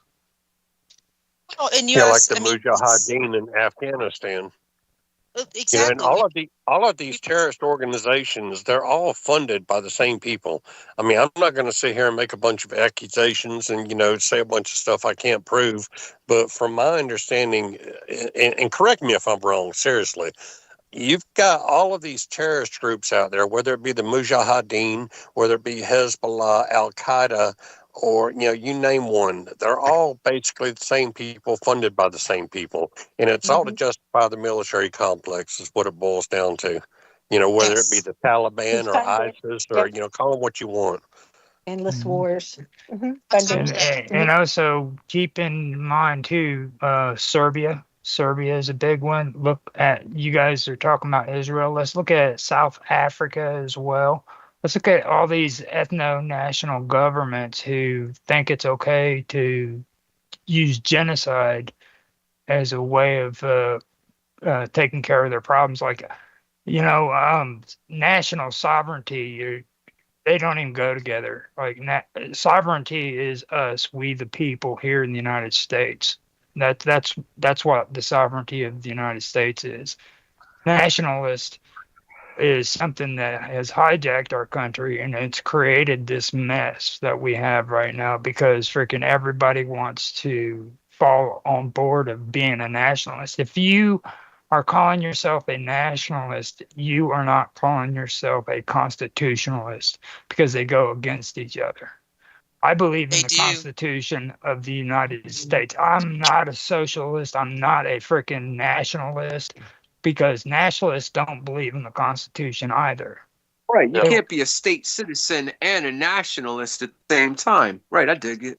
Yeah. No, I mean, the Constitution of the United States is firm and it is codified. This is the only Constitution that I know of that has been around that is codified for this long. Now, I know Ukraine has a codified constitution, but I have found very little countries that actually do have a constitution like ours. And that's what they're trying to take away from us. And they're how many of our politicians are self-proclaimed socialist and communist? I mean, how many of our Congress people in the Senate or whatever that have dual citizenship with Israel? That's an issue. Roger, you just reminded me of our personal joke about France and their 15 constitutions. I'm thinking on the lines of what we're seeing in Europe at the moment. The watering down of culture, or not cultures, but the watering down of national identities for the purpose of immigration, may that be legal or illegal. And I think you're looking at this from solely a very limited US-centric viewpoint. The sort of increase in immigration, migration, is an issue throughout the Western world, or All of throughout the world. Yeah. It's not just a US specific problem. They're saying the same stuff in New Zealand right now. Well, and Japan's having an interest in, if you've been watching what's been happening in Japan recently, that's been extremely interesting. Well, I mean, I think Nancy hit something on a nail on the head that a couple days ago that stuck with me, and it basically that who funded the mass migration of Muslims to Europe, right? And who created the conditions that created the mass migration, and then funded it? It's Israel. Matter of fact, they're trying to get the Palestinians to move to the United States, and now, fast forward, what did Netanyahu just say? If you don't deal with your terrorists, we will. So that means they're basically giving themselves carte blanche to invade any country to deal with quote unquote terrorists. They're terrorists, whoever they deem terrorists. At what point Whoever they do say is a have enough? terrorist, right? That won't work. At what point do they feel that they're feeling their oats so much that they hit somebody in the United States? Here's my question, and this could be in the U.S. or wherever. What happens when over 50%, just 51% of our population is deemed terrorists? Then what? Because it's all that's wrong. it. But it already happened. The NDAA of 2012 authorized the indefinite detention and assassination of U.S. citizens anywhere. But guys, we already went down this path. Right. January 6th proved to us that 50% of the population can be declared pretty much, in fact, parents can be declared terrorists if they don't agree with the schools. So, I mean, you literally had an NDAA was in full force with J6 because a lot of those people that were arrested spent 3 to 4 years in jail cells in Washington with no charges. It really makes me sick because there's already rules on the books against all these other laws that they're also trying to deem as terrorists, especially because terrorists aren't terrorists as we were taught, as since 9/11 and before. That was always the issue. That's it. One man's terrorist is another man's freedom fighter. Yeah, true. I mean, it's what I had said, actually, what Rafi's referring to. I'm going to finish it up real quick and then take us out on to break. But what Rafi was referring to is I was drawing a line for people. I was drawing them a map and saying, all of these things that we're experiencing right now around the world, you can get it back to one source. And basically I was saying the world banks are funding all of these things, and who owns the world banks? That's the question you need to ask. All roads lead to Israel. We're not allowed to know. We're not allowed to know who. It's actually simple. Who actually took over the coal and steel after World War II in Europe? You guys need to be looking at the EU and stop blaming all these other small countries.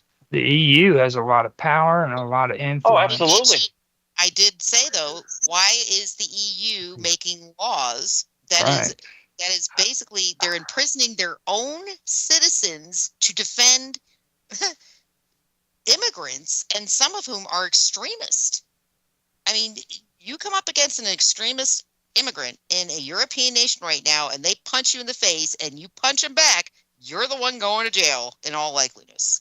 You say, knock it off. You say anything that even could slightly make them turn their head, you are now going to jail for a hate crime because you've mentioned something that could refer to their racism, their race. I mean, Europe's a hot mess. And they were trying to get us here. They're really, actually, they kind of did, because you can't say anything. You couldn't say anything to trannies. There were certain groups that you could not speak about in this country. But with that, guys, I'm taking us out on our long break of the evening. Hang in there. We'll be back in about 7 to 10 minutes with more of the VIXEN'S Vault. All right, we got about a minute and a half of this call. Yeah. You guys have a Spark 369 who says hello on YouTube. I am going to bring us right back into this room once again, since it works. Mark I didn't Edworthy. mention, we were talking earlier, I didn't even mention that for everybody to go look up the actual definition of the word Aryan. Oh boy. Because I found There's something Oh, I John. wanted to bring John up, asked me. too. I kind of slipped, Willie, James, that you were coming in on Nancy's show tonight, and he's like, "Do you want me to come in and talk about Israel?" I'm like, "No." We don't want to hurt your feelings anymore. I told him just like that. No, we don't want to hurt your feelings any more than you did the other night. I don't want you, leaving with your tail tuck. I didn't say that, but he did get his feelings hurt. Yeah. I felt terrible though, Jason. James, I really. I felt bad, but history is history. You gotta. The thing about it is there are certain questions that you're not supposed to ask. Apparently, yeah, you're not that's censorship. like any Anyways, we're gonna get cut you're off. not Let's, James. I'm gonna bring it back on the next one. All right, hold on. Give me a minute to call you all right back before we get cut. Okay. All right. Okay. All right, folks. This is the Vixen's Vault with Nancy Planetta and her Legion of Chaos. Bringing them back. Bringing them back. Bringing them back. Like breaking the law. Maybe not breaking the law, but bringing them back. 1, 2, 3, 4. Jason, Vicky. Willie Lee. Oh, yeah. Are we missing anybody? Yes, we're missing Ralphie. We're missing. He was Raph was still coming now. on. He's coming now. There he is. Yeah. I'm trying to get David back. You know, when you mentioned the Aryan thing, Nancy, me and Mark were actually talking about that on our show, and all of the stuff that we've been discussing. I honestly think that in World War II, the whole Aryan thing that Hitler was using was just propaganda. Because if you look at it was an insult. Well, if you look at his narrative, though, he was actually thinking more of the German people more than the entire Aryan population. Because the Aryans and look at Hitler. He didn't look anything like an Aryan. The Aryans were supposed to be tall, blonde hair, blue eyed. No, they're not. The actual etymology, the word Aryan. Okay, they were Indo-Iranian. Okay. Mm-hmm. That's what I'm saying. You get Iran. It was Indo-Iranian, India and Iran, and actually that whole area, Ukraine, India, Iran, Turkey, and Romania were all considered to be Aryan.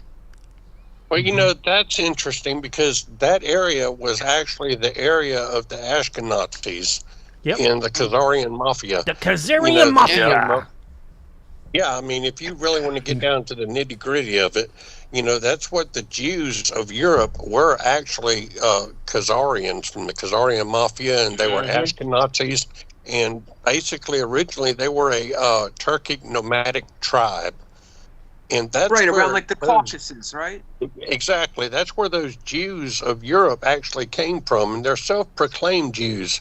And that's the point I was trying to make at one point in time. When you start, talking like that, then all of a sudden you're anti-Semitic, and you don't know what the heck you're talking about. And the fact of the matter is there were supposed to be originally 12 tribes of Israel. Of the 12 tribes of Israel, 3 of them turned into, it was the tribe of Judah, the tribe of Levi, and the tribe of Benjamin, and those turned out to be, the original Jews who actually went down into Africa. And I'm not even stating all of this as fact. I'm stating this as a question because it's my understanding of the way things are.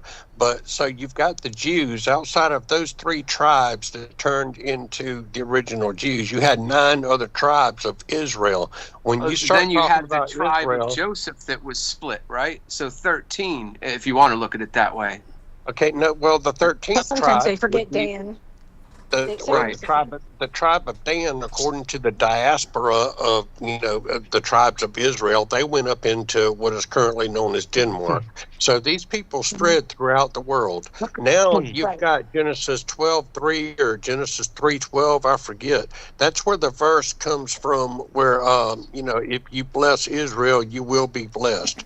And that's what entitles Israel to this territory. The fact of the matter is that entire territory of Israel, what used to be Israel, that encompasses parts of Iraq, it encompasses Syria, it encompasses Jordan, all the way down into Egypt.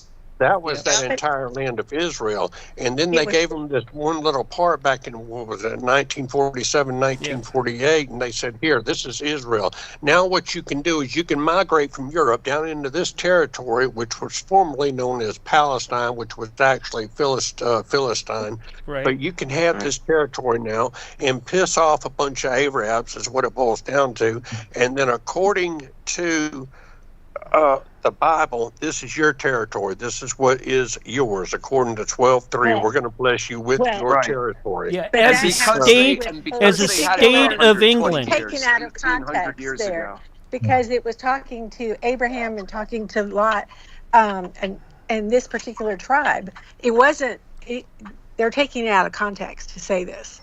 I mean, granted, it was given the land they bought, to be given, and we know prophetically that it is supposed to be returned, because we know from Revelation that Israel does exist. But a huge, so it was purchased by what's his name? Rothschild. Sir Rothschild. Rothschild, and so that I call was it sent back. receiving stolen property. Right. Okay. But here's my thing. Still, that was, and it came back to the Can't even say inheritance might of equals God. right. It was inheritance to God. Possession is 9/10 of the law, right, Jason? I had pointed reckon, right? I mean, I didn't make up the rule. And the thing I wrote, what I had pointed out is if, because when you question current Jews about Israel and how they ended up with it, if they're really they're not descended from that genetic strain, and that's been proven. About 90% of them don't descend out of it.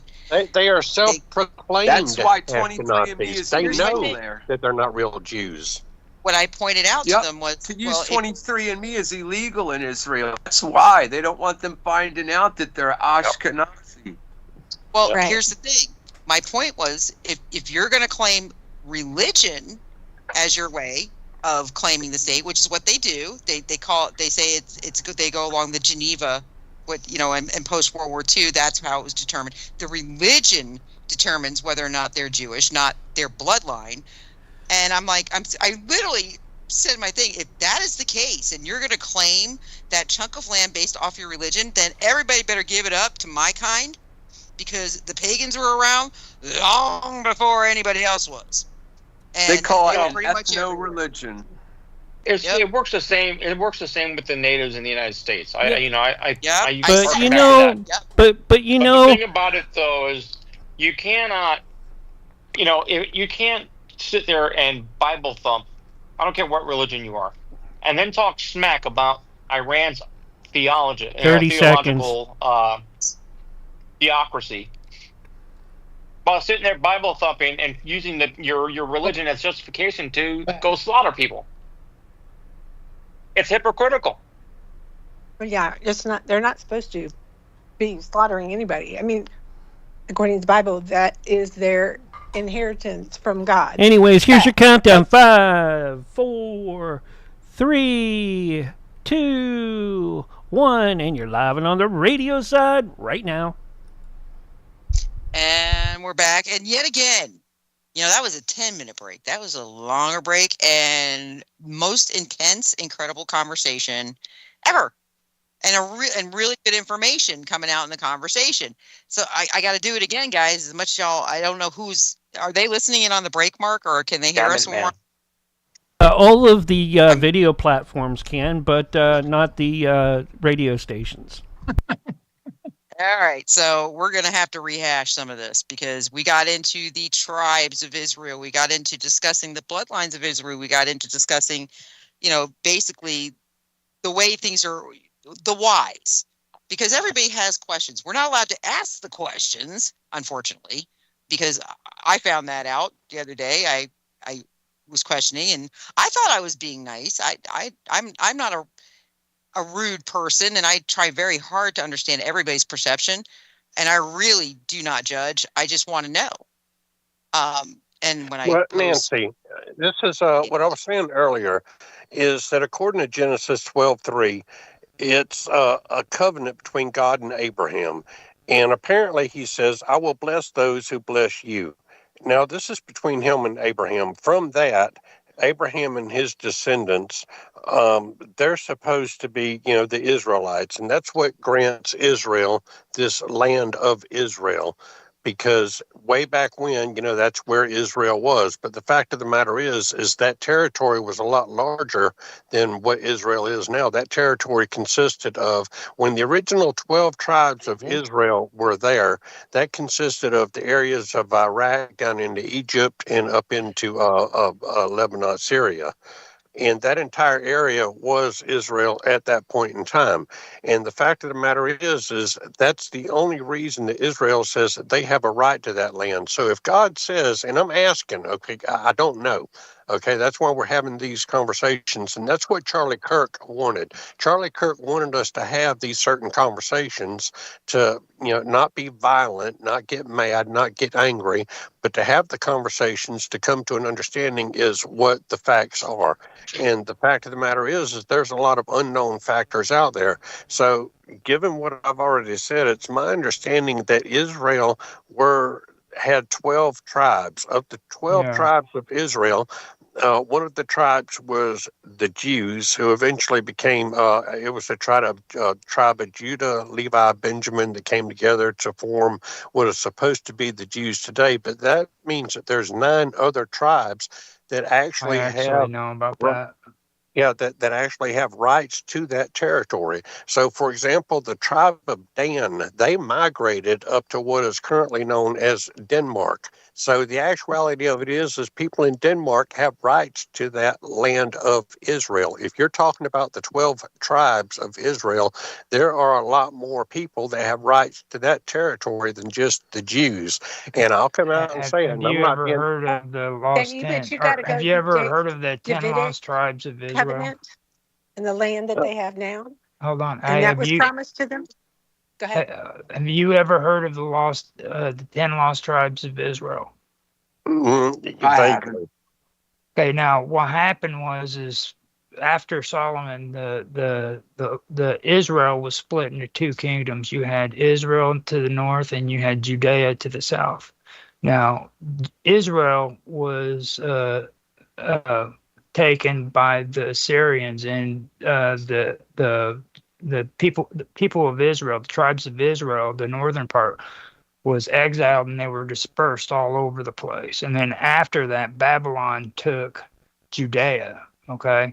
Now, the weird part about that whole story is when King Sargon released the Jews in captivity in Babylon and told them they could go back home, that only applied to the people of Judea, not the people of Israel, because that had happened before, and those people were spread out all over the place.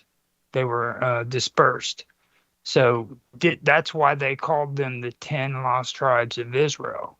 Okay, and most likely, from what I'm taking of everything, the people who are now claiming Israel is actually those lost tribes that were dispersed out, and the ones in Judea actually were the ones who are the real Jewish people that were there, and they've been there even during the time of the exile. After like everybody thinks that they just ran away from the Middle East, and they didn't. They were known to be in Constantinople.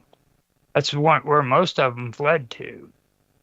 Maybe that would explain why they make a big difference between Israelites and Jewish folk in the Old Testament. I don't know.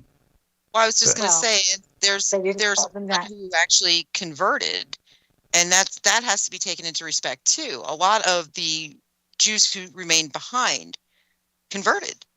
They converted to Islam. They converted to Christianity, they basically they made their way with the times. They adjusted. And we know that because when you test the blood, you do DNA on people from Palestine, people from Gaza, people from Syria, whose families who have been there for thousands of years, they go back to the tribes. They go back actually to Canaanite. Oh, they don't want to admit that. That's the thing that people get mad at me about, because nobody wants to admit that these people were Canaanites. Yep. Oh, I point that out all. Well, again, I have no skin in the game, so Yeah. I can say, well, they were Canaanites, guys. They were all Canaanites. So it's, there's that. That's same here. You know. I got no skin in But the the game. land that they were given. I mean, what's so bad about admitting that, you converted from a Canaanite religion to a religion that worshiped one God? There's It's all nothing stuff I wrong learned with from that. Jordan Maxwell. Yeah.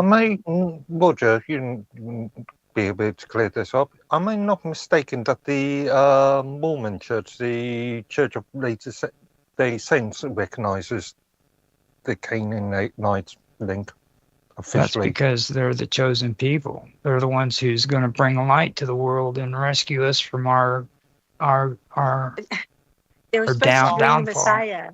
They were supposed to bring the Then we'll Messiah. have a place to hang our hats, and they'll have 1,000 of us each to work for them or whatever.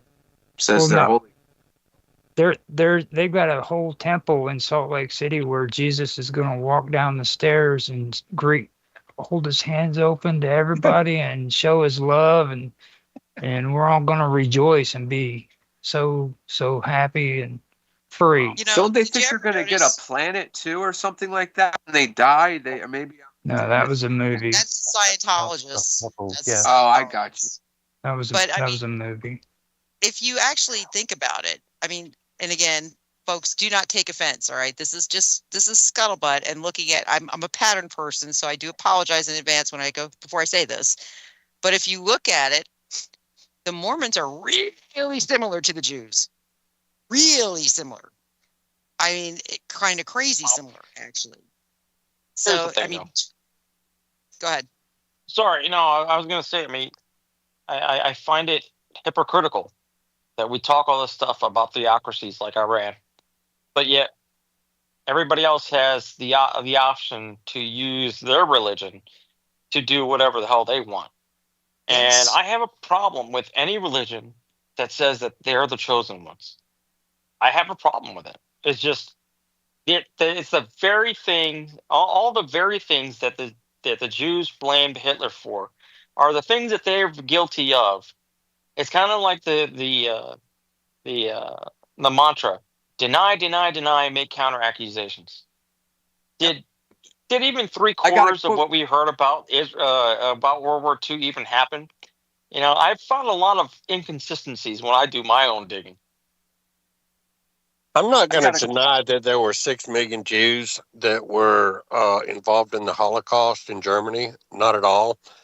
I'm going to go ahead and say that the Holocaust did happen and that it was genocide. It was atrocious what happened to the Jews, but it's no more atrocious than what the Jews are doing to the Palestinians in Gaza right now. How long have they been bombing this territory that's 2 miles wide and 27 or 41 miles long? It's not a huge territory. They're killing these people off left and right, and it's not right. I'm not saying that I'm pro-Hamas, because I'm not. And the fact of the matter is, it's Hamas that is controlling the area of Palestine that's involved in all these terrorist activities that are in close association with Hezbollah and all of these other terrorist groups, are being funded by somebody, and I'm not going to say who. Everyone here knows who is actually funding all of these terrorist organizations. Mm-hmm. But by the time it's all said and done with, they're going to take that entire area of Gaza. They're going to bulldoze it to the ground. They're going to put in you heard it here first, folks. They're going to put in the Ben Gurion Canal, and it's going to be in direct competition with the port of Said in Egypt, and Israel is going to have total control over this canal and not have to pay Egypt Talking their about that due. for well over a year. And this is what it all boils down to. I have It's a the problem. same old mantra. It's money, power, greed. It's not just that; they also want that natural gas pocket off the Gaza coast. That too. They were I talking have a about that problem. canal 6 months in. I have a problem with the. It'll be 2 genocide, years. Can you the believe it? Israel 2 years in less genocide than argument. October 7th, If 2025. Israel wanted to destroy Gaza, Palestine, it could easily do that in days. It's got enough troops. It's got enough armaments. If we wanted to, This area of already Gaza, has. it's only as big as the city of Philadelphia or Washington, D.C. It's not a huge area. Well, we It's saw right that to about the size of Detroit. Philadelphia, exactly. I mean, the thing is about that the size of New Jersey. If you get up early enough, you could drive around the entire thing. you can so you can see the problem with the size of Israel, because Iran didn't really hit them that hard and caused quite a bit of devastation when they lobbed at them. And in fact, to the point where I think Israel was panicking a little bit because they hit some really center points when they lobbed at them. But I can say that, again, for such an itty-bitty nation, they've got a lot of power. A lot more than people give them credit for. Everybody sees Israel as a victim. No. And it's funny because, again, Rafi, I'm not anti-Semitic. Rafi's not anti-Semitic, but he's made the point, and I've made the point, they've been kicked out of almost every country they ever settled in. Why? Because they try to take control. That's why. They controlled the shipping. They controlled the banking. They controlled the spice trades in a lot of ways for almost 1,000 years easily. They are very And powerful. according to the Bucharest Declaration, what you just now said was anti-Semitic. Whenever you state that Israel controls certain areas, whether it be the media or the banks or whatever, then all of a sudden you're anti-Semitic, and you're not supposed to say those sort of things, and that's when you get in trouble.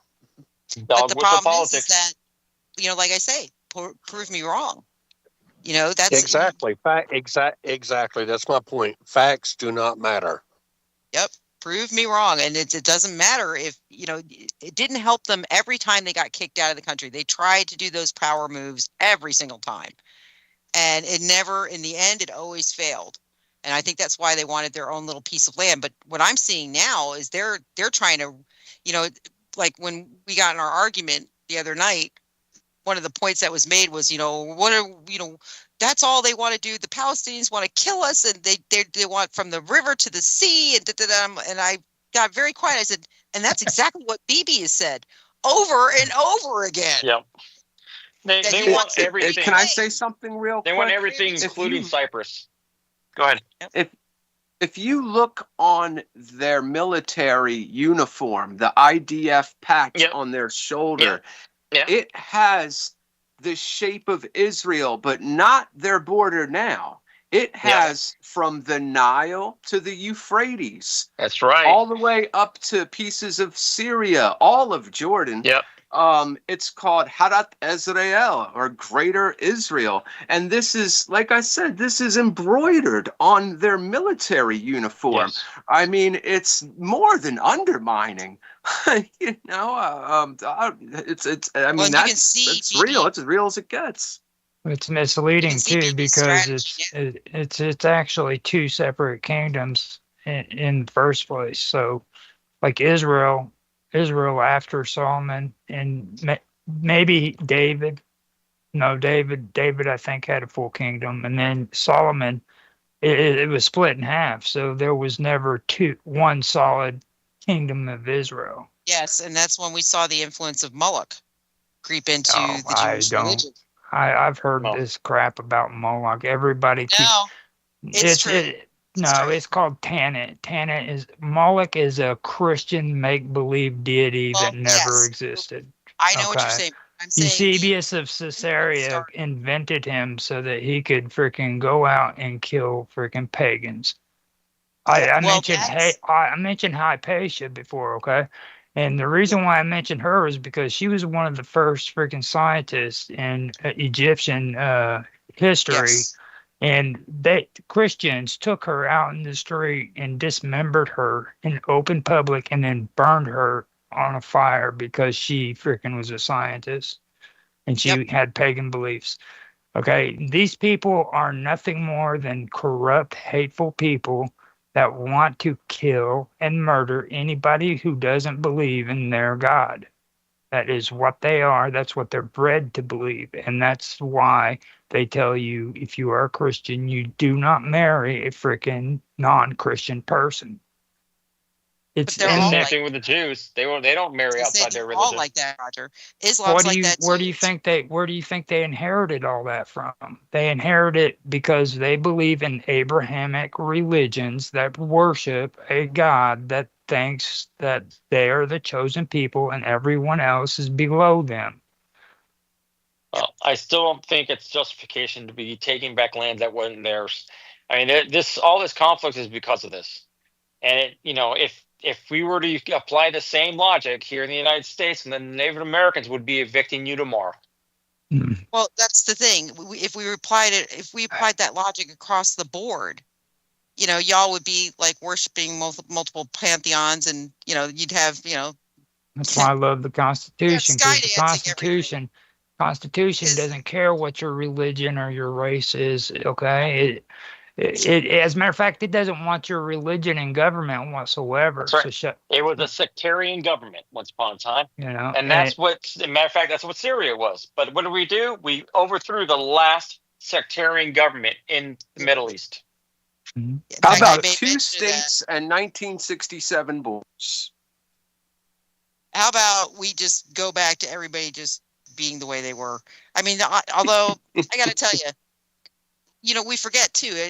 Everybody says, well, the UN decided no, because the Balfour Agreement, that was back, I think, World War One. It was 1917.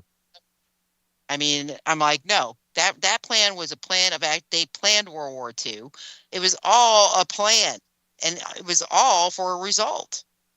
And it's, and I'm with Willie on a lot of things. I don't think 6 million Jews died. I do believe they had that. Nick Fuentes actually had that right when he said there weren't even 6 million Jews in Germany. He's correct.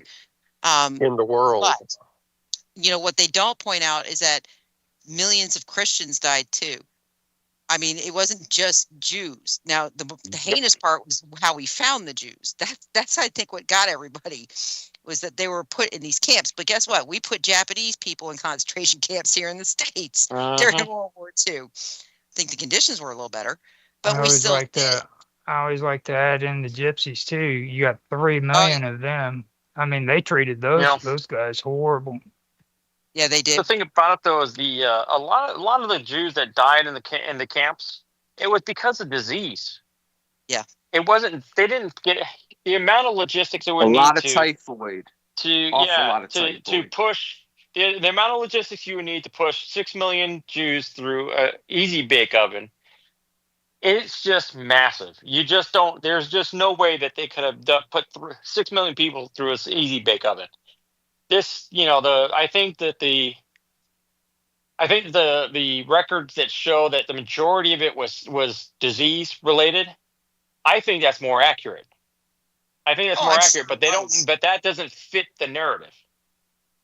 Especially at the end of the war, the RA had destroyed all of the railroad tracks. I mean, even the guards were losing weight toward the end of the war. I mean, nothing was getting anywhere. So never mind the stuff getting down to the bottom of the, the proverbial triangle of people. You know what I mean? Yep.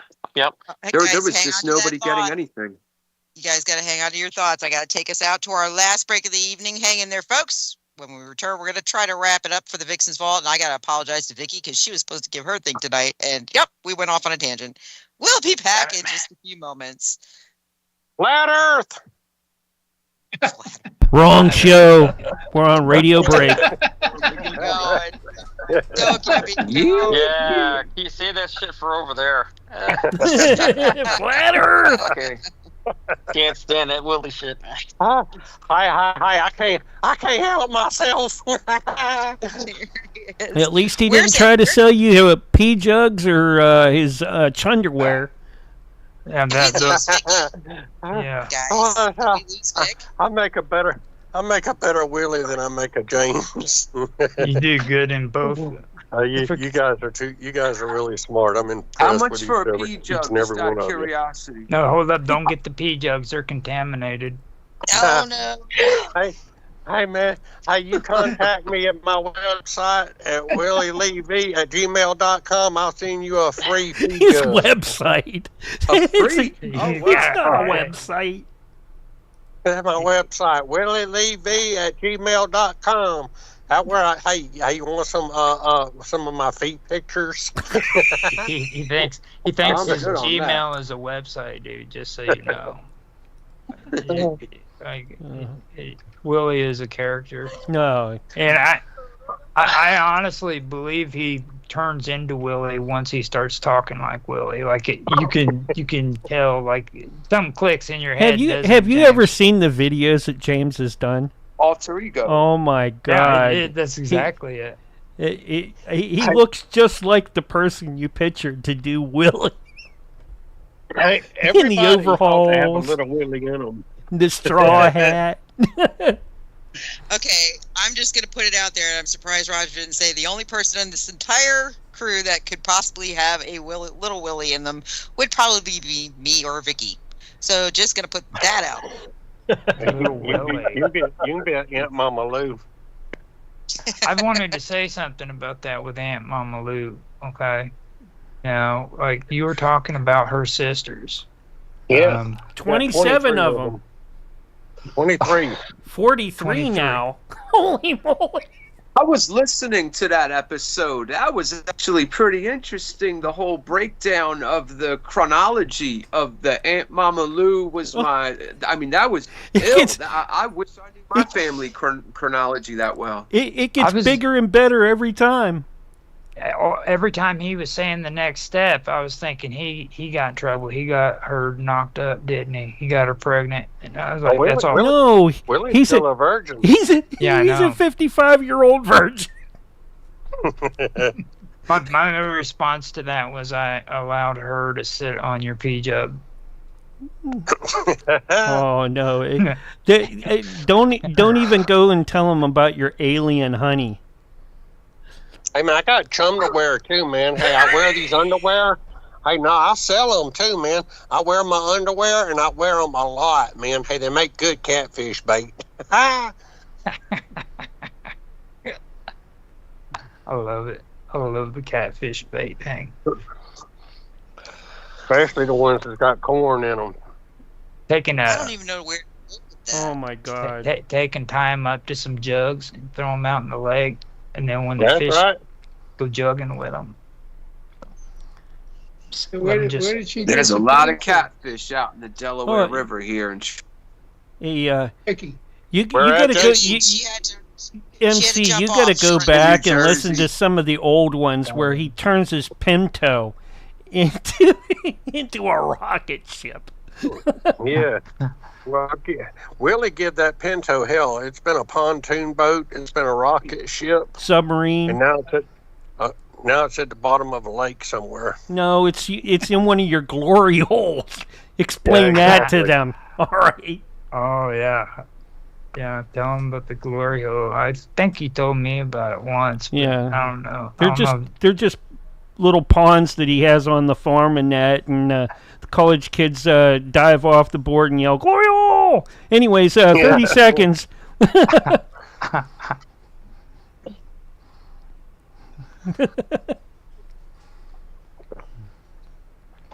And here it is. I'm here. 5, 4, 3, 2, 1. And you're live and back on the radio side for the last time tonight. On the radio side, that is. Right now. All right, guys, and we are back for the last segment of the Vixen's Vault for this Wednesday evening, September the 17th, 2025. Welcome back to the show, guys. Our break was, I'm not going to have it repeated on the air, but it was a lot more entertaining. It wasn't quite as serious as they've been for this show tonight, which I love when we do shows like this because, like I said, in fact, Willie, when we were on the show the other night together, what did I say? everybody has their own opinion and everybody has their own education to that opinion. And it's really amazing when you put a group of people like this together, because what you find out, the information that you learn, the information that's shared, it's nothing. It does nothing but enhance you as you move on. And sometimes we agree on it, sometimes we don't agree on it, but we're still thinking about it. And that's kind of what Nancy, what I found interesting the other night is you mentioned the Hegelian dialectic. And that is interesting in that a lot of the world's problems are manufactured. All of this is problem, action, solution. They create these issues, create these problems in order to be the ones that solve the problems. And all of a sudden, they're everybody's heroes. They created the problem and they solved it. And then we're supposed to say, oh, yay, great. And that's why we need politicians, and they're part of the problem. They are the problem for the most part. Well, it's not just the politicians. I mean, sometimes I really do believe that the intelligence agencies are like their own separate god. There was a show. Let's talk about Skull and Bones. Let's talk about the Illuminati. Well, real quick, Willie's right. Willie's totally right. They got to keep us on our toes. They got to keep us scared. Otherwise, we won't need them. That's why they come up with 9/11 and 18 different alphabet soup agencies. Yep. Well, and like I said, I mean, if you really think about it, there was a show back, I want to say 2008, 2009, somewhere in that area. It was called Scandal. And it was about a woman in Washington who was kind of like, oh God, what was it? Linwood. Fixer. Linwood he was a fixer. And she was a fixer. But they had this agency that ran everything. He ran the president. It ran everything. What was it? B117, something like that. Some weird name to this agency, but the power involved in that agency, and it was all about intelligence. And I look at what's happening today, what we know about the CIA, what we know about the Secret Service, what we don't know about the NSA. Notice the NSA has been cryptically quiet for like the last, 2 years now. It's been really, really quiet with the NSA. And every event that's ever happened, whether it be Donald Trump's attempted assassination, whether it be September 11th, whether it be Charlie Kirk's assassination, if you think the NSA is not sitting on every little tidbit of information you could possibly need, you're wrong, because they are. And it's what always bothered me. With Trump's assassination, NSA had everything. I guarantee it. With 9/11, NSA sitting on all those records, guarantee it. That's why they had to build that huge hub in, where is it? Utah. Monster server hub out there. Why? Because they have so much information that they're storing. It takes a ridiculous amount of space. I mean, they have so much information. I'm pretty sure they have a river that they need to flow by it and cool it off. And there was actually a crew that tried to use that as an edge to get it to be built about 7 years ago, which is pretty slick of an idea, but it didn't work. Yeah, I mean, like I said, people say, well, we'll never know the answer. That's not true. We'll never know the answer, but somebody knows the answer, and they're sitting on it, and it's locked up. And, again, I don't know sometimes if it's the politicians or if the politicians are just the idiots that are standing up and making it real obvious. It is the intelligence agencies that are the problem.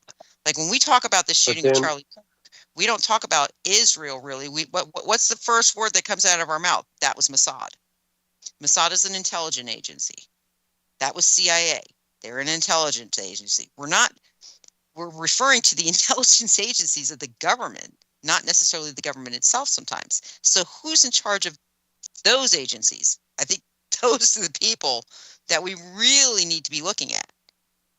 Because again, did Charlie Kirk's assassination stink to the high heavens? It sure does. And the cover-up looks exactly like JFK. And that's why I said the other night on the show. When you question the narrative, all of a sudden you become a conspiracy theorist. Which is a JFK thing. Yeah, exactly. And we still don't know the truth about what happened to John F. Kennedy in 1963. And the fact of the matter is all sorts of other things that are going on in this world that once you question what's going on, then all of a sudden you're the crazy one.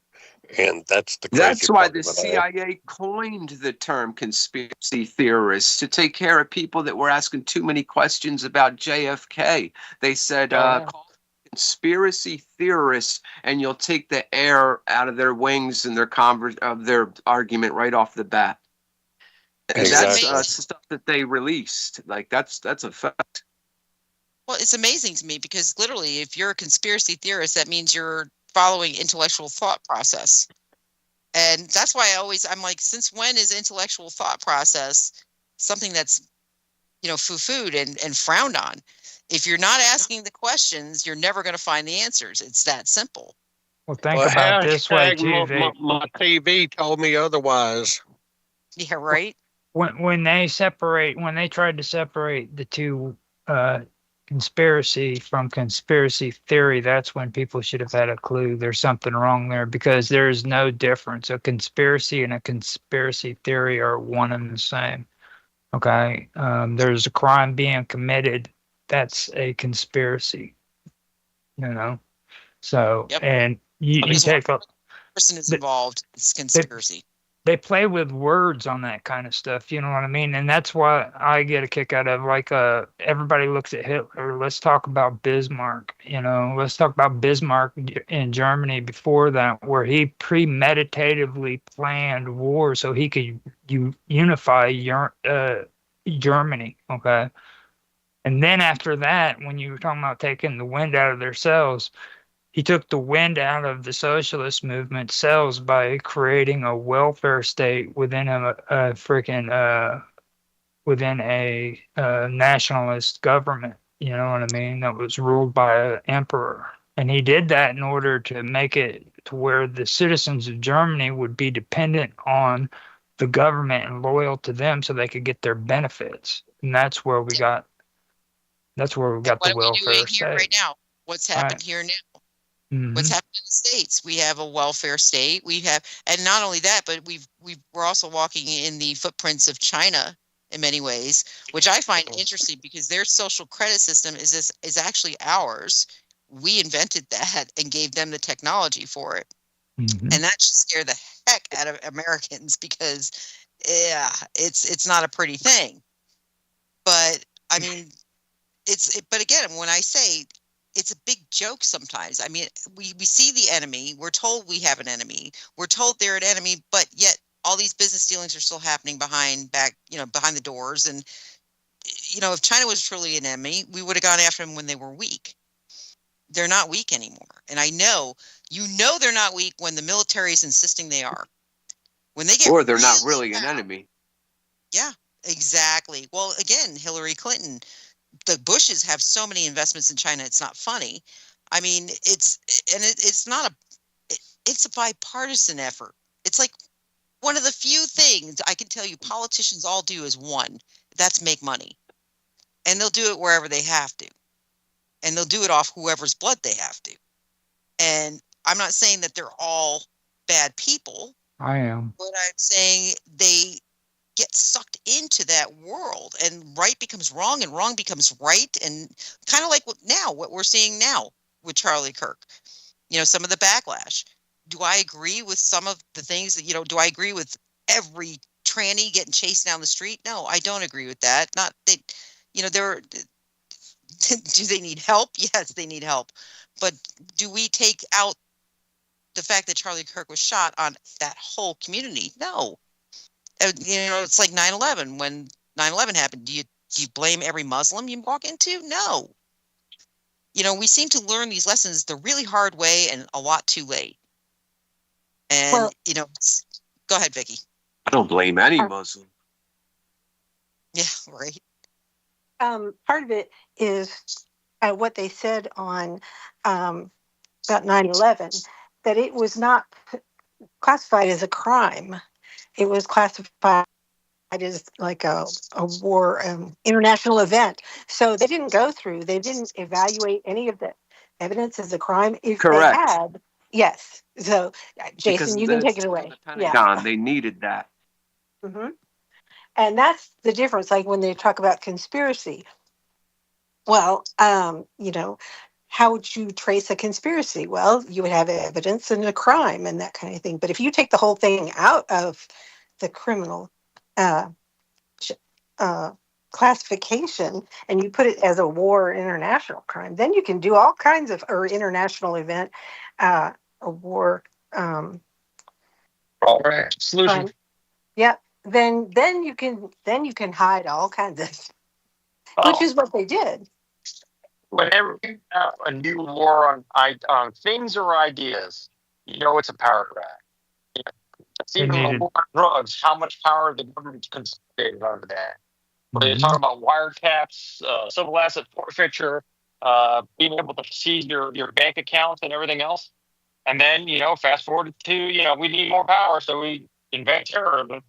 We can take Homeland I saw a Security. lot of people on the right really give the thumbs up to this civil asset forfeiture when Trump did that the first time around, because they really, really thought that they were going to see all these arrests and bust all these pedos, and they were going to take all of their Ferraris and their house keys and all this stuff.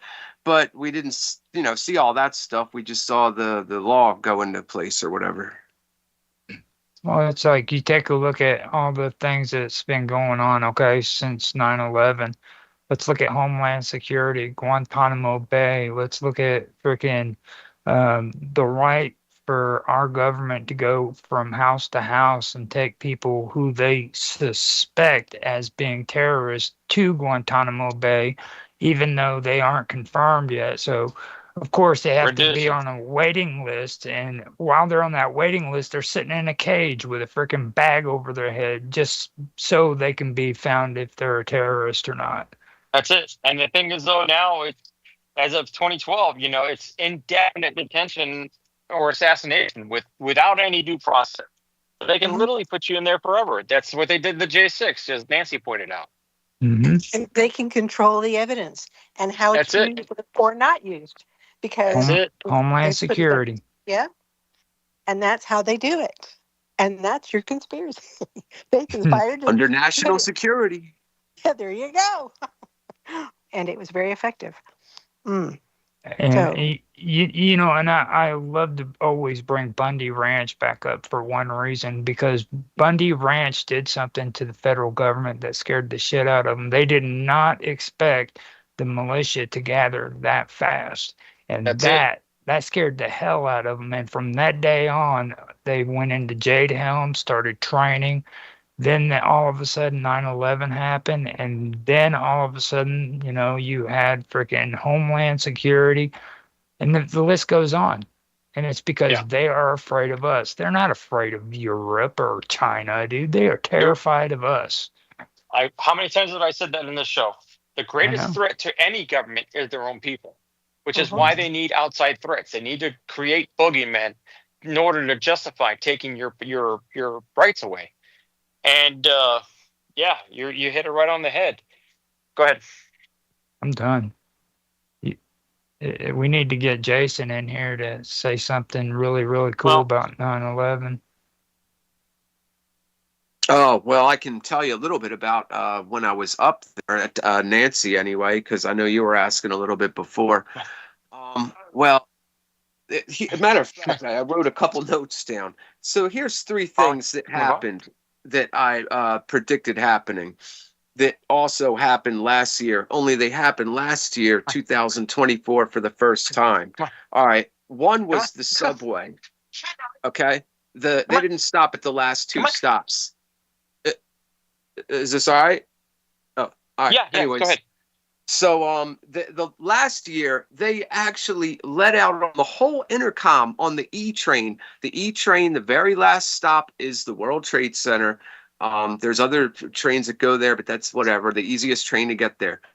And it said due to happening an occurrence with the 9/11 memorial, They really made it sound like a terrorist attack had happened. The E train won't be stopping at the final 2 stops. You'll have to get off at Canal Street, get on the A train, and make your way to whatever. And, I know the city, so whatever. It's just 4 extra blocks for me. But if you didn't know the city, then you might not know to get off at Chambers, etc. So this year, I'm thinking, watch them do this crap again. Wouldn't you know it gets worse? And I knew it was going to get worse. The authoritarians never, ever bite off a certain amount and then keep that certain amount. They always want to take more. I'm at 34th Street, okay? I'm not even on the subway yet. I'm just waiting for the subway. I'm waiting for the E train, matter of fact. And I look up and I see a sign that says, and it's a lie. And I plan on calling the city and actually asking just to see what they have to say about this. But they said due to track, problems, the E train will not be stopping at the last 2 stops. Take the A train if you want to go to the WTC and get off at Chambers. I say, you son of a gun. So I did that. As first thing I see is Bomb Squad. I did not see that last year, so this is 4, 5, 6 blocks down, and there's Bomb Squad right there where the A train will let you up at the closest place, which is now 6 blocks away rather than right there, like literally right there. So I make my way there, and again, you had people on 9/11 at the WTC on their soapboxes with every other type of agenda that you could possibly imagine. Chinese people against the CCP, God bless them, but Mormons, Jehovah's Witnesses, but not at the WTC. You don't undermine those 3,000 people's memories by, one guy was, make all drugs illegal, etc. And they literally bring soapboxes to stand on. I never saw this. This is a phenomena that started last year, 2024. So I saw that again all over this year. And of course, our area on Vesey was yoinked from us. Now, there was a 3-day major symposium in DC. So there was really lacking in numbers.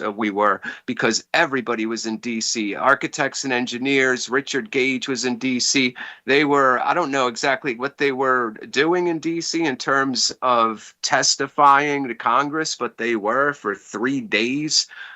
Everybody that I know, except for like 12 people that I saw up there at the WTC, they were all in Washington, D.C. I have a friend whose vehicle, he had to leave it in D.C. It finally decided to die at 334,000 miles on the motor. And the thing, he's from just outside of Pittsburgh. And his vehicle died with, over 250,000 miles in D.C. So that was fun for him anyways. But so that's another reason the numbers were down. But so they yoinked our spot. They put us on a very small corner. I found myself getting into confrontations with police, cop threatening to arrest me because he says I put hands on him, which no, I didn't put hands on him, long story short. And I've got the whole thing. It was on YouTube being live streamed. So the whole thing is on my YouTube channel, Truth VJ MC Dirty Work. I didn't put hands on that dude, but then I whatever. I proceeded to, whatever. I had a little fun with him, just put it like that, for the next 10 minutes. But I call him too old to be a sergeant, too fat to be a cop. And then his little buddy I call Tonto, much shorter name. I don't like that long name, but man, it suits him so well. Anyways, we had a TV set up last year in which we had, different architects and engineers videos rolling. People would ask questions, etc. And they had us basically take that down. I mean, they just bit off more and more and more. So, and like I said, the argument with the cop thing, I've been there almost just about every year except for 1 year for the last 8 years. I've never had that problem until this year. All these people on their soapboxes, I've never seen that till last year. So a whole lot of new COINTELPRO type business. The other thing, and this I have on the replay at DLive, it's like a 30-minute it's a thing. You can just look at the replays on DLive and see it there. The very first thing, I remember I told you I saw the bomb squad up there. You can so tell these two guys were glowies, you know, FBI folk. I mean, they were really, really ripped. You know, they were both like 30 years old. They both had their tattoos going around their elbows. This used to indicate that you did jail time, a spider's web. But they had the spider's webs on their arm. I mean, this is like, what is that, a cop thing now? It went from being, well, you did time to you're a cop. I mean, that's weird. I don't get that. But yeah, they were wearing the same colored khakis. You just, you know, they were kind of standing there watching what I was doing because I was talking into the camera with a selfie stick to the folks at DLive. And then I think they heard me call them Chloe's and whatever. Then they kind of started walking up the way there, but it was pathetically obvious. I did see a new thing. I saw vests that said Homeland Security. I'd never seen that before. The folks that with the Homeland Security vests. Usually it's just FBI with T-shirts, etc. Or the glowies that try to like dress like they're not, glowies, but you totally know that they are. So that was pretty much everything in terms of my experience at New York. It should be very interesting next year. It'll be 25 years, the 25th anniversary, and nobody will be in D.C. Everybody is supposed to pretty much swarm on New York City come the 25th anniversary. So put it like this, there won't be room on that corner for us come 2026 9/11 in New York City. So I sure hope somebody gets a hold of somebody.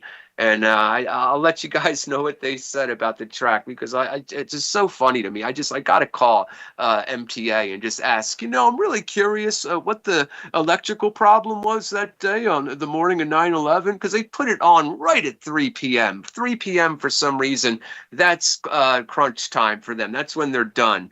Basically, they stop breaking our balls. They take their fences down and, whatever. I was kind of disappointed that some of the people that didn't want their really good schematics taken from them waited till 3 p.m. to come out. I mean, granted, I could see that it's expensive for these, 4 foot tall, 4-color processed glossies. But, I'm out there almost getting arrested with another gal, thank goodness she had my back and such.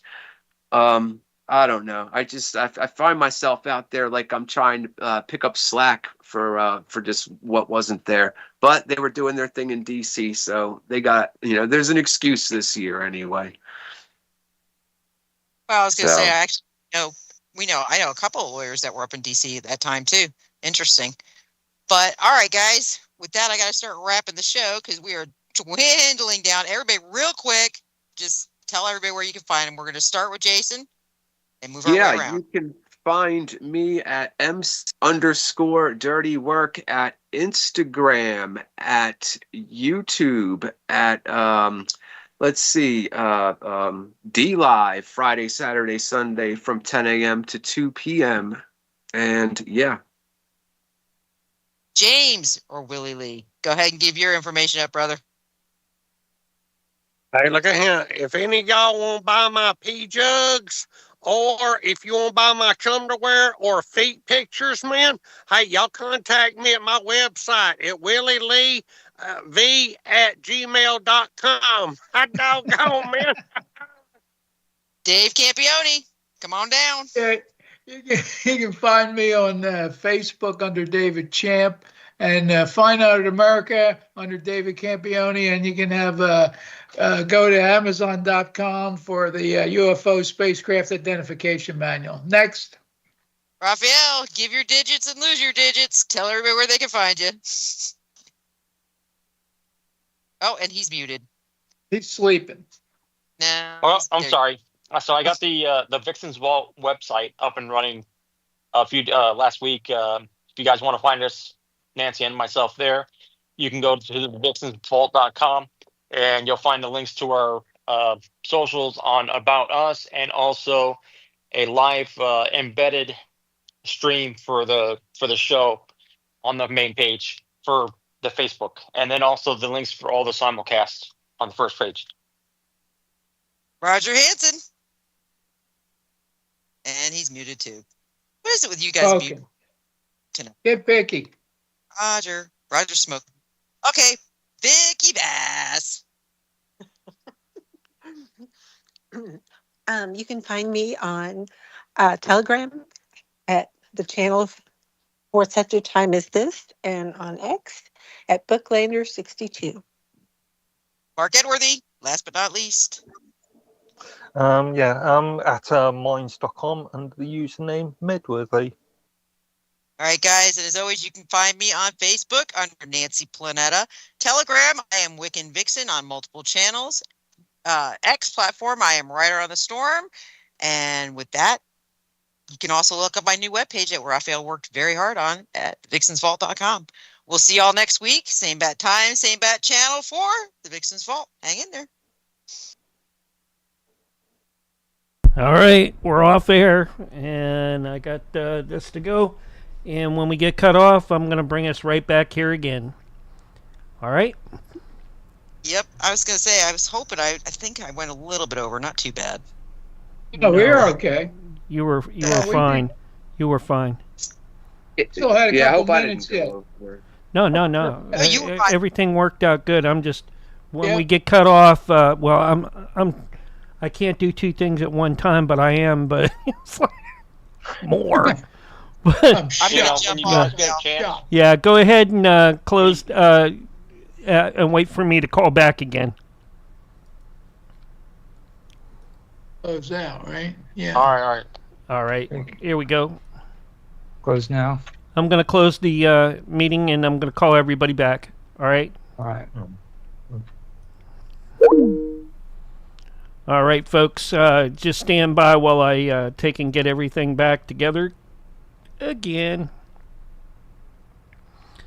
Let me get everything set up for, that. And then I'll call the group back. Oh, yeah.